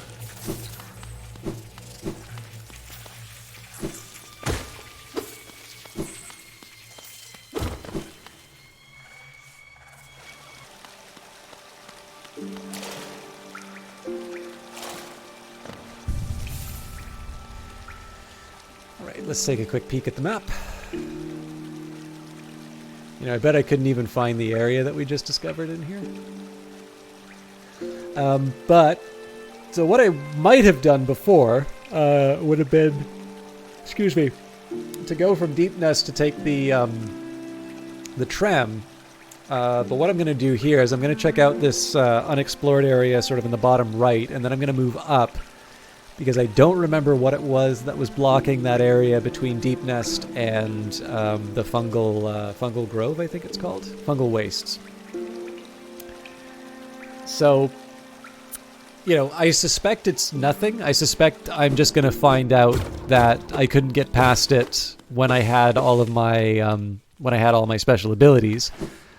But rather than assume that sort of stuff, we've learned, again, there's always something to be, almost always something to be found by going back to old locations. And especially because my recollection of the game isn't good enough to be able to say, oh yes, I know I definitely had X, Y, and Z when I first visited this place. For me, it's particularly instructive to, just return to some of these spots, make sure that I haven't missed out on any obvious opportunities, and just generally check in. So this sort of thing, I'm sure at some point I'm going to find a way around it, but so far as I can tell, I don't have any way of passing through this. Wait a minute.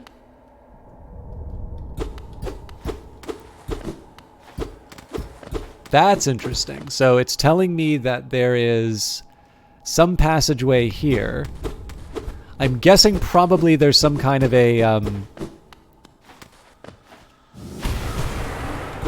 I'm guessing that there's some kind of like a beam that I need to break on this side here to open up that passage.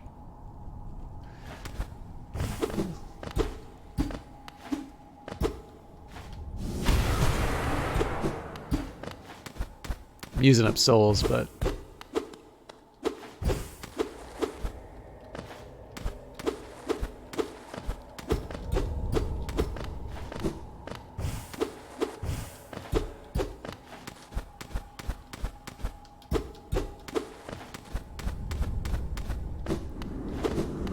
But yeah, I'm assuming once I get past this, I'll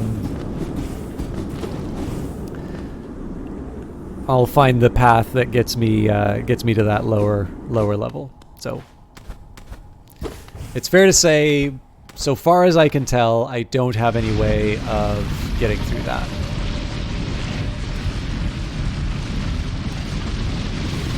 Apparently, only they can go through that.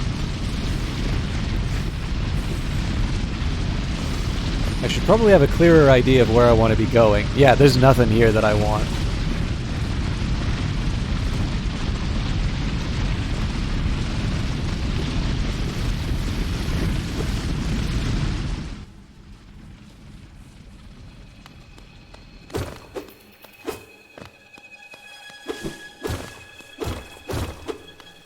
By the way, I know everybody's really looking forward to Silk Song. The game I'm most... Oh, hang on. Ah, neat.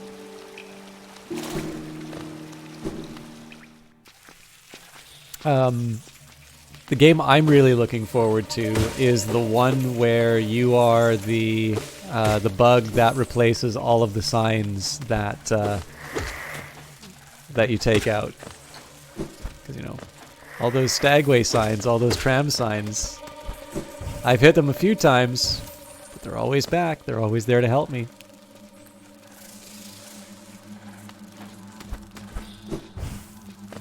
I really feel like I should be able to get there.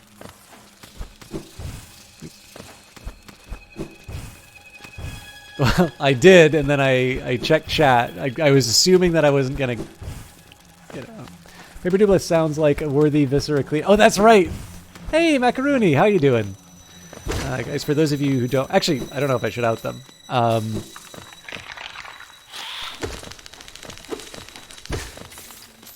Because we have another game developer in chat, I will just mention... Oops.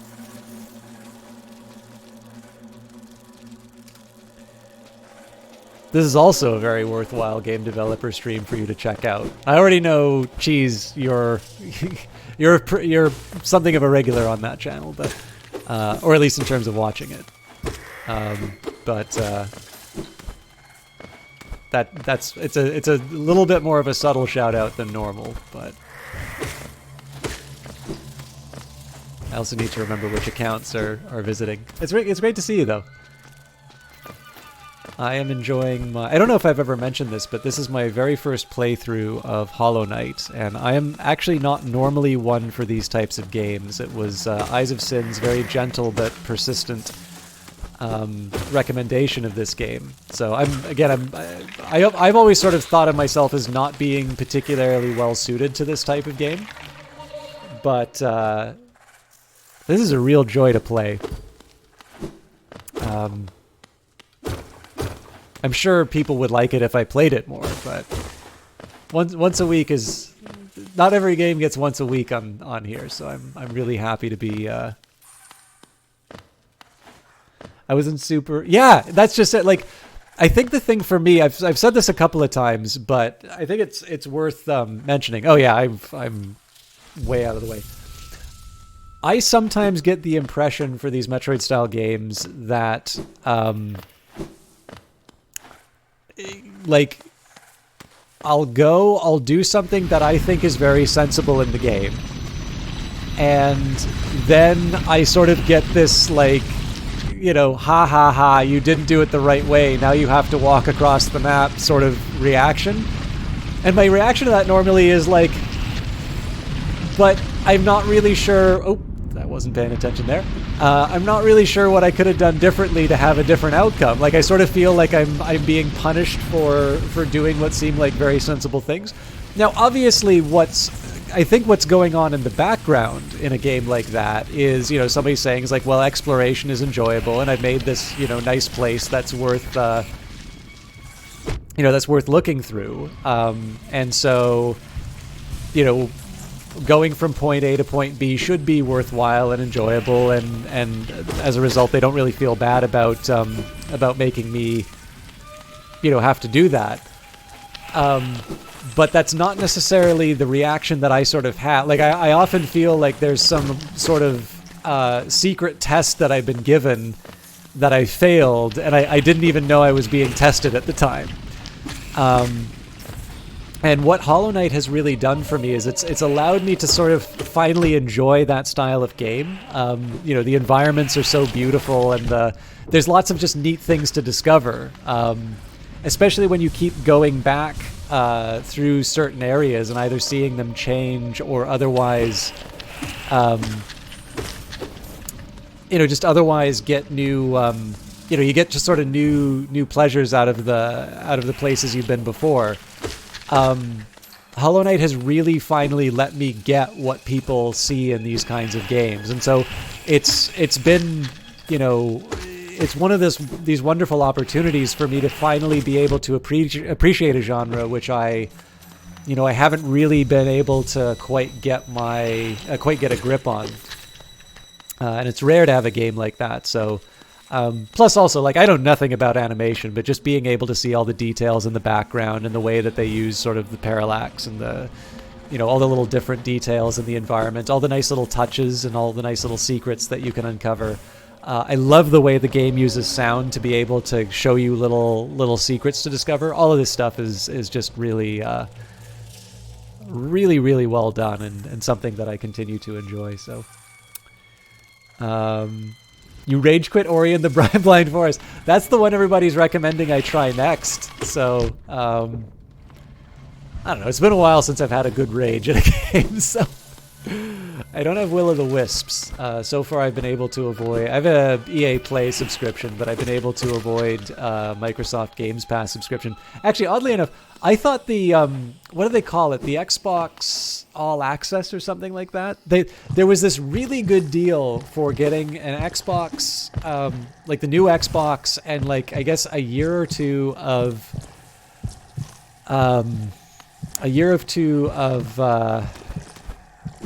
the Game Pass, and it was tempting. And I'm not much of a console gamer, but like that was something where I was like, I think that monthly rate I can sort of justify it because, of course, it gives me access to all sorts of wonderful Microsoft games too, and third-party titles that have agreed to sign up.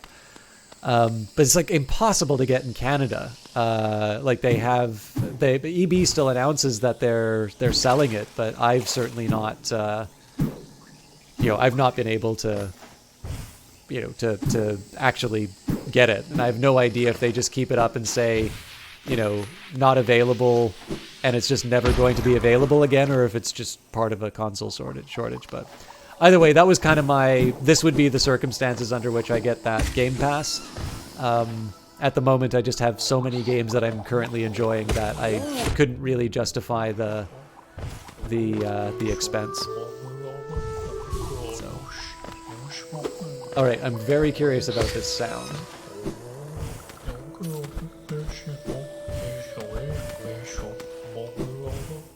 This is another great example of me taking the long way to go somewhere and suddenly finding something potentially new.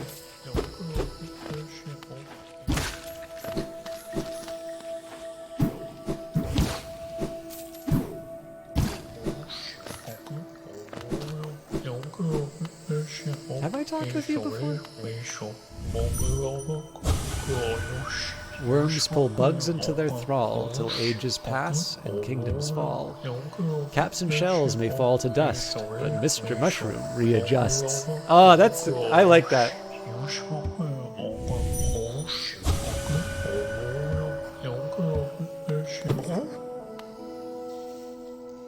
Oh, shoot.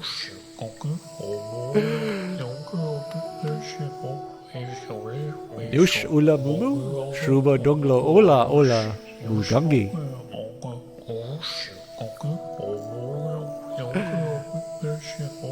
Oh, that is such a well done little moment. The noise suddenly stops, and then he turns around. It's like, you have my attention.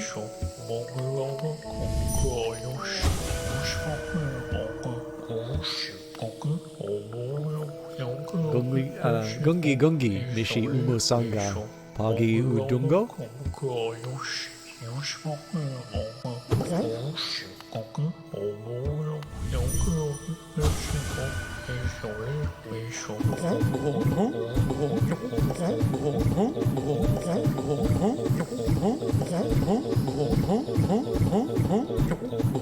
This is the rest of the stream, by the way.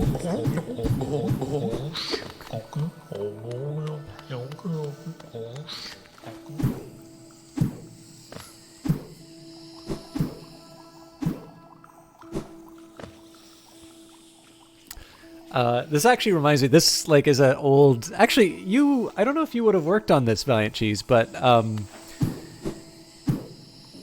this, when I played, I'm pretty sure it was the first, like the Secret of Monkey Island,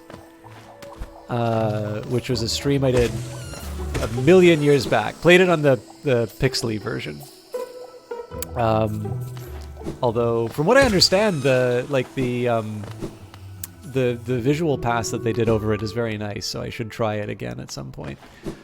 But there is the moment, so you're in the tavern and you've got all that music in the background going on. You know, you see the pirates partying and such. And one of your dialogue options is something, it's like, you know, you're a bunch of foul-smelling, grog-swilling, lazy pirate, or scallywags or something like that. And the music just stops. And it doesn't do anything for a minute. And then you get the reply, you know, to be a pirate, you must be a lazy, foul-smelling, grog-smelling scallywag or whatever. And the music, like, cues up again. But just that wonderful little moment where the game keeps you in suspense about what you've just done. Because obviously attacking is not a... This is the thing, I've said this before, but like this is the fascinating thing about this game, where you have this beautiful and mysterious environment and your primary interaction is to just whack it and destroy it. So, you know, obviously hitting somebody with your nail is not the most polite of actions. So I really liked how they handled Mr. Mushroom. Foul-smelling, grog-swilling pirate. Okay, yeah, I wasn't sure. Because, like, the reply, you know, to be a pirate, you'd be... But yeah, it's like one of my favorite moments from that. Entire streams are spent bouncing on Mr. Mushroom's head. The viewership inexplicably spikes.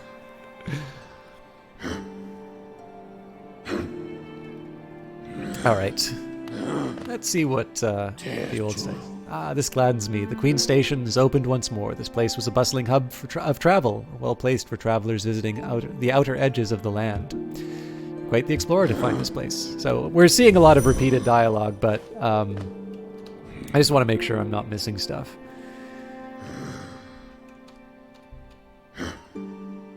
Okay. So we checked out Deep Nest as we said we were going to. I think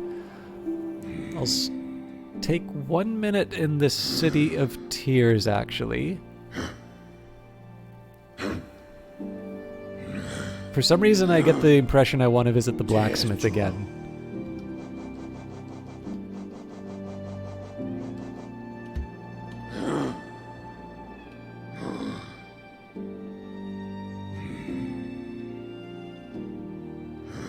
Maybe King Station's the way for me to go.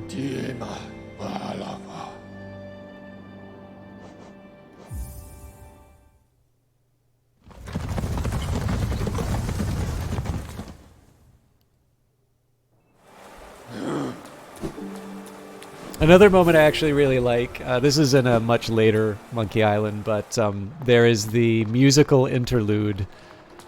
You have, like you run into your crew. I don't know if they've exactly mutinied. I mean, it's a similar beat to the first one, because I think your crew doesn't want to do anything either. But in the third one, I think, The Curse of Monkey Island, you have like there's a song, and every time you try to convince them to go otherwise, or to do otherwise, you just give them their next lyric. Oh, sorry, I was trying to read what you were saying, Cheese, but I've got a pogo session to... Oh! It's a little off on my... I don't know whether it was pursued for tension build release or comedic timing, but the gag, you guessed the latter, but Robinson and Dave are pretty illiterate when it comes to this stuff. What's with lazy crews? Oh yes, I did something I decided to order food, so I might have to step away from the keys from it. I just remembered there was a room for me to enter. That's why I wanted to go through the city. But I also need more souls, so... Okay, well, that's a good way to lose souls.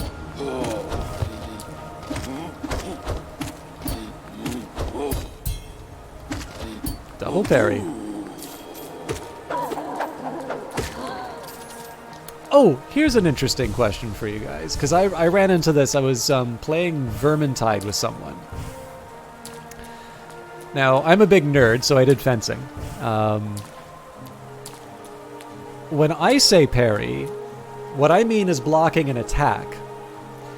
But my companion was very insistent that in a gaming context, parry will mean a block that specifically opens up the enemy to another attack. Now, of course, that other attack would be the riposte in fencing terminology. And I am just very curious, is this a widely held... Yeah, well, that's just it. Like, the riposte would be the attack that you do with the opening. But I'm just curious if that is a commonly held gaming belief, or if that's just my companion thinking that. Because I know, like, specifically, if you are just writing an English sentence and you say that you have parried something, what you have done is you have successfully deflected an attack. And obviously in game mechanics, because let's face it, sword fighting is lots of fun, and it's really neat to be able to turn those into mechanics. Clearly you want to reward someone for precision timing. But, you know, usually when you're doing fencing, the referee will tell you what happened. So like a really common statement would be attack, parry, riposte. So someone is attacked. If you're doing foil, usually what you'll do is you'll parry with the end of the blade, which is close to, or the end of the foil, that's closer to the hilt because that's thicker. And so if you give the tip of a foil a good whack with the the base of your own foil, that's going to make the tip of that thing, go way out. And then immediately what you do in sort of the same movement, you just lunge with yourself and you have an opponent who's basically wide open. Now again, easier said than done, right? You can watch the Olympics to see how that all goes.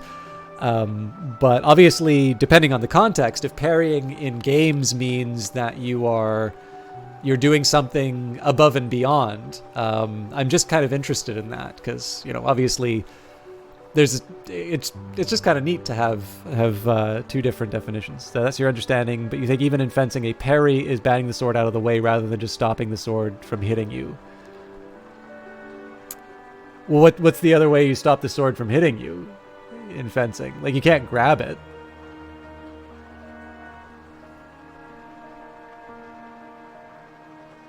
But yeah, I mean, I don't want to burden it too much with fencing terminology, just because, like, parry has a standard English definition, which I think is, which I believe is just related to blocking an attack. But back to the original White Pajamas, Prince of Persia, the parry move didn't guarantee an opening. And now that you read the manual, it's called block in the game. Anyways, guys, I need a minute here to... I've got my food. I'm not going to eat on stream, but I do at least want to bring it into my apartment. So I'm going to take a quick break. I do have a little more time left in me for this game. But I do at least want to grab my food and, you know, smell the bouquet. I'll be back as soon as I can. If you don't have some water or you haven't done a stretch, now would be a great time to do so. And seeing as we have a little bit more activity in chat, some of you can let me know if you'd like to hear the tea anecdote for this session. Particularly if you heard the Orwell tea essay, but not exclusively. So I'll be back in a quick minute.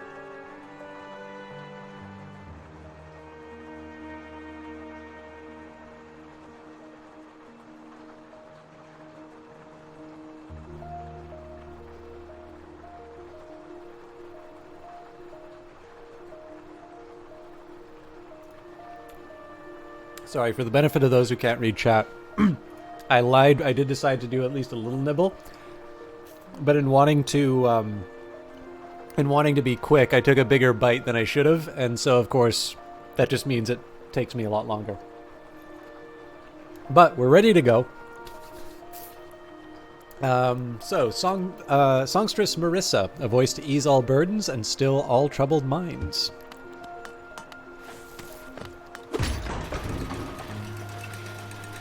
And I'm going to guess that, given the absence of any references to the tea anecdote, we'll save that for another stream.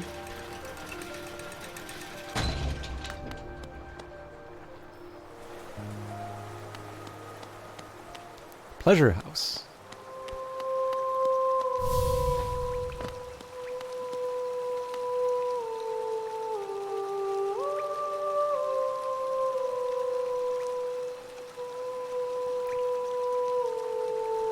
Yeah, I feel a little bad, Cheese, because you're pushing for the detail. What I might do, I'll give you next time we chat. Maybe if you go like on a stream or something like that, I'll tell you the story.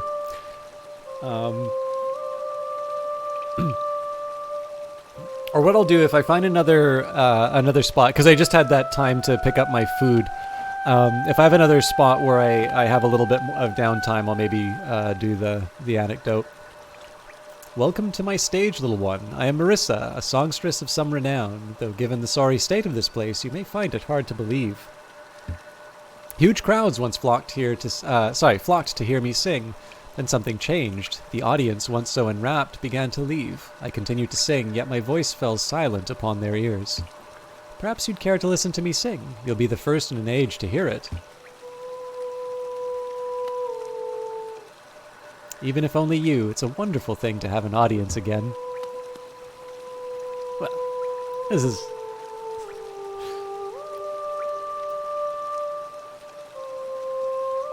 just nice to listen to anyway. And lets me enjoy the last of my tea.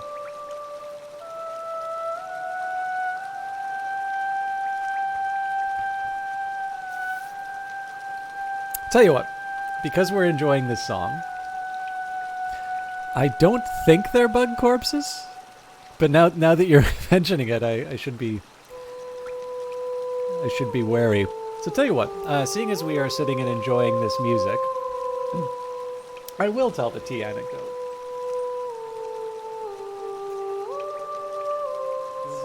This is a good spot for it. So, last week we, for those of you that don't know, George Orwell, author of 1984 and Animal Farm, along with many other essays and books, wrote an essay called A Nice Cup of Tea, and in it he gives 11 rules for tea, to make the perfect cup of tea. And I believe somebody in chat referred to the essay as George Orwell gatekeeps tea, which I leave to your judgment as to whether or not that's what happened, but I thought that was a wonderful summary of it. So in the similar spirit, this is going to be another story of tea. It's particularly about the Englishness of tea that goes on here. And in that essay, for those of you that didn't get to hear the essay, he expressed an opinion on what he described as sort of one of the most controversial points of tea in England, which is whether you put the milk in first and then the tea, or the tea in first and then the milk. And for those who care about Orwell's view on this, his argument was you put the tea in first and then the milk because you can regulate the amount of milk, whereas if you put the milk in first, you're probably going to put too much in. I actually took a little bit of a look. So I was curious about why this is such a point of debate, and I heard an interesting suggestion that based on the type of, it's a class thing, that apparently in the past that it would only have been if you could afford very expensive porcelain that you would have ever been able to put hot tea in first and then milk. Otherwise, you would have wanted to put milk in first because the cup for some reason wouldn't have been able to handle it. I'm not 100% sure what it's about, but then I'm not an expert on old style cups, right? So this particular story is in Cambridge, England. It's the late 1920s, and there's a group of university dons and their wives and a few other guests. And one of the women present was insisting that tea tasted different depending on whether or not it was poured into the milk or whether the milk was poured into the tea, right? The old debate of that Orwell commented on in his 1946 essay. So, of course, because these are Oxford dons, Cambridge dons,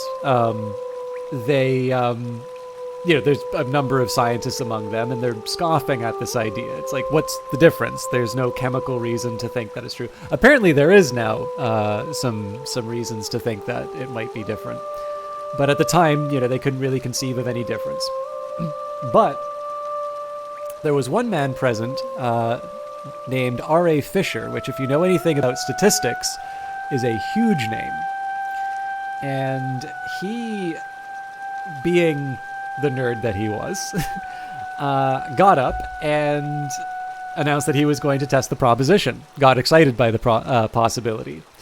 And so essentially, he sort of outlined this experiment by which they would pick a number of cups of tea to test and which ones they would put each method inside.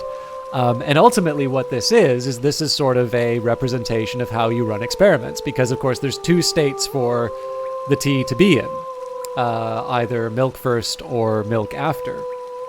And so ultimately you kind of have a coin toss in terms of whether or not the lady would guess correctly.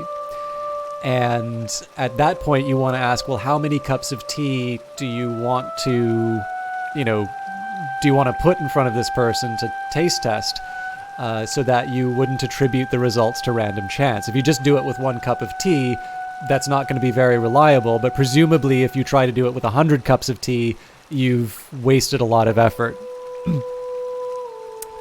And the reason I mention this is that this particular example actually appears in R.A. Fisher's work, The Design, I think it's called The Design of Experiments. This is a really big work in terms of statistics, and it sort of is, to a certain extent, the foundation of a lot of the sort of practice that we will do inside of science now in terms of what we consider to be a statistically significant result.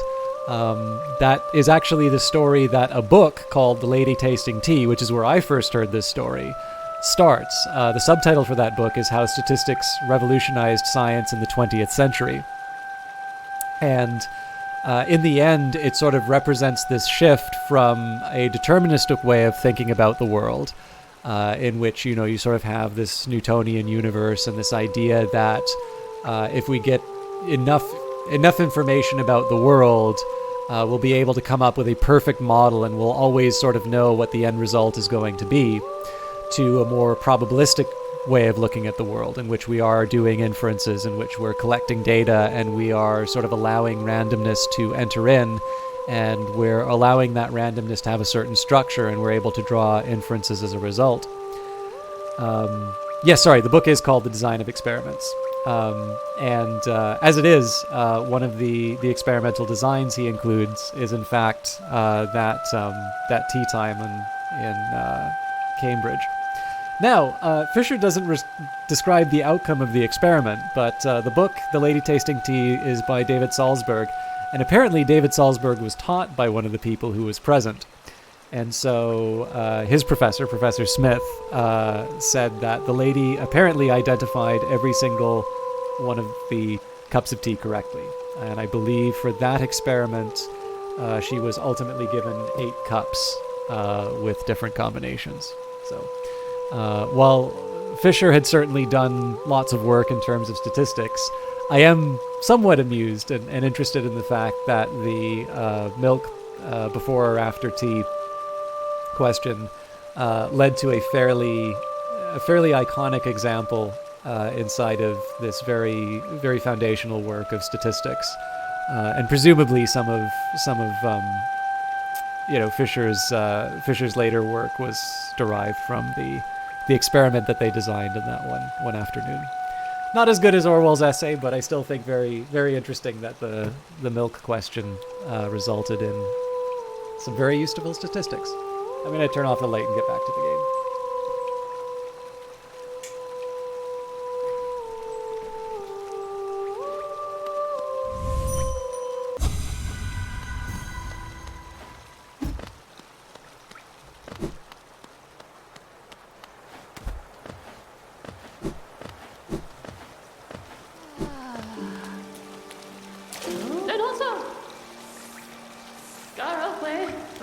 Hello again, dearie. Fancy running into you here. This is the banker. Is it your Geo you're after? Well, you see, it's a sad thing, but it's gone. All spent. The cost of running a bank can be high, so I had to charge a somewhat large service fee to your account. Perfectly legitimate, of course. Just part of the whole banking deal. But thank you so much for visiting me. And run along now, won't you? If you allow me some privacy, I'll be done here soon. Then you can have the spa all to yourself.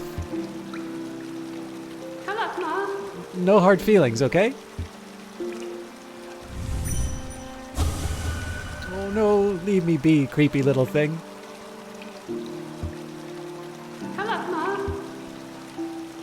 I kind of want to see what happens when I attack. But I don't want to be the sort of person that actually attacks as a...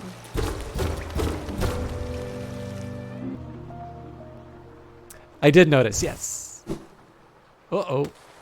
I didn't quite want to do that.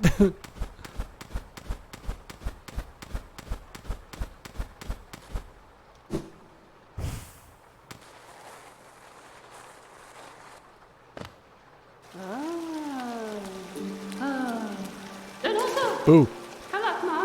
What? Oh, you're back. I just thought when you left that was the last that I'd seen of you.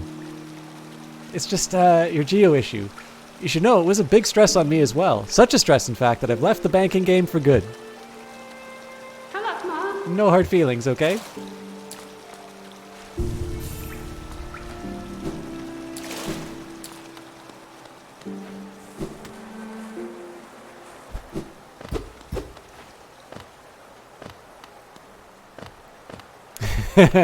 Left the banking game for good, and we'll be moving to an island somewhere.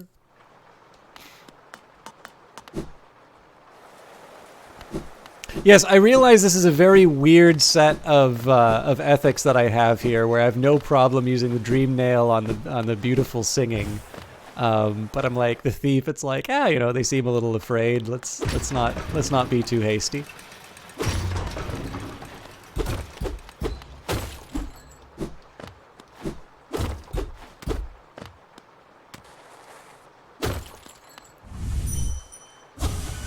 Marissa. Another rancid egg. Oh, interesting. Scroink! You look pretty skinny. Very scrawny. That's the way to be, I reckon.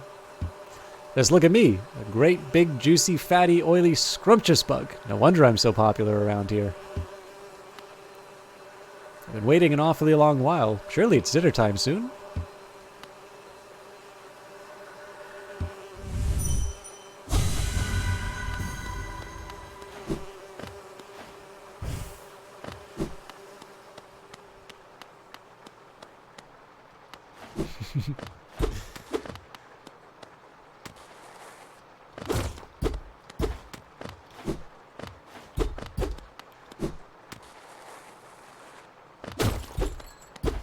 There may not be anything else, but obviously it's worth taking the effort to just make sure I've covered all the possibilities. Yep. There's one, for instance.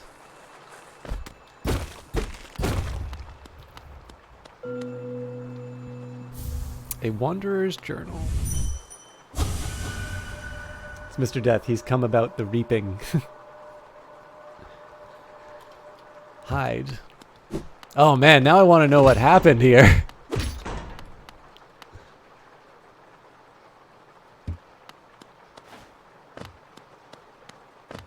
Alright, I'll let that elevator take its own path. I think I'm good here.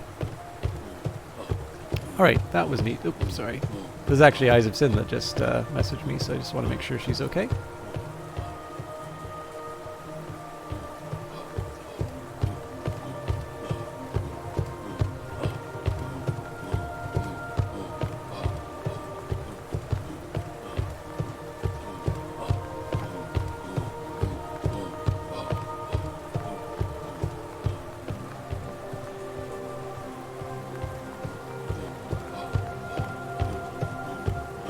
Sorry, I'll be done in just a second.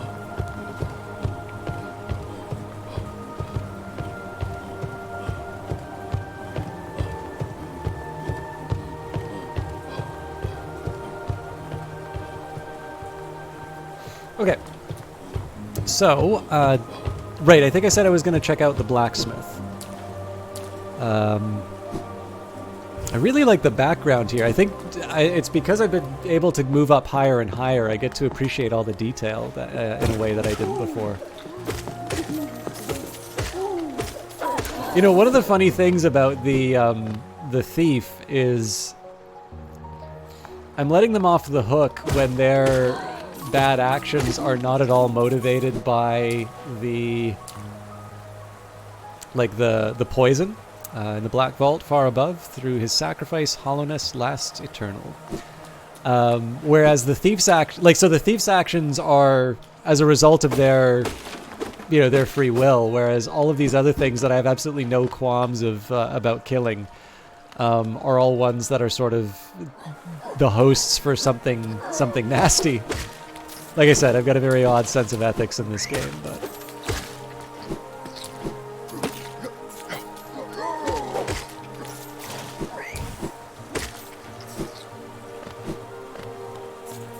So I don't suspect we'll be able to get anything from the blacksmith, but it seemed worth... I don't know, for something made me think that I should try it. I don't know if I'll also do the same with the person who gave us the dream nail. I think they wanted 2,000 if I recall correctly, but... Oh, you've returned. If you bring me 3 pieces of pale ore, I can forge it into your nail and make it stronger still. Okay, so there is another layer to go up on it. I guess I should have known that because I got the pale ore, but...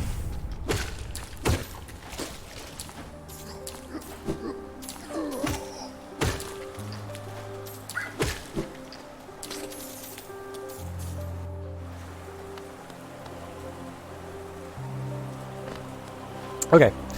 So I'm sure there's other things for me to check out, but I think I've sort of held off the moment of truth long enough. So I'm gonna head up to Dirtmouth for a minute, and I will.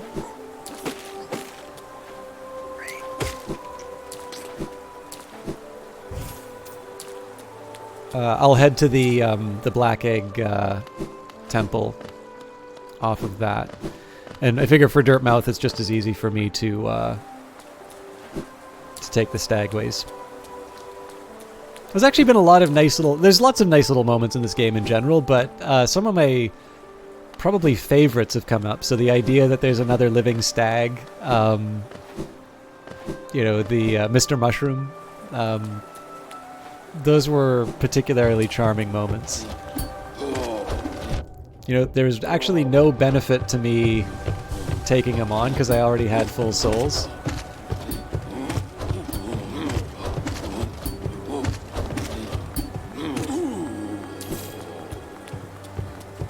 I'll just call it practice.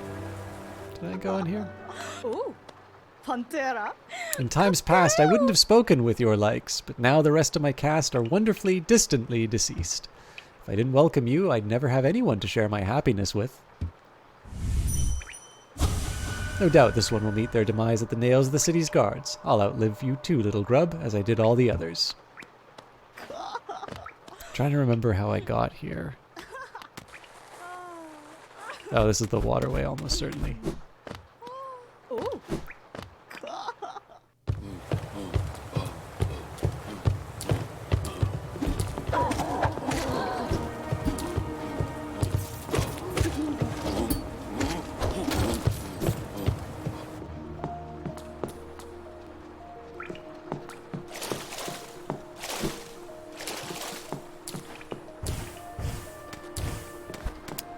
Ah, I never did find out.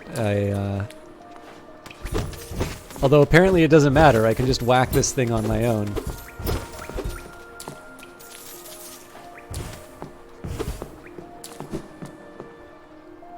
I am curious, though, how I might... I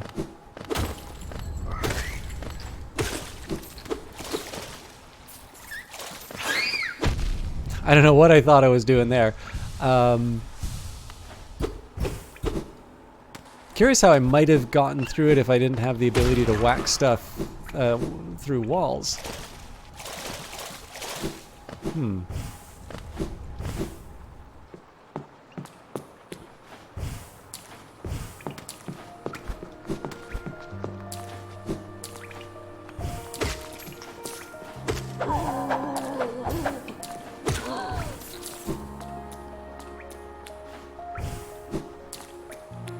Am I missing something here?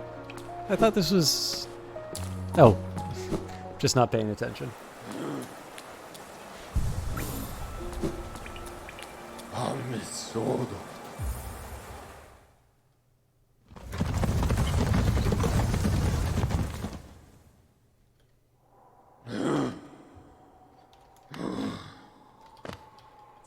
This place, we are near the surface, I believe. There is a town here. You should take the opportunity to rest.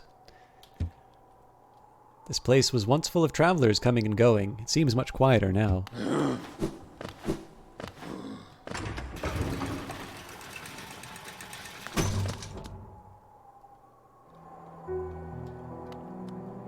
I don't think there's going to be anything new to here, but...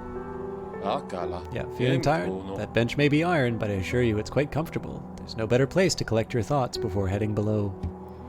Plus I enjoy the company, not that you seem the talkative sort.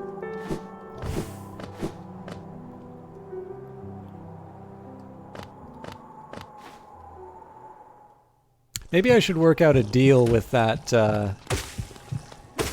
thief. If they can get me back in touch with Zote the Mighty, all is forgiven.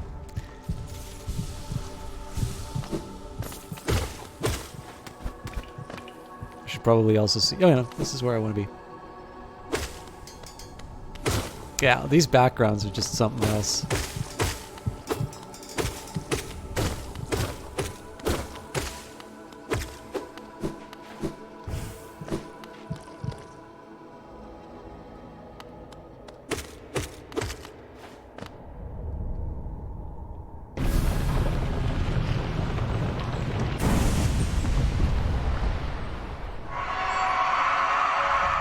Oh, you know what? I should have used the bench to line up new abilities.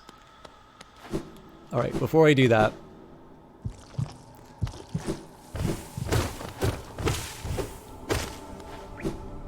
I know I got a new charm notch, for instance. So, sorry to build up the anticipation and then take it away, but oh, Hollowness seal.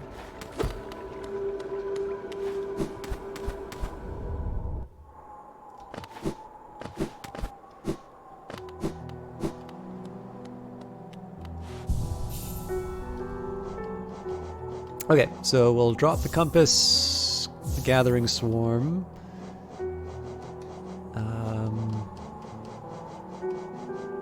Okay, so the Weaver Song, Silken Charm, containing a song of farewell left by the Weavers who departed Hollownest for their old home, summons Weaverlings to give the lonely bearer some companionship and protection. Interesting, but not quite enough for me to change my loadout. Dreamwielder, transient charm created for those who wield the Dream Nail and collect essence, allows the bearer to charge the Dream Nail faster and collect more soul when striking foes. Oh, I should probably have that in the loadout as like a default. We did get the new charm for it after all.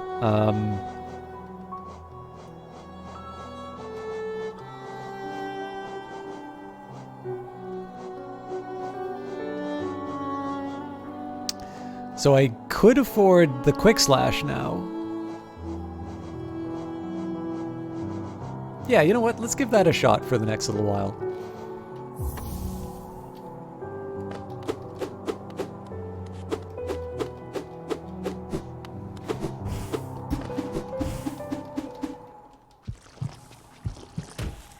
I don't believe we've seen Zote since the arena. That's correct. Run! Oh well.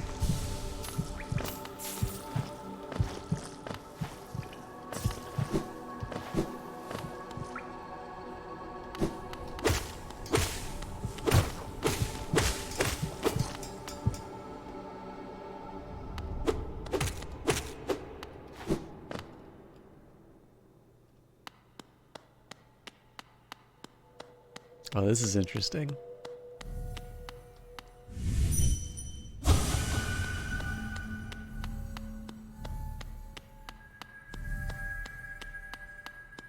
They did a really good job on this. Hey, Ed Baver, how you doing?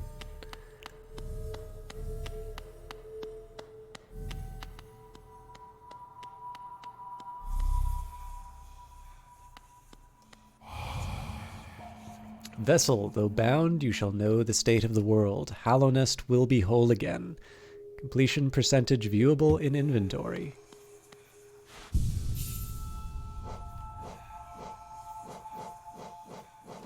%, huh?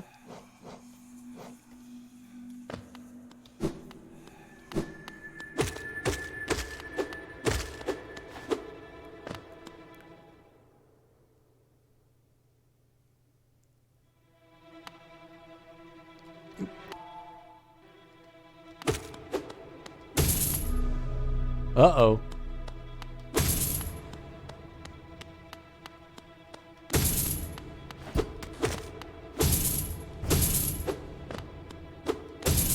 Well, I can't, I don't think I can get past this anymore, so...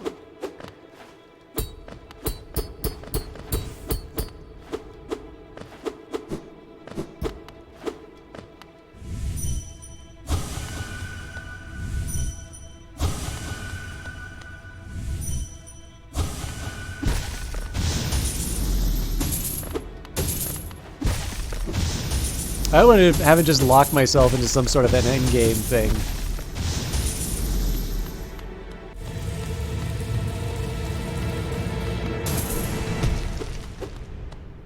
The Hollow Knight.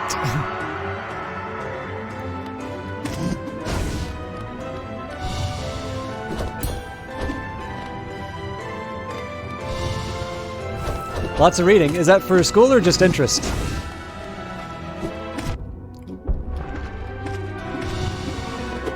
I'm not really taking advantage of the quick slash here.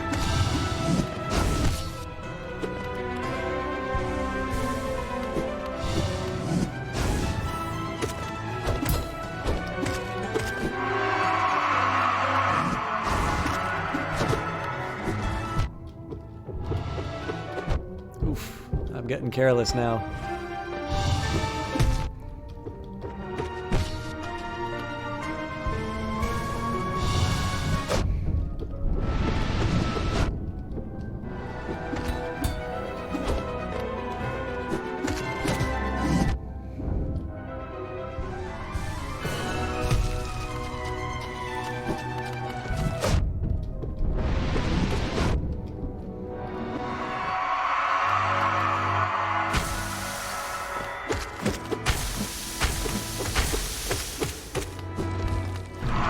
My God! I didn't sign up for a bullet hell.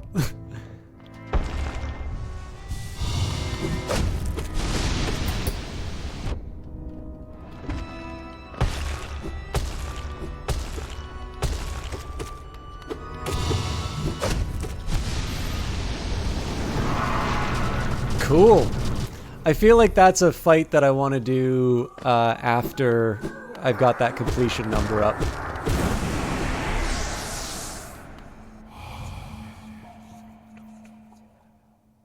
Literature, and Dutch literature is none too interesting.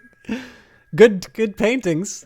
I'm trying to think, what's an example of Dutch literature? I don't know if I've ever read Dutch author. Well, okay, I've read Dutch authors, but not in not like it's like nonfiction. It's not what you'd normally consider. Well, I mean, some science and philosophy would definitely be considered literature, but probably not the sort of stuff that you're that you're reading.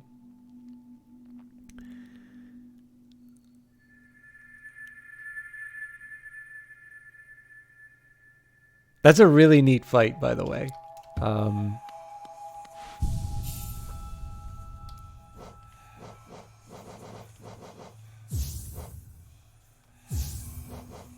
Oh no, I want the soul catcher. I am, however, going to do some more exploration.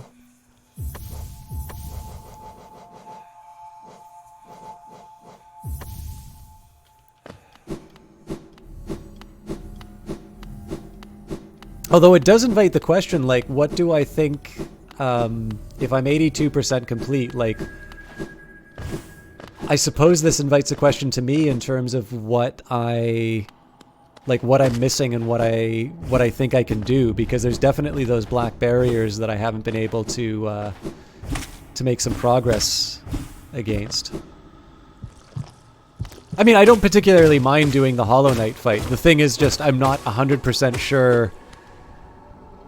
That really does seem to be the sort of thing that would keep me, like, that sort of seems like a this is the finale sort of a thing. So I'm a little reluctant to do it until I think I've well and truly explored all avenues.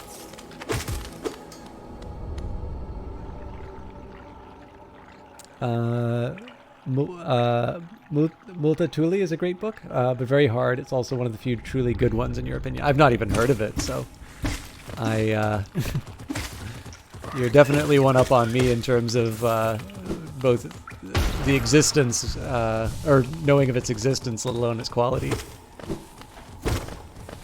There's definitely been very good Dutch writers in the past, though. But like I said, it's definitely not. It's not something I'm in terms in anything but more scholarly work. Let's say. I'm not familiar. Oh, did she? Yep. We lost her. I'm sorry.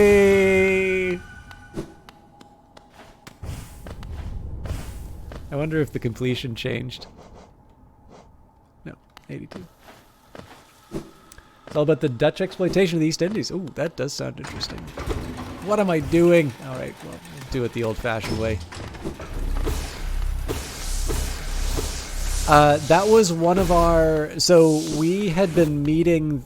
we'd talked with that particular miner on several occasions. And they had like this nice little sort of mining song that they were singing.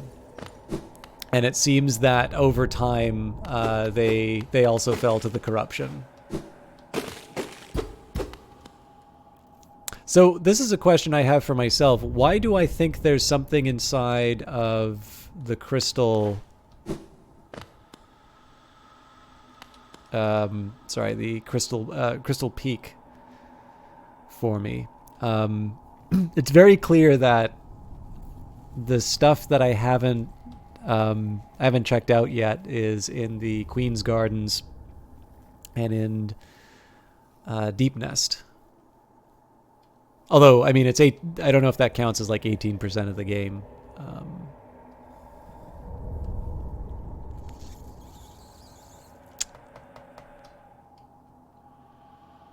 You know what? I'm going to go to the Howling Cliffs. Because that was the one area that I sort of said that I ran through but didn't really didn't explore. Some places down below I needed to swim to get to. I think I already did most of those.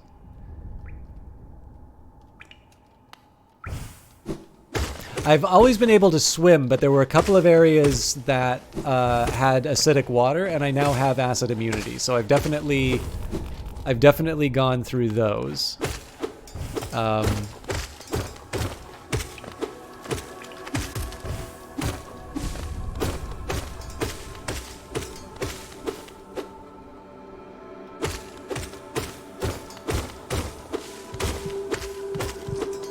This is actually going to be a little bit of a challenge for myself, because obviously when I do Hollow Knight in future, I want to...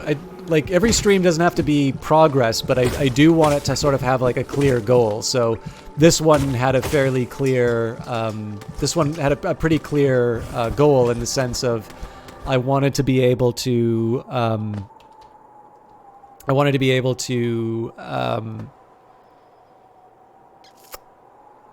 how do I say this?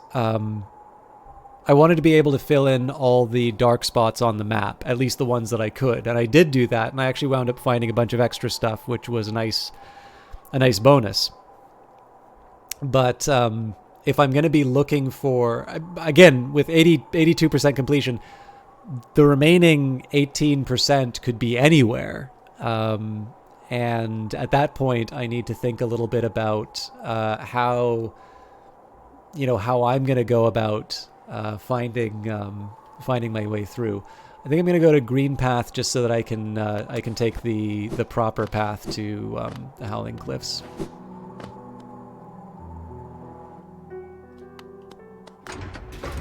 I am looking forward to taking on the Hollow Knight, though.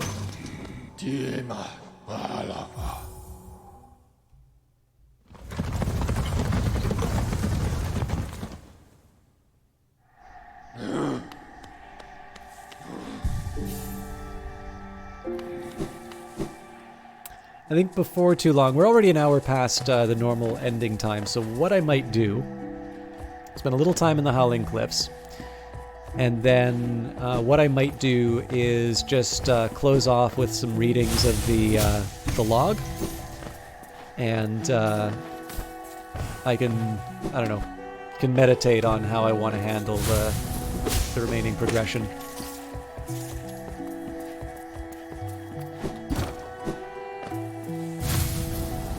In fact, for next week's streams, there's some stuff I'm really looking forward to. The green children walked from the dream unto these lands. Here we shall now wait patient for the call to return.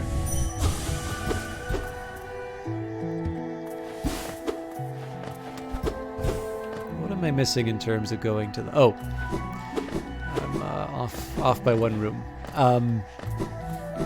Next week, I'm particularly looking forward to the streams because I had a great time with Phantom Brigade on Monday. That was the new patch is definitely working for me. The missiles are fun to run with, but we also came up against our first big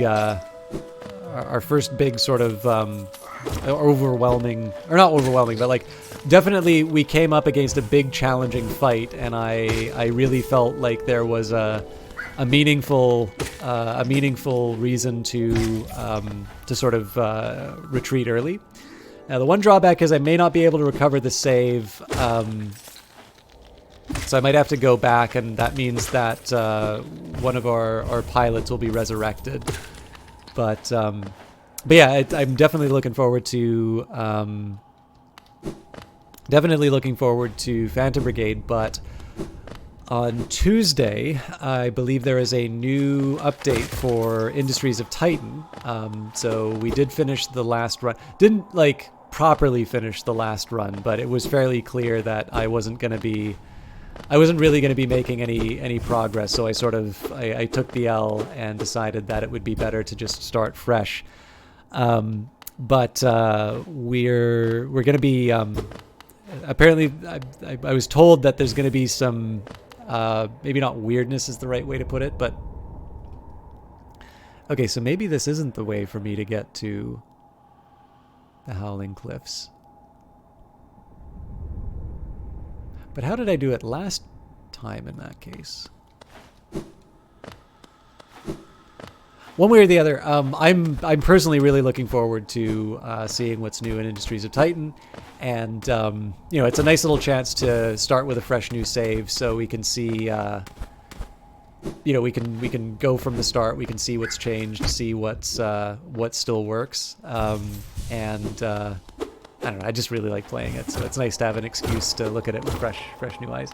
Hey, Prometheus, finally got around to restarting this playthrough. You have conquered the Trial of Fools. Well done. We have also done that. We did that last week, I think. And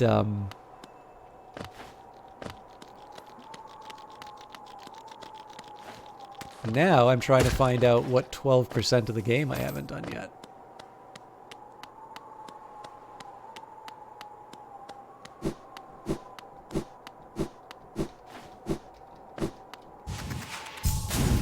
Okay, they won't let me, That was worth a try.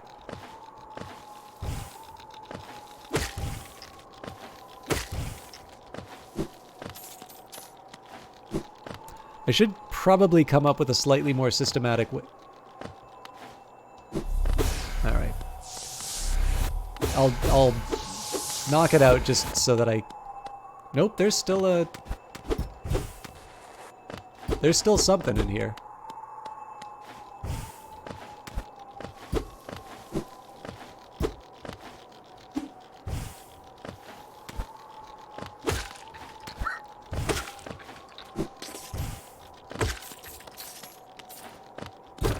There we go.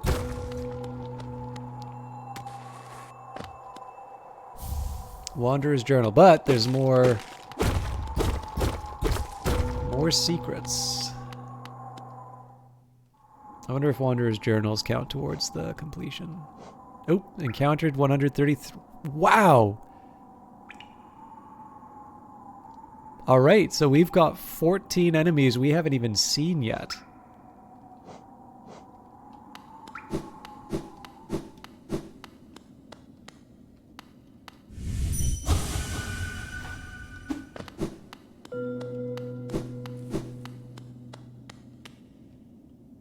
Corpse of a large bug.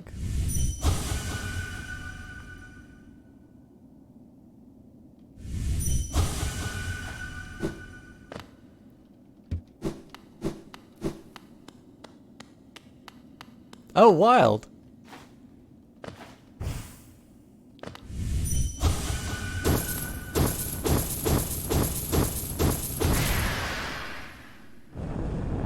I'm sorry?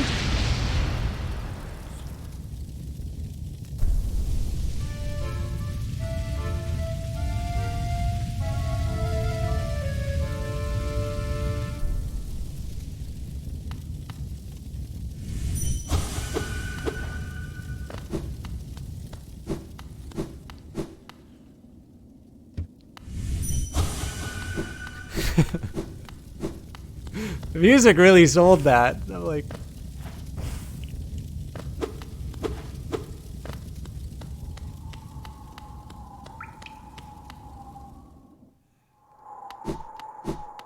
But nothing seems to have changed here. Higher beings, these words are for you alone. These blasted plains stretch never-ending. There is no world beyond. Those foolish enough to traverse this void must pay the toll and relinquish the precious mind this kingdom grants.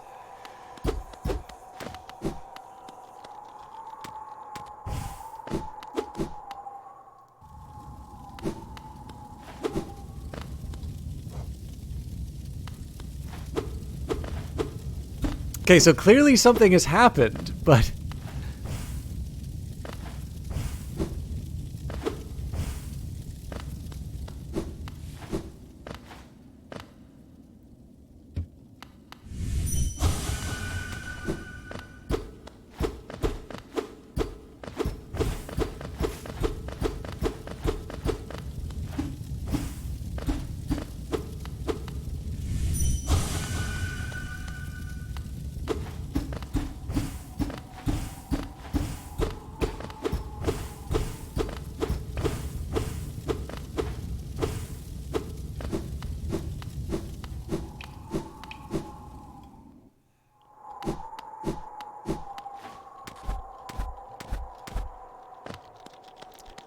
Still, definitely new things that we're discovering in this region. So,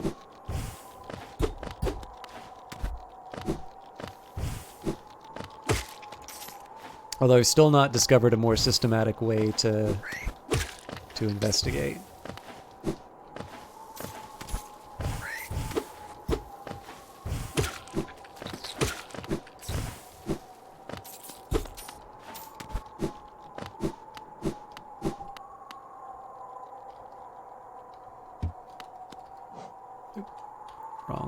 Wrong button.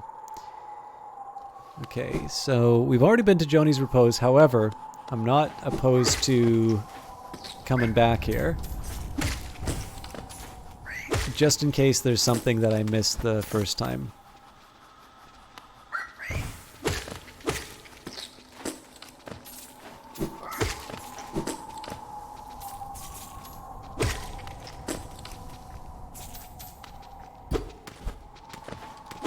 Ah! I thought I hit down.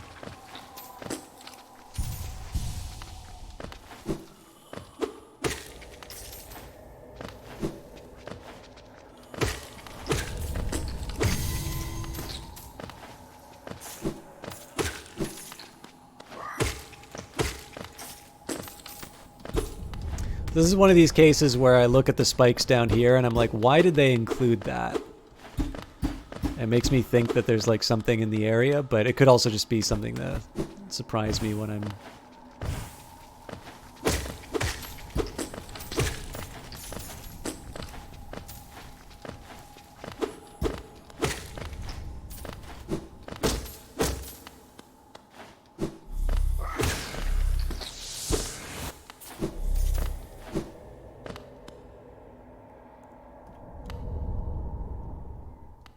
So I wouldn't expect there to be anything new for us to find here. I think we've already gotten the charms. Mind you, it's super pretty.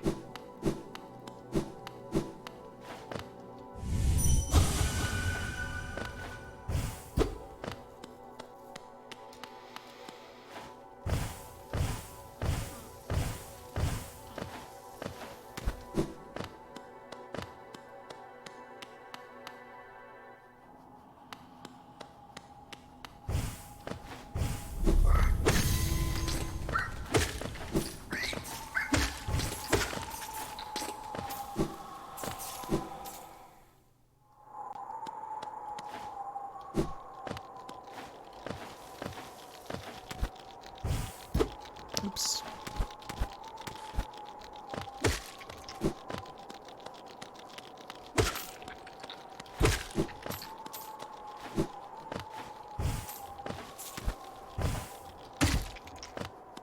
There is something I want to try, but I don't want to do it until I don't want to do it until I have a clearer idea of what I've done on this side.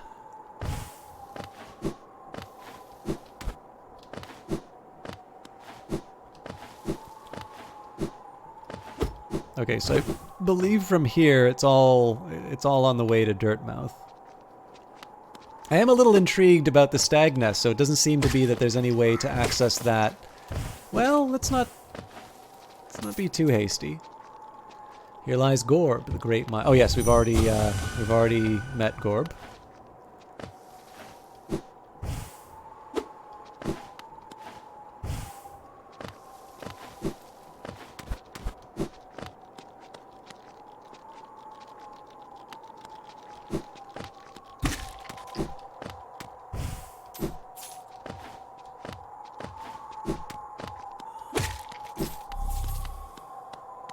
I'm intrigued by how much soul it's giving me.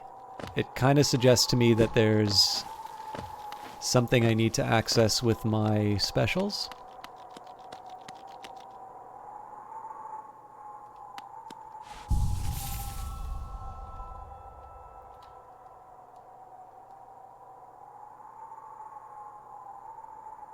Okay. So maybe one way I can make some sense out of my explorations is notice how that new area we found, it was like in a gap. So this is going to be insanely difficult to put into practice. Let me...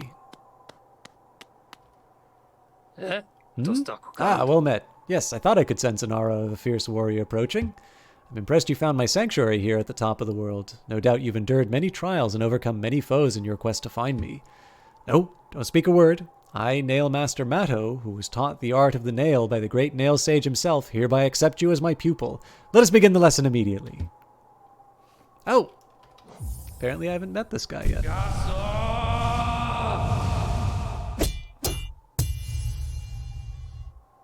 I don't know, Edbaver. Cyclone Slash. Hold X to concentrate energy into the nail. Release the button while holding up or down to perform the Cyclone Slash. Your form, exquisite. Now I know how my own master felt when he passed down his teachings to us. I hope you don't think me too forward when I say that I consider you to be my child. No, why would I consider that at all? Yes, when I first saw you perform my nail art, I felt a bond between us suddenly flash into existence. You honor me beyond words, my pupil. Thank you. Vamos. Fíndelo. I like these nail masters. Vamos. You honor me beyond words, my pupil. Thank you. Oh, wild.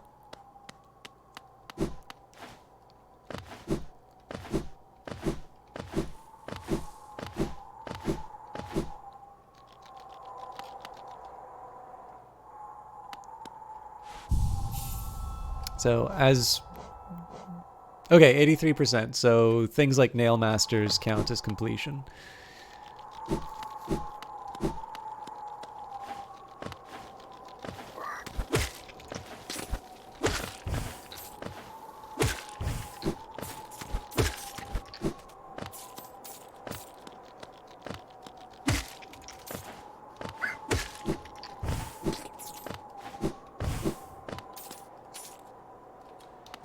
Okay, not ready to go to Dirtmouth yet.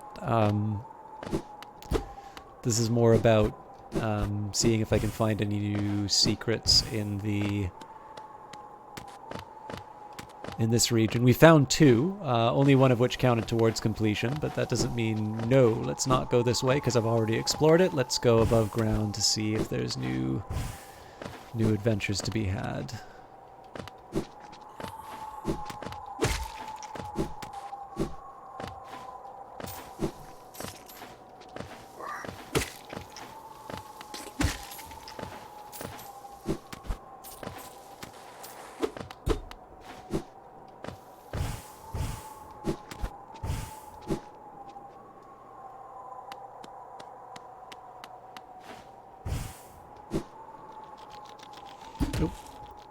Sorry, there is one thing I wanted to try. I think I'm going to try from the bottom again. But there is something I wanted to do.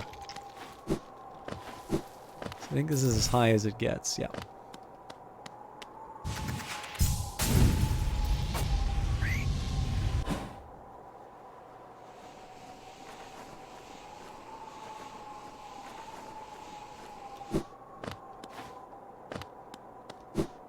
Strong winds.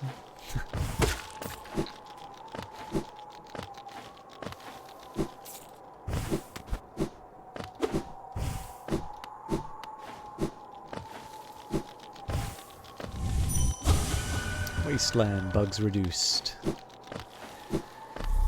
Okay, so...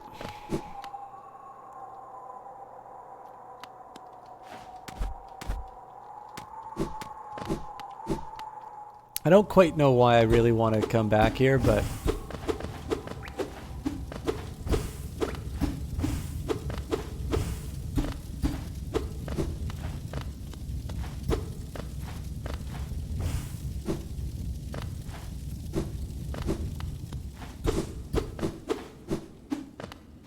This is by far the most, the strangest of the encounters I've run into. Oh.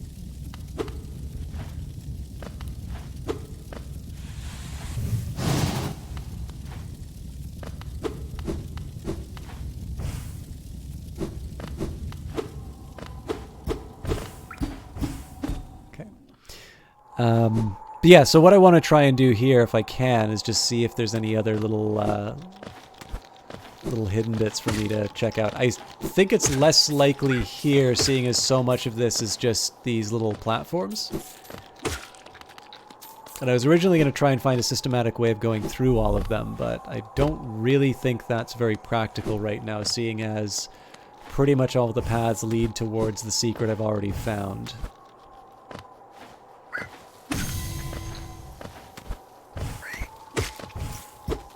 Oops. Oh, Jesus, come on.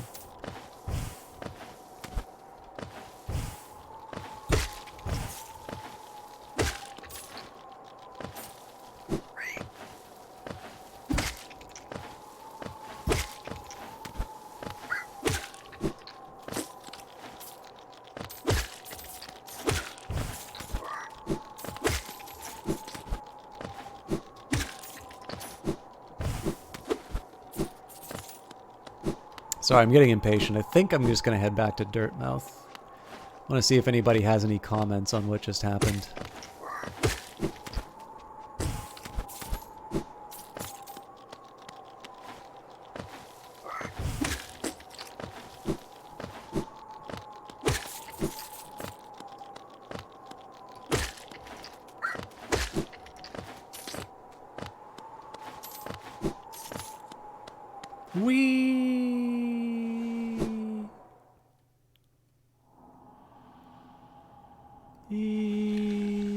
Oh, that's interesting. Oh, well, we've already seen that. Never mind. That's less interesting.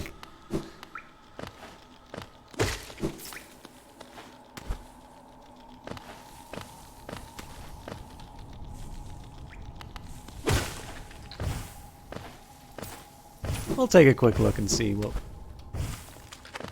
we ran by, though. Higher beings, these words are for you alone. Your strength marks you among us. Focus your soul, and you shall achieve feats of which others can only dream. Like soul by striking enemies, one soul, enough soul. Okay, yeah, this is like one of the first messages we get in the game.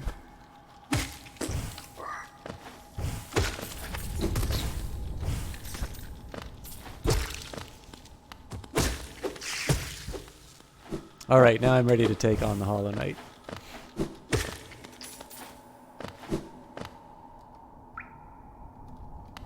Okay, hang on. So if that... First thing I want to see if I can find exactly where... Alright, the camera...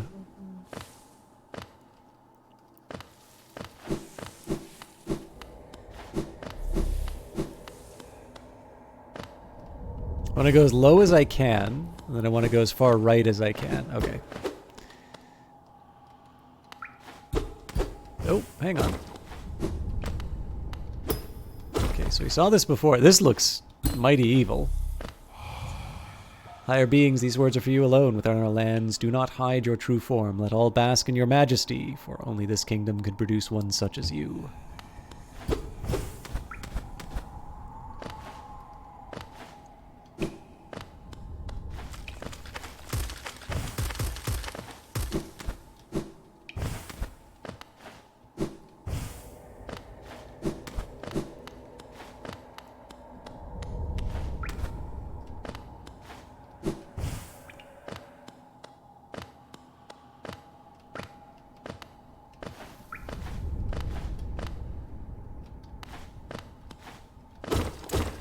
I am really beginning to appreciate the compass here. Higher beings, these words are for you alone. Beyond this point, you enter the land of King and Creator. Step across this threshold and obey our laws. Bear witness to the last and only civilization, the eternal kingdom, Hollownest.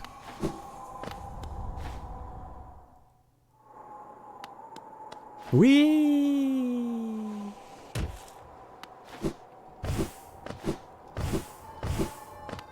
Whoa!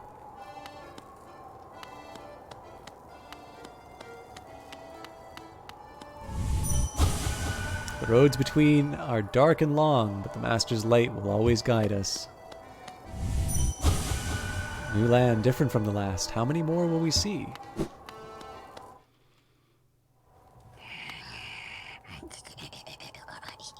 Nasu?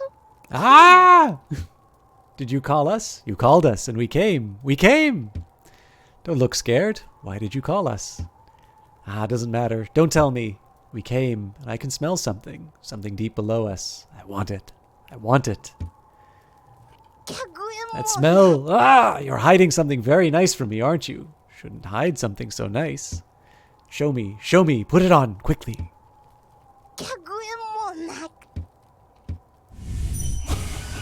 Shadow and fire will dance together, so prettily, I think.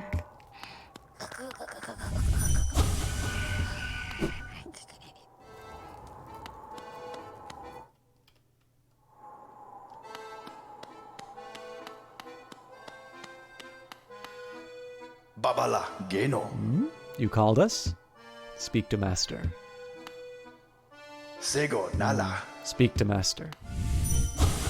When flame burns bright inside one's mind, can heed the call, cause lands and time, or across lands and time.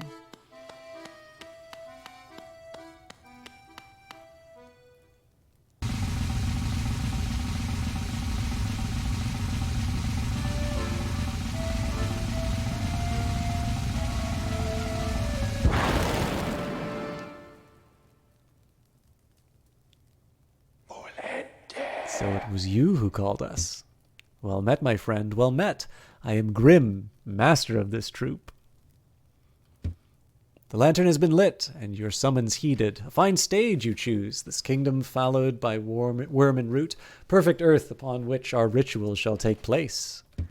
And you, my friend, your own part is far from over.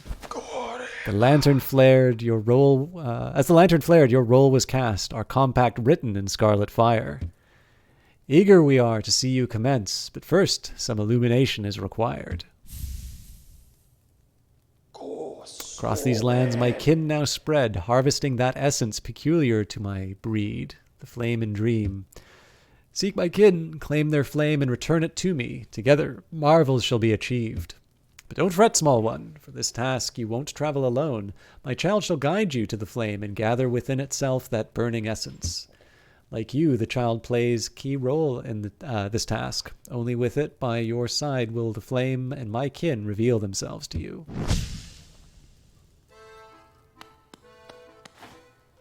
I have decided I am going to show up to every job interview this way. Also, I noticed the little spikes here, so I'm assuming there's going to be a big fight here at some point. Baba The Gondala. flame, seek it out. For master, for our kin.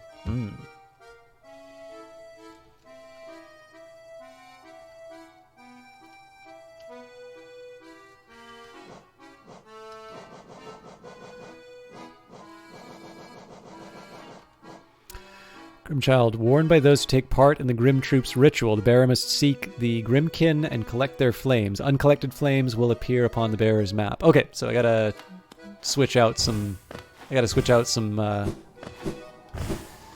Charms, but look there! Something strange and sinister has suddenly appeared. Yeah, I don't know who brought that in. Ugh, it fills me with dread. I think it best to try and ignore it.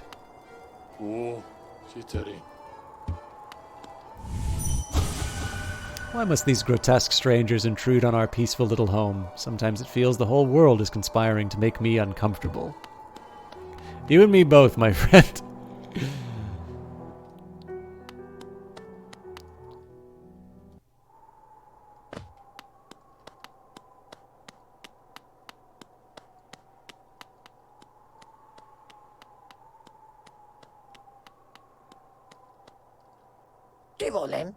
So, another would join our group. I have a gift for you, warrior. As a shopkeeper, I admit parting with it for free is rather difficult. But as the great nail sage, I must recognize your skill. You have mastered the arts of my remaining pupils. Now tradition decrees that you too may hold the symbol. Bama. Wear it proudly, nail master. You shall be the last to receive its like. Oh, that is a great twist. Bama. Off you go, nail master. I've nothing more to give you. Nothing for free, at least. I'll be up briefly and eager to take your geo in trade for my precious wares. These refined weapons, the battles of Geo, are much deadlier. Man, this game is full of surprise. I'm loving this. Bama. I'm curious if that counted as progress. I don't remember if we were at 84 or 85 before, but...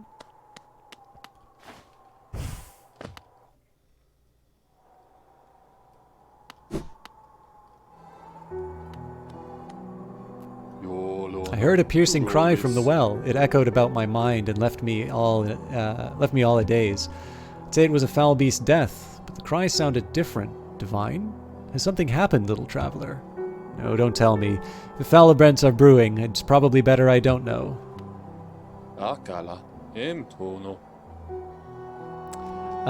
So the completion percentage in the game. Really, I thought it was 84. I don't know. I can check the VOD, but it's not that big of a deal. I'm mostly just getting a read in terms of what counts as completion and what doesn't. To descend into that ruin. Why? Things are so much simpler up here.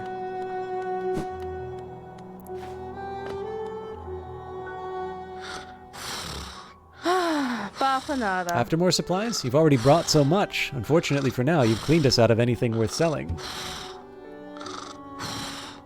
Really? I can check the inventory for the progress. I'm glad I put down my weapon. This quiet life with Corny makes me a lot happier. It would be nice to stretch my legs again, though, sometime soon.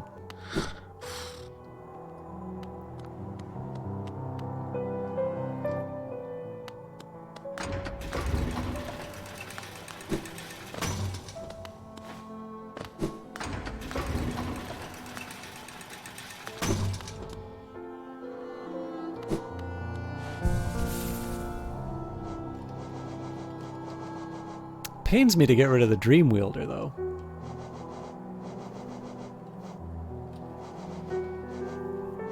Let's go without the Soul Catcher for a little while.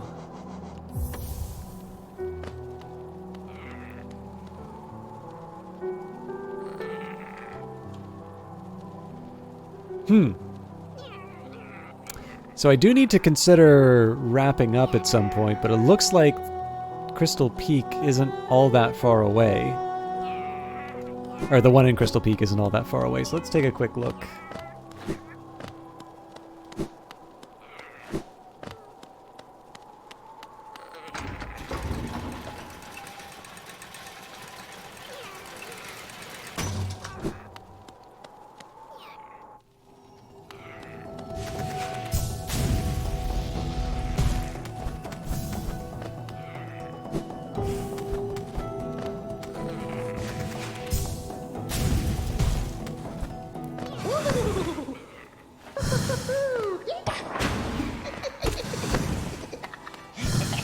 I like the accordion. Oh. I should start using spells more.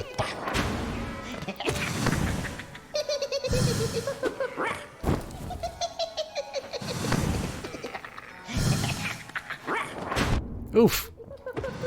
That was dumb of me to get hit by.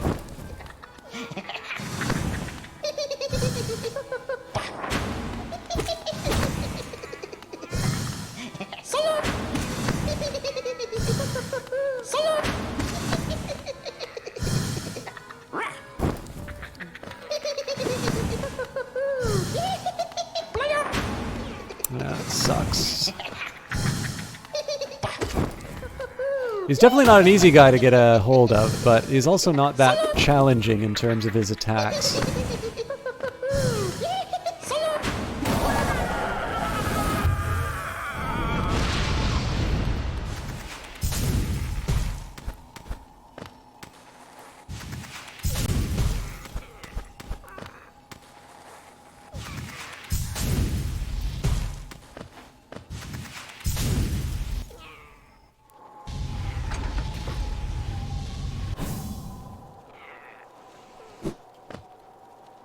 Almost nailed it on the well.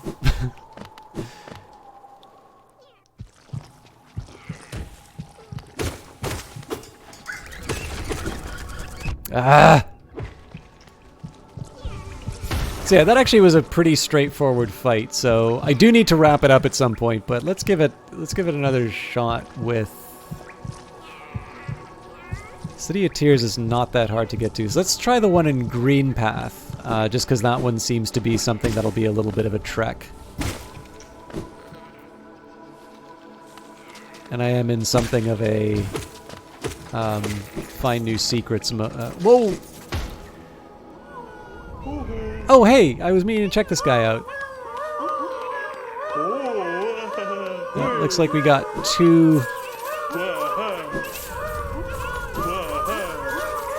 We got two we haven't found yet.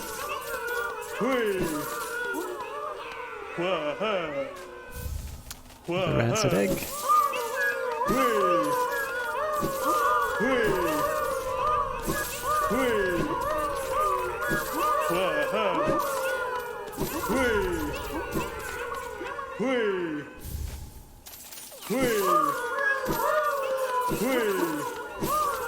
I have a feeling we're going to be here for a while.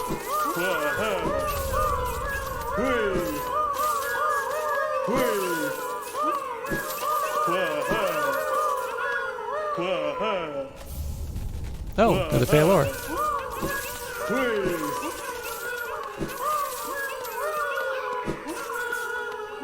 Okay, so it looks like there's 3 holes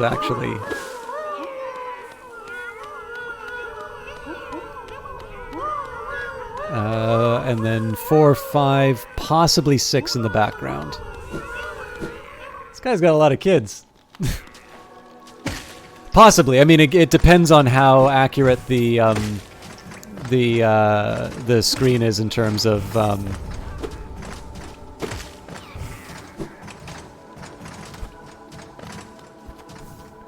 You're waiting for an enemy to drop in. It's like, thanks for rescuing my children. Now you must die. Looks like there's a spot that I haven't walked into yet. I'm surprised. I sort of thought that I would. I sort of thought I would have checked out such an obvious gap, but apparently not. Oh, that's why.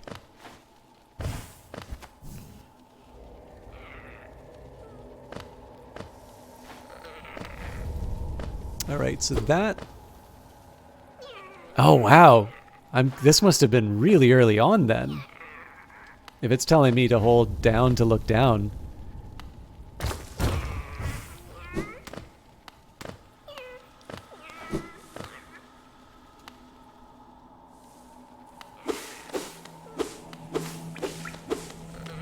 Man, look at these bugs. Hey! Now, if I haven't learned how to deal with this guy at this point...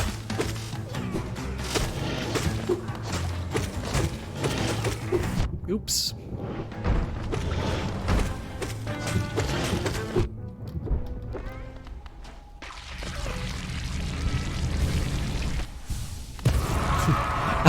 I'm sure it would have been much easier the first time I ran into him in the Coliseum of Fools if I'd done this fight.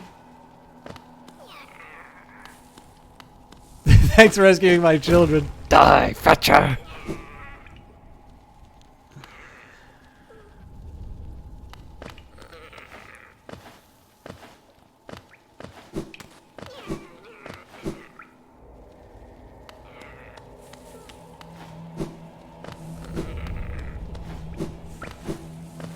I wonder if that counts as progress. Sorry, I'm like obsessed with progress now. I really shouldn't be.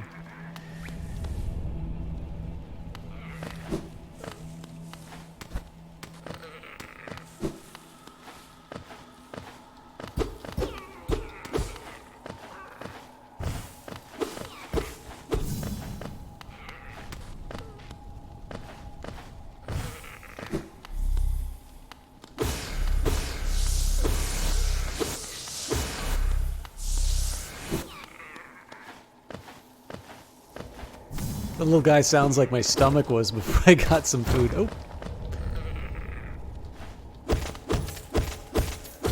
Alright, so nothing too substantial here, though. Like, it's neat that we've found all this stuff. But there doesn't really seem to be anything we could have done without.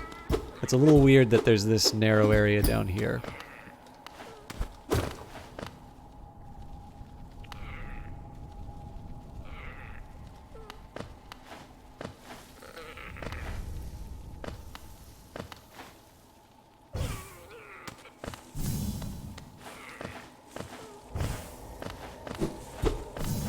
Again, just another weird case where it's like this doesn't seem to go anywhere. Oops, didn't mean to do that, but that's fine.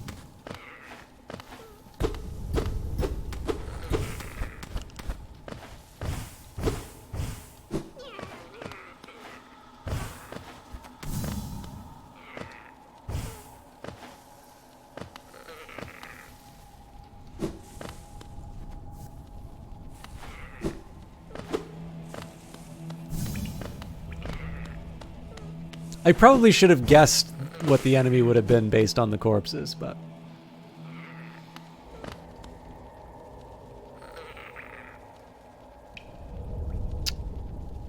Alright, I was on my way to Green Path, though, so let's jump back up and...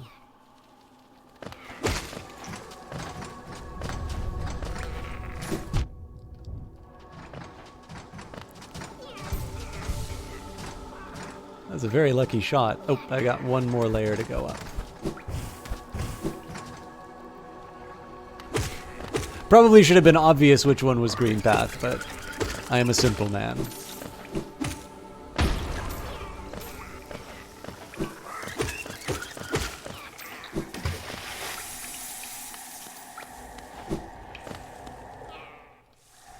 Alright, so we are probably best to just go from the top and down.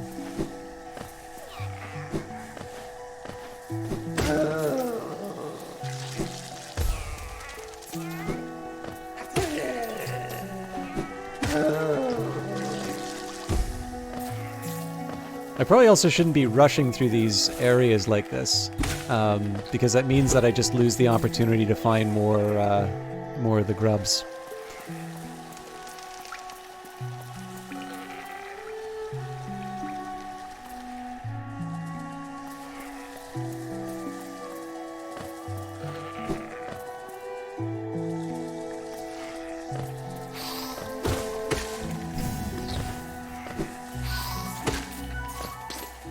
I'm a little intrigued by the idea that I need to have a charm equipped to be able to take these guys on. I'm wondering what the idea behind that is. Presumably, I mean, I guess in one strict sense is it makes your character less powerful than it would otherwise be for the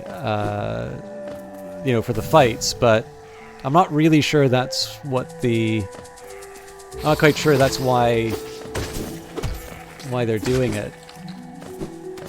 Then again, why make it cost 2, right? If they just wanted it to be something that would let you enable those encounters, they could have made it a lot less costly. Oops.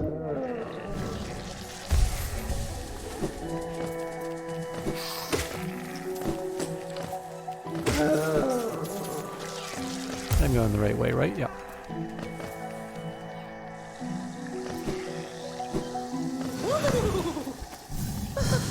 Oh, this is like the same fight.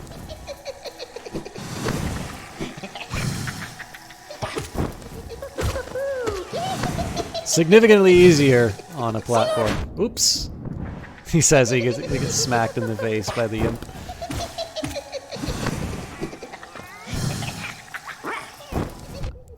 It's the first time I got hit by one of those.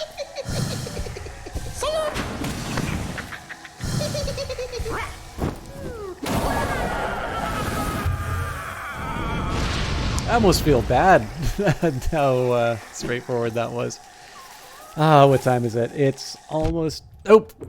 That's what I get for not paying attention. I have 4 minutes before it's a 5-hour cast. So I will find... Let's go to the Stagway. I kind of like leaving it... I like ending at a proper, like, sit down at a bench. So probably no more of the... This is almost certainly DLC that I'm doing. I'm pretty sure I've seen the red icon on the front, on the, like, main menu. Oops. Okay. But I'm interested in where it's going. The one small worry... Well, actually, not so much of a worry, seeing as I'm going to be leaving one of these encounters down.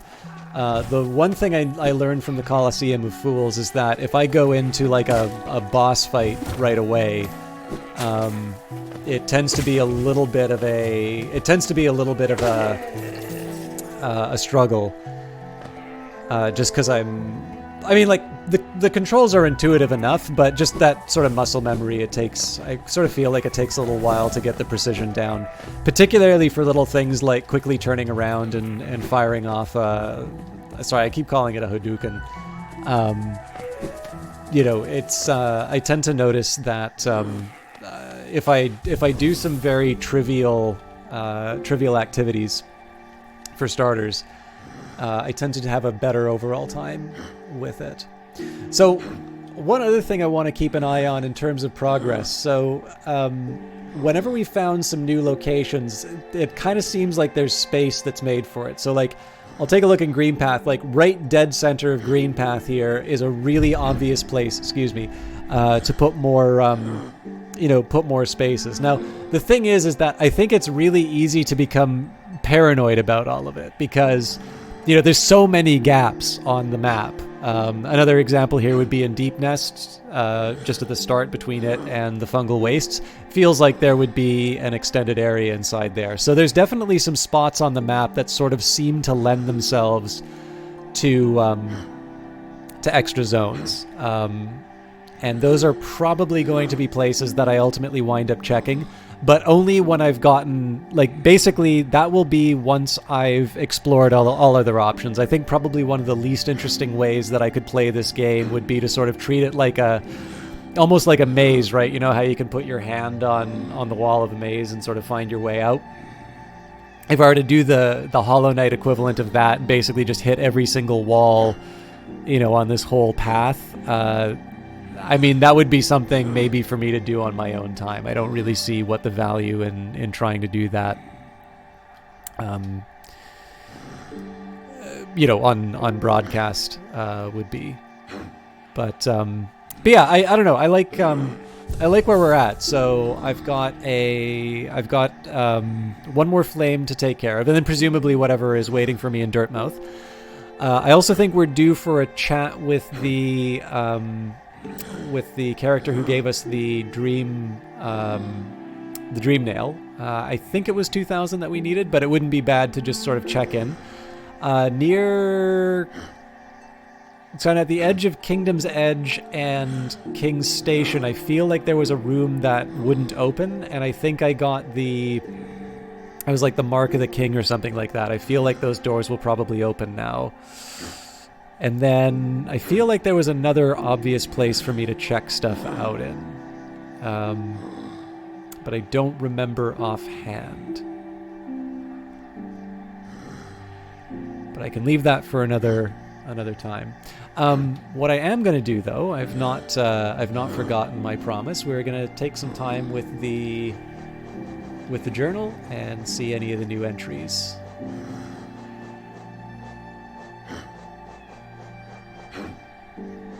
Oh yeah, I could definitely go hunt some entombed husks. I figured taking out the enemies is probably going to be the more straightforward, one of the more straightforward tasks for me to do. All right, Umu, intelligent being that guards the inner chamber of the teacher's archives, the canyon below us, the one thick with fog and crackling with strange energy. A hunter can lose their senses down there. Be careful, strange and unnatural things lurk there.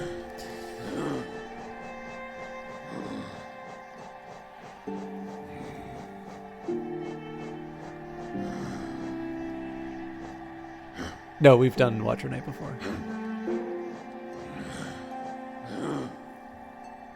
Interesting.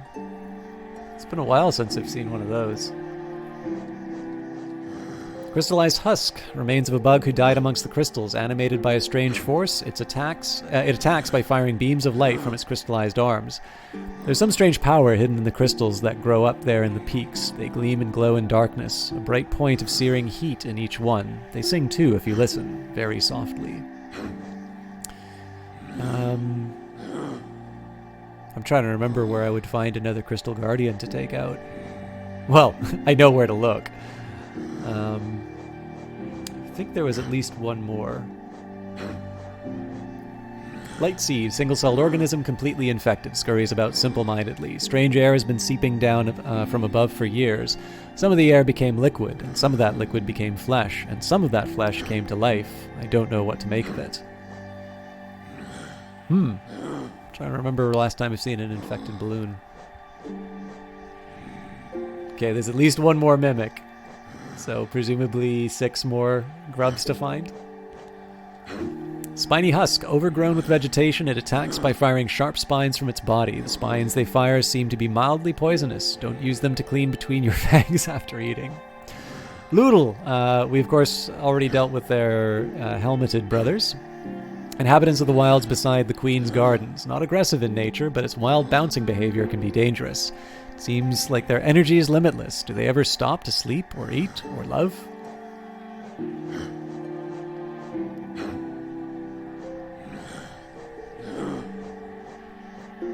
God Tamer, veteran warrior of the Colosseum of Fools, fights by the side of creatures she has trained. Some hunters train beasts to join them in closing and chasing down prey. I tried it once, but couldn't resist the urge to test my companion's strength against mine.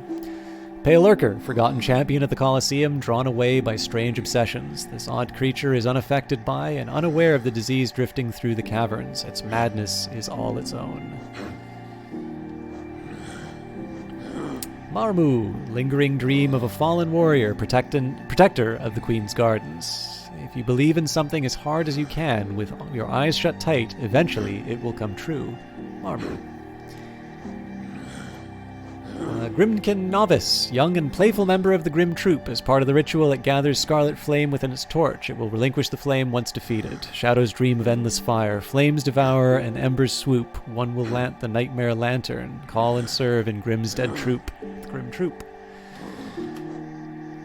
And that is the reading. You mentioned doing DLC content now. Does that have its own completion percentage? Almost certainly yes, because doing what I presume to be DLC content, at least, has made the completion number go up. But, I mean, this is the first time I've played the game, so I could be mistaken. Yeah, so that, this little icon here, I'm thinking is... Oh, so this is an interesting question. What would it mean for yellow, then? I don't know if I've encountered anything that's obviously yellow.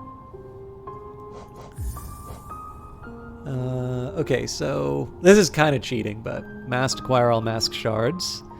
Blessed acquire all charms and receive Salubra's blessing. World Soul acquire all vessel fragments. I feel like we're getting close. Given the fact that there are 3 on here, I'm going to assume that we're getting close to World Soul. Secret, this achievement is hidden. Fair enough. Another one. Neglect leaves out to die. Why would you even want that achievement? No, it doesn't. It's if the DLC is calculated in the completion percent, it would be an aggregate. At least they haven't indicated. Collect 1800 essence and awaken the dream nail. Okay, so it does seem that I have enough essence, so we'll deal with that next stream. Grub friend, rescue half of the imprisoned grubs, rescue all of the imprisoned grubs. Doesn't give us a number, but I could have seen. Okay, more hidden achievements. Solace, bring peace to the Grey Mourner.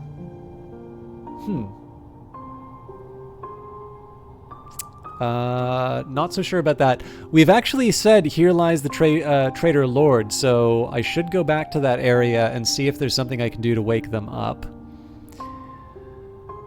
Lots of secrets. Complete the game in under 5 hours. Go to hell. So yeah, we'll definitely go for completion.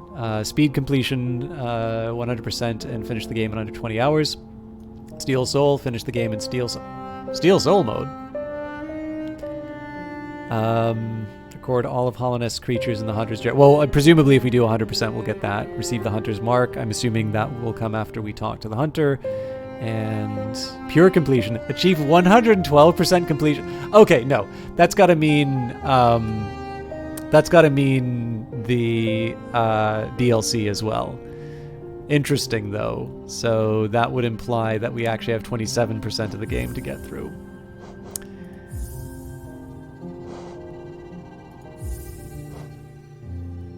Ah, neat.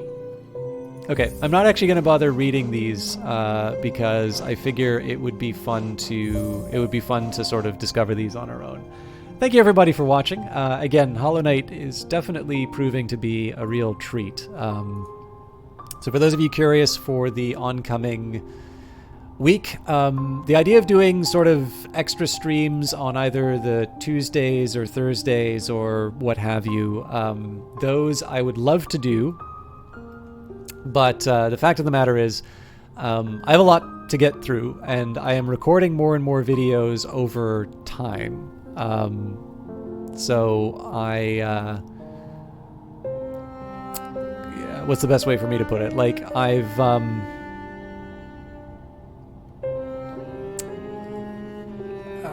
sorry, I'm just also trying to find someone to host for tonight. I think I found somebody who will be worth checking out.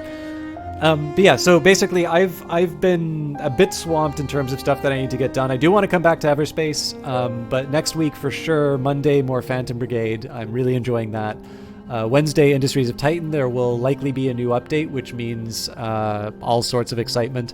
And Pronounced Win was actually very kindly donated some subs in addition to mentioning that apparently the new DLC is sort of throwing people for a loop a little bit. So, or not new DLC, the new update. So I'm really looking forward to having my mind mangled by the new update. I'm really enjoying Industries of Titan. And presumably Friday will be more Hollow Knight, because that does seem that people want to see that at least once a week. So maybe a Thursday stream at some point for Everspace. But my weekend plans right now are to get some more episodes recorded, more Cultist Simulator. Definitely another Oblivion episode, because I have one episode buffer, but those are hard to... Imagine losing to Grim after beating the Nightmare King. He also tries... I don't know if I've played the Nightmare King. Oh no, sorry, that's somebody else's chat. But yeah, I'll work out the details over time. What else? I will mention a couple of people who I think you should check out. So I'd love it if at least one person would go. I'd love it if more people do, but Static Saturn is somebody who looks like they've been building their stream. Now, they are streaming with Brian on the Rocks. Brian on the Rocks is a game developer. They are a developer on Apex Legends. So Static Saturn and Brian on the Rocks are both streaming Apex Legends. Looks like they just started, because there's only... right now it's telling me there's only one person in each chat. I know Static Saturn is really appreciative when people stop by and check out her channel. So I would love it if one of you, or hopefully more than one of you, will give him a shot. We had Night Valian. Actually, on the note of Apex Legends, Apocalypse is currently playing that. The Exception, thank you very much for the subscription. Let me just get a quick read on where we're at for those numbers.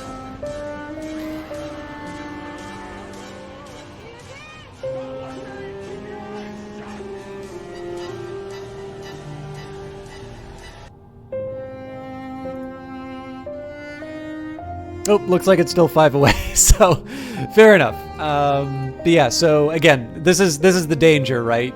In terms of me saying that number. Presumably, if we get 5 new subscriptions, either through gifts or new people subscribing or people upgrading their existing subs, we will unlock a new emote slot. So no promises. I don't want to flog it too much, but first of all, The Exception coming back for 35 months of subscriptions. Thank you so much. I'm very, very happy to see your name every time that comes through. But it was something I wanted to mention, just because I will be hiring Eyes of Sin for the next emote if/when it happens. But please don't spend money you wouldn't have otherwise done so for. Anyways, Apocalypse is also playing Apex Legends, a wonderful streamer, does a lot of visual novels, and invited me to participate on her podcast with It Is D-Pain. But the person... finally, we've got Night Valian, who is doing Yakuza 3. He was a streamer who I shouted out a little bit earlier. So all of these come very highly recommended. I would definitely say, it's not a chance you get to see an Apex Legends dev stream, so I do definitely recommend checking out Brian on the Rocks and Static Saturn in particular. But tonight, I am going to be raiding a Callow for a couple of reasons. One, he is currently streaming Hollow Knight, which means this is in line with what I think a lot of you are here to watch. Also, he very kindly hosted me last week, so obviously that doesn't necessarily put an obligation on someone, but I did enjoy hanging out, having them in chat. They were very pleasant inside of chat, and so I'm sure they will be very pleasant in to interact. So have a great night, everybody. Thank you very much for watching me. I will leave you in their capable hands. Please do check out some of these other channels. And until next time, have a good one. See some of you Monday, and the rest of you probably next Friday.